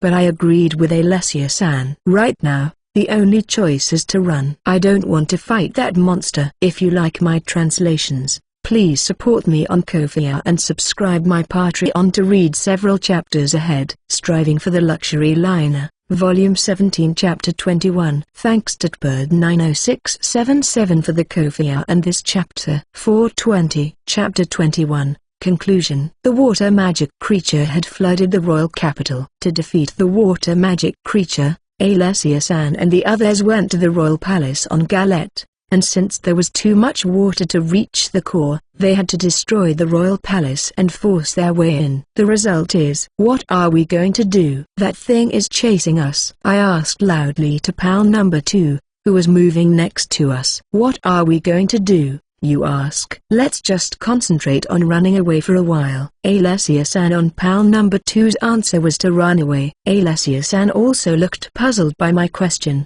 so I guess she couldn't come up with any brilliant ideas. Run away, huh? It seems that we are faster than that thing, and we are moving away from it without closing the distance, so there is no problem running away. But we've been driving for more than 30 minutes. And it's still chasing us without giving up. Reflected in the rearview mirror is a human-shaped body of water that, despite the distance, still looks as huge as before. It doesn't feel so real anymore, and it's not just scary, it's like watching a monster movie. Still, what should we do? At this speed, we should be able to get away as long as we keep running. But the question is, how far will it chase us? Can we let this monster out of the danger zone of the desert? If it chases us endlessly without giving up, it is obvious that this desert country will be in an uproar. We will be regarded as war criminals. I hope it will give up soon. We continued our escape for another hour or so, but the water magic creature was still chasing us. Although its visible form has become much smaller, we are sure that it recognizes us because it is still following us even if we change the direction of our escape. Fortunately, there are no other monsters chasing us. When we went to the royal palace, we only had to run a short distance, and the monsters gathered around us. However, the monsters in the danger zone must have sensed that something was wrong and are hiding. Wataru, we'll stop at the top of that dune. Alessia-san gave us the order to stop from PAL number 2. It looked like we were going to stop running. So, Alessia, what happened? As soon as the car stopped, Dorothea-san asked Alessia-san. I would have thought that we would take countermeasures against that monster first, but if we don't know what happened, it will be difficult to deal with it. Let's see. After Wataru and the others were thrown out, the attack focused on us. So we started to fight back, and we went too far and destroyed the royal palace. Alessia-san smiled cutely after saying that. Although it was cute, the content of the story was so disturbing that it was frightening. When Dorothea-san asked for more details, it became clear that Alessia-san was quite reckless. After breaking down the wall, she continued to break down the obstacles to the reservoir while fending off counterattacks. As a result, not only the ceiling of the reservoir collapsed, but also the building above it, and the reservoir was apparently filled with debris. Alessia-san and the others hoped that they might be able to break the core, but the debris in the reservoir scattered as if in an explosion, and then the water began to gather rapidly, So they fled. That water magic creature kept its territory pretty clean, didn't it? Maybe it likes cleanliness, or maybe it has a personality that can be described as germophobic. If such a creature had its home destroyed and the debris thrown into the water, which is its own body, it would have lost its temper eventually. I don't know if the magic creature has strong feelings, but I wouldn't be surprised if it's ready to kill us. No wonder it is still chasing us after almost 2 hours of running around. I have a feeling that it will continue to chase us until it kills us. Since I have a bad feeling about this, I try to stabilize my mentality by hugging Rimmer. We have no choice but to defeat it somehow, don't we? Dorothea-san seemed to have come to the same conclusion as me and concluded in the direction of defeating it. The reason for the question mark is that it is hard to imagine how to defeat that thing. That's right, we can't go to the human living area with such a monster following us. Alessia-san answered Dorothea-san's words with a determined look on her face. So how are we going to defeat it? Everyone frowned at my question. Yes, we don't know how to defeat such a monster, do we? If it were easy to find out, the country would not be in ruins. We can't just sit in silence and come up with ideas that might help us defeat it, Alessia-san suggested, and the meeting began. The water magic creature was getting closer and closer, and I was getting impatient, but Ilma-san's idea that if we didn't come up with any ideas, we could just run away and pull it away again helped me calm down and think a little more. Now, if only a spark of genius would land on one of us. Asterisk asterisk asterisk.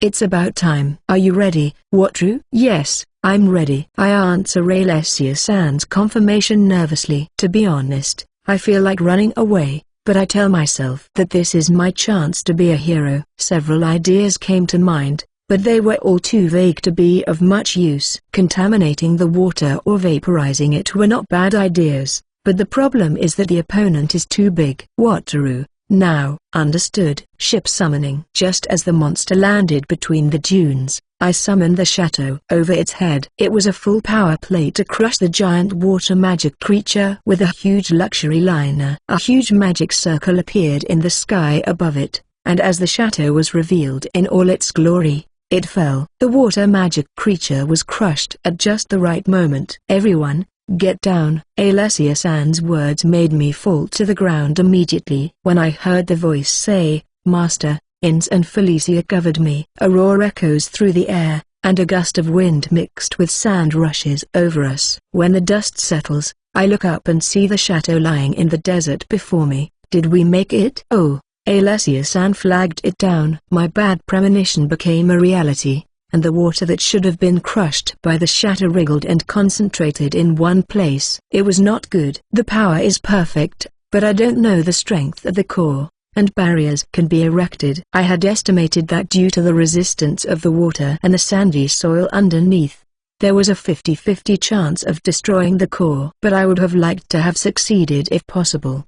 The next mission is also 50-50 whether it works or not, and it's not so subtle. Wataru, next. Roger that. I repatriated the shadow and sent it back to the place I had planned for the strategy. Here, too, between the dunes, I was able to summon the shadow in a freestanding state. Although the summoned shadow was slightly tilted, I quickly climbed aboard the shadow, then summoned Hideaway onto the deck. Well, hopefully, the next one will work. I nodded my head as best I could at Alessia-san's words. If that fails, the only idea left is to hold out until the water magic creature gives up. Well, I'm used to endurance contests in the demon forest, and the ship is comfortable, so I don't mind. But if we can't defeat the water magic creature, we can't explore the royal capital, so I'd like to defeat it here if at all possible.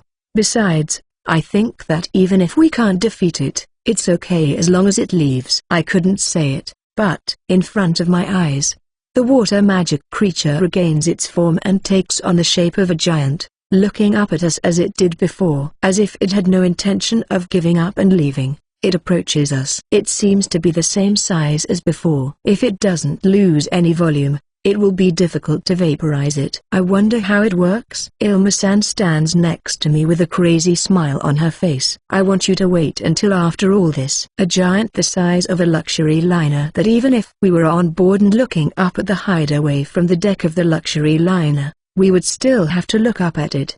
Is that shiny thing in the center of its chest the core? It looks like a mirror ball, and it stands out well. Or rather, it reminds me of a hero who should not resemble anything but can only fight for 3 minutes with a giant and a glint on his chest. While I was thinking about this nonsense, the water giant raised its arms in a grand gesture. It seems to want to crush us with that thing. What will happen now? Both of the water giant's arms went through the shadow's barrier and crashed into the hideaway's barrier, causing the arms to fly off. It looks like it worked.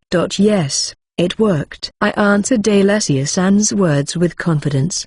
The strategy was simple: change the shadow's barrier to allow entry, to allow water, and to deny entry to magic. The result was a water giant that flinched before us, having lost both of its arms. Since it is a magical creature, it is almost certain that it is controlling the water with its magical power. If the water and magic had not separated, the water would have bounced into the barrier, but we won the bet. By the way, it was Carla-san who came up with this strategy. She came up with the idea with a look of astonishment on her face that surprised all of us. The one who was especially surprised was Carla-san's closest friend, Claretta-san, whose usual saintly expression had fallen off. But I guess it couldn't be helped this time. Go ahead, Wataru, do it. Roger that. Ship summoning. I wanted to say something like, phew haha, water giant, you've been lured into our trap, in full Chayuni style, but I stopped myself at the last moment and summoned the ship normally. A magic circle floats behind the water giant. The Chris appears from it and falls towards it. Since I chose a place with the torticolis behind it so that this would happen properly, I felt that it would have been okay if I had said the words. And the barrier of the falling Chris was changed to a specification that does not allow magic power to pass through the water. In other words,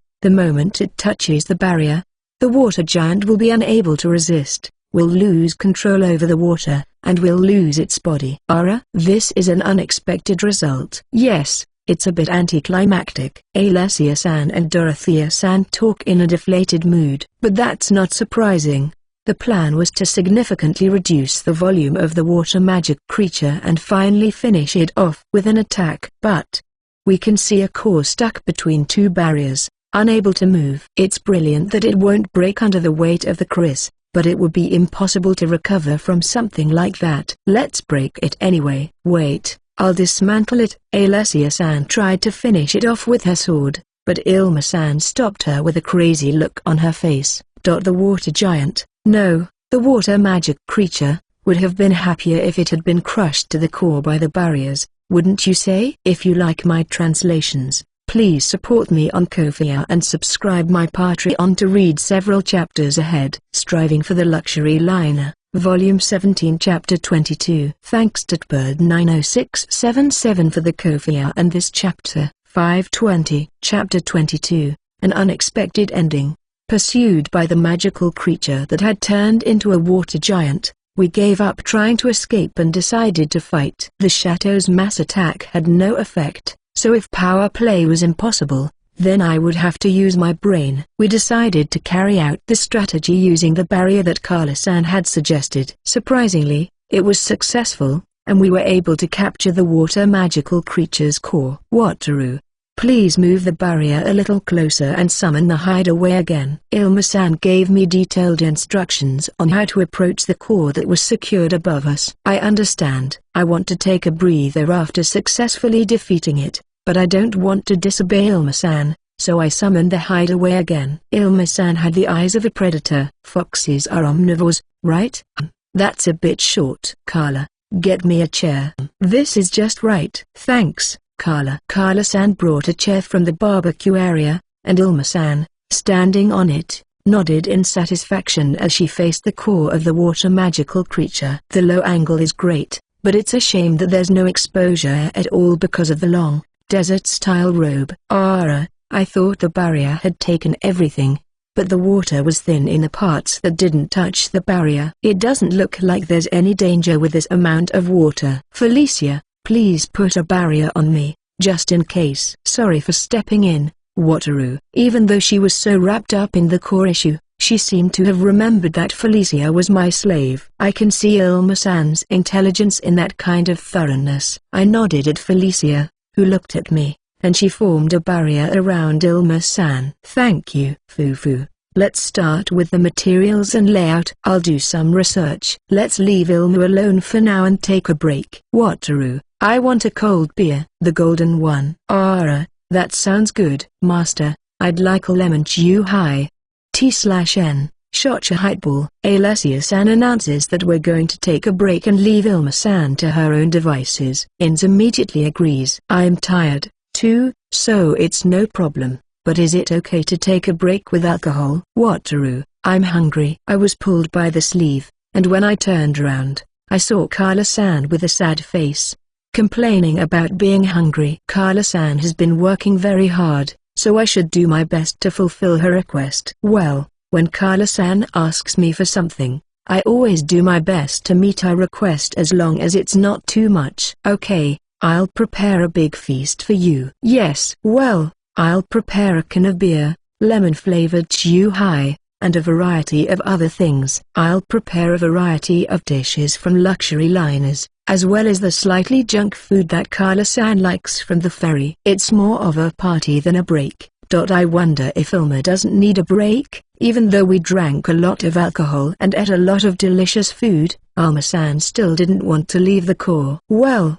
I think it would be better to take a short break. Wataru, would you mind asking her? No. Don't you think Dorothea should be the one to talk to her? She'll probably listen to the deputy leader Dorothea-san more than to me. Normally, it would be better if the leader, Alessia-san, made an appearance, but she's probably too drunk to do so. We've warned her so many times that she can't hear us. She'll still be fine if it's you, Wataru. She had been warned so often. If it's still, then my voice won't be able to reach her eventually. Well, I'd be happy if I could spend that long with Kiriso. Okay, I'll try to call her. We're counting on you. I make my way to Ilma-san, Dorothea-san's expectations weighing heavily on my shoulders. Ilma.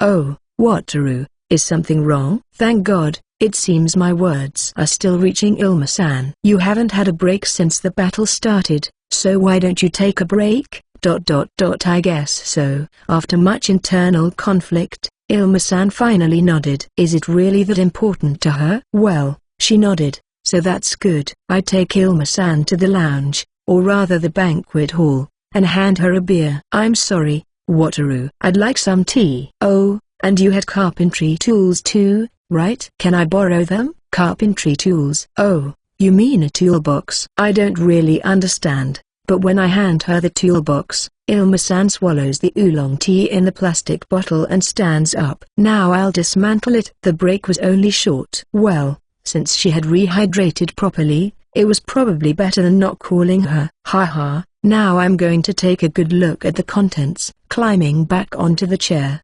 Ilma-san smiled seductively as she picked up a chisel and hammer. She was incredibly sexy but also terrifying. I decided it would be useless to try to stop her, so I watched her from a distance while I drank some alcohol. Ilma-san was probably looking for a weak spot, and she hammered away with the chisel and hammer. Not a single scratch. Of course, even if the weight of the kris was applied in a single concentrated point, it wouldn't break, so it must be incredibly strong. Alessia, come here for a moment.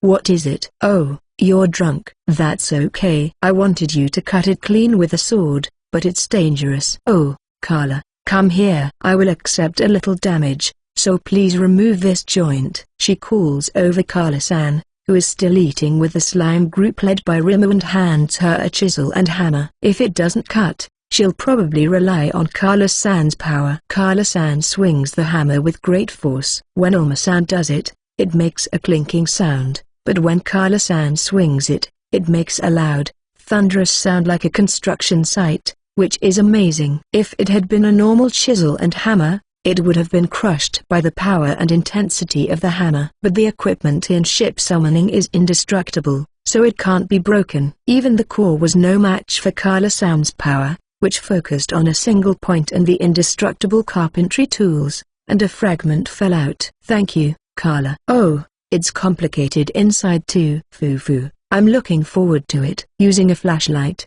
Alma-san peers inside through the crack. I guess she's going to use the gap as a foothold to examine it thoroughly. Huh? Oh, wait, why? Ilma-san suddenly panics. What's going on? I can hear a creaking sound. Oh no, wait a little longer. I wonder what's going on? I'm a little excited by Ilma-san's words. While I was thinking stupid thoughts, the creaking sound got louder and louder until finally, the weight of the barrier overcame it, and the core crumpled. No. Why? Ilma-san let out a cry of despair. Hey, Felicia. Do you think the reason the core was crushed was because it had reached its limit? She asks Felicia, who is standing next to her. It looked to me like the core gave up and destroyed itself. I think so. It's possible that it broke because a hole was made in the sphere, like an ant's hole, but it also looked like the core, having given up on everything, had thrown away its life on its own. I wonder if this is that thing? The pattern where you try to get information by torturing a captured and immobilized enemy, but then the enemy commits suicide for fear of revealing the information.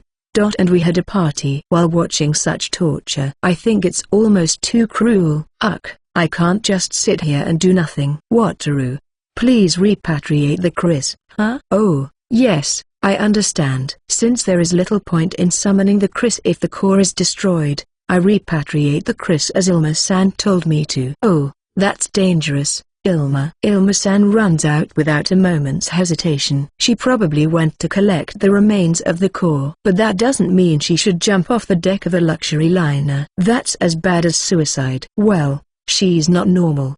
But the level up is really amazing. Felicia, I'm sorry to ask, but could you please go with Ilma? Okay. Felicia didn't jump but walked down the stairs, so I breathed a sigh of relief. Looking down from the railing, I could see Ilma-san crawling around in the desert, looking for the remains. That person is a beautiful woman and incredibly seductive, but lately, I've been saddened by the fact that I've noticed her disappointing behavior more and more often. Still, almost no one has seen the end of the water magical creature. Alessia-san and the others were drinking, Kala-san had returned to eat, and Claretta-san was taking care of them. The only people who saw it directly were me, Felicia, and Ilma-san. I don't know if it was hundreds or thousands of years, but I think it's very sad for the end of a magical creature that lived that long. But then again, maybe it was its own fault. After all, it was the water magical creature that destroyed the royal capital, and before it destroyed itself today, it had preyed on hundreds, thousands, or even tens of thousands of monsters,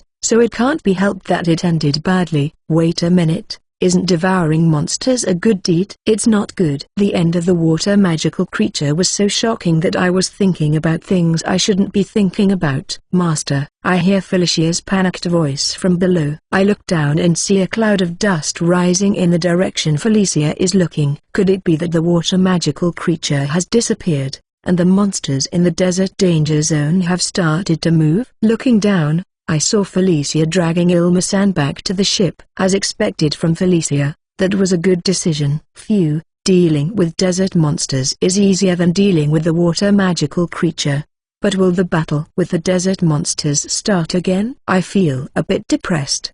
The longer it takes, the more the monsters in the danger zone will invade the royal capital, won't they? I thought we should explore while we can. But except for Ilma-san, Claretta-san, and Felicia, none of the other members are able to move around. Ilma-san will probably be studying the remains, so there are only two of us who can move around. Let's start exploring tomorrow. If you like my translations, please support me on Ko-fi and subscribe my Patreon to read several chapters ahead. Striving for the Luxury Liner, Volume 17 Chapter 23. Thanks to Bird90677 for the Ko-fi and this chapter. 620. Chapter 23. The end of the adventure. We managed to trap the water giant's core, and when Ilma-san, who was in full madness mode, tried to dismantle and analyze the core, the water magical creature lost its power and collapsed, breaking apart as if it were committing suicide. Also, The atmosphere seems to be one where the monsters will become active, so I am a little worried about the exploration that will start tomorrow. Wow! It's completely destroyed. No wonder the water magical creature is angry. When I heard from Alessia-san, I imagined that only part of the royal palace had collapsed, but as far as the eye could see, it was just a pile of rubble. Isn't this a bit exaggerated? I calmed down Ilma-san, who was drinking to forget her broken heart, and finally arrived on foot after being careful of the monsters in the dangerous area, which were gradually becoming more active. But the result of all this? To be honest, I'm a little taken aback. It's supposed to be a historical building. I know you had no choice but to fight, Alessia, but you shouldn't overdo it. Maybe they agree with me, but Claretta and Carla look at Alessia-san with troubled expressions and admonish her. No, that's not true. Before we ran away, the palace was in its original form. It's only because of the water magic creature that went wild. Alessia-san, who is being looked at accusingly, panics and insists on her innocence. When I looked at Marina-san and Ilma-san, who was riding with her, they nodded silently, so I guess it was true. I see. It's no wonder that the water magical creature's transformation place was so big that we had to look up at it even from the luxury liner, and that it's just a pile of rubble now. In any case, I should apologize for accusing her of something she didn't do. What are we going to do now? It's a complete pile of rubble. So should we explore the other buildings that are still standing? We all apologized for our doubts and tried to get back on track, but leaving the royal palace to explore elsewhere. Alessia-san shows her disapproval of my suggestion. I knew it wouldn't work. I tried to make another suggestion because it seemed like it would involve physical labor, but of course, we couldn't just leave the royal palace. As a result of our discussion, we decided to excavate the royal palace with the strong support of Ilma-san, who said, valuable materials tend to gather around those in power. Excavating in the desert. It's not exactly exciting, but it's still hard work. There are even monsters. Asterisk asterisk asterisk. It was still very hard. Every day, in the scorching sun, we carried rubble to the rubber boat where I stored the pepper. Everyone was able to demonstrate the power of heavy machinery at a high level, but it was still difficult to remove the rubble from the buildings of the royal palace. Fighting against the sweltering heat and the monsters that gradually crept in when we forgot to be on guard.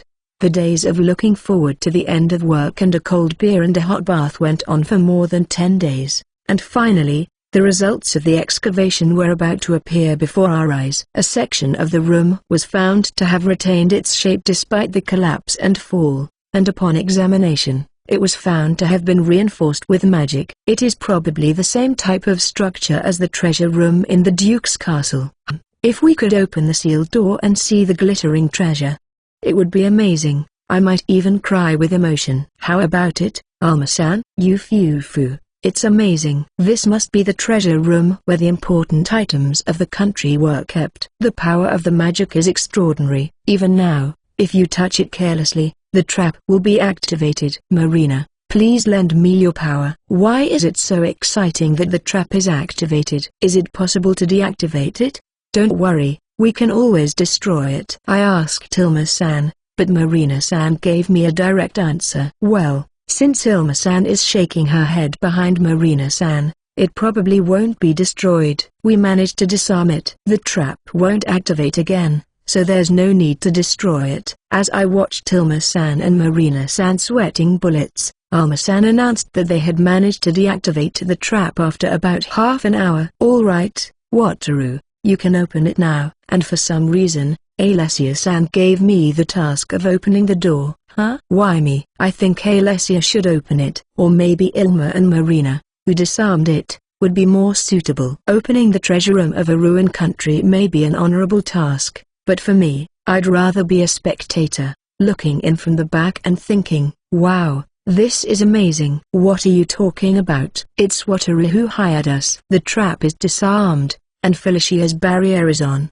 so there's nothing to worry about. I wasn't worried about that, but if I refuse here, I'm afraid I'll be upgraded from coward to very coward. I understand. This is the time to show off. Not that it's cool because I opened it, but it's important to look good. I stand in front of the door, Put my hand on the handle and open it. It's not what I expected. I had imagined it to be a world out of the Arabian Nights, so I thought it would be all sparkly and shiny, but the room is a mess, as if it had been spilled by the impact of the fall. It doesn't look like a treasure room at all. There are jars and jugs lying around. What's going on here? Wataru, what do you think? Ilma-san peered into the room from behind me and, having apparently discovered something, pushed me aside and rushed into the room. This is amazing. This is where they kept the magic tools. The object Ilma-san is holding up in the air looks very familiar. It's about the size of a softball,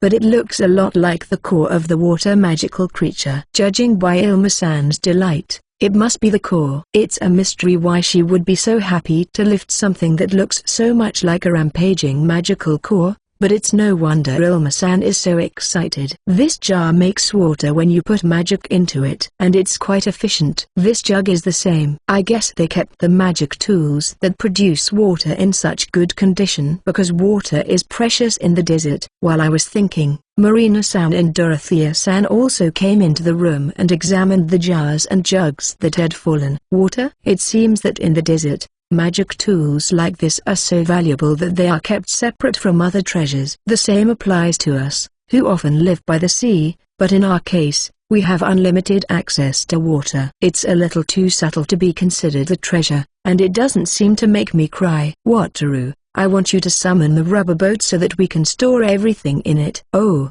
Rima-chan, don't touch those parchments. They contain research on magic tools, so they're very valuable. It seems that Tremor somehow managed to sneak into the treasure room and was playing around. I take Tremor and summon the rubber boat, leaving everything in Ilma-san's hands. It looks like she's going to collect every last bit of it. So, is this the end of the exploration for the treasures of the royal palace? Wataru, do you think the only treasure in the kingdom is the water magic tool? When I asked Alessia-san with a bit of hope, I got a question in return. So you mean we're going to continue exploring? It looks like we'll be battling the desert heat for a while yet. Asterisk asterisk asterisk.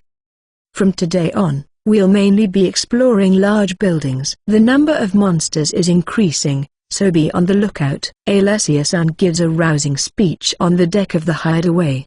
The exploration of the royal palace ended 2 days after we discovered the room where the water-based magic tools were kept. This was because we had discovered the literal treasure house where the treasure was kept. However, it was in pieces. It seems that the water-based magic tools were more important to the country, and all the defenses of the treasure room where the treasure was kept were lost. The royal palace collapsed with all its defenses lost.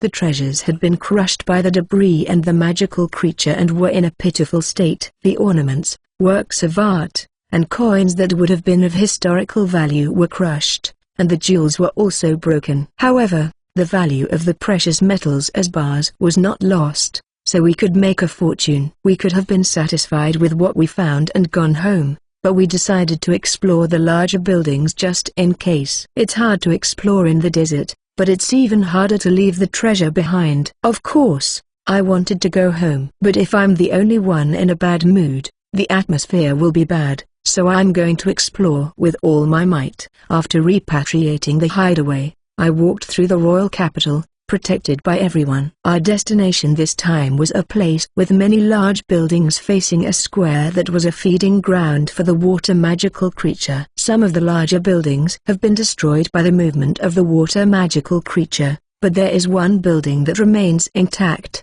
without a single scratch on it. This building is our main target today. Master, are you feeling well? You look pale. As we walked towards our destination, Ins noticed my unusual appearance and became worried. Yes, I think I'm okay, but maybe not. Huh? What's wrong with you? It's not that hot yet, so it can't be a heat stroke, can it? Ins is puzzled by my answer, but it's also very difficult for me to express. How can I put it? I feel like I'm being called, but at the same time I have a really bad feeling. Does everyone else feel this way? I'm frustrated that I can't accurately describe my current state. But as we get closer to our destination, the strange feeling gradually grows stronger. I'm the same as usual. How about everyone else? Alessia-san asks everyone, but everyone shakes their heads. What is it? Am I the only one cursed? Marina, I'm sorry to ask you to do this, but I need you to go and scout the area. Be very careful. Okay. Marina-san has agreed to do some preliminary reconnaissance. I'm sorry if I'm not feeling well right now, but it's really helpful that she's checking up on me. Marina's back. I was waiting in the shade, being looked after by Claretta-san, when Marina-san returned. She didn't seem injured or in a hurry, so maybe I misunderstood. I checked it out, but there was nothing strange about it. Besides, the building I was looking for was a church. All the mysteries are solved. Alright, let's pack up. The desert adventure is over. If you like my translations, please support me on Ko-fi and subscribe my Patreon to read several chapters ahead.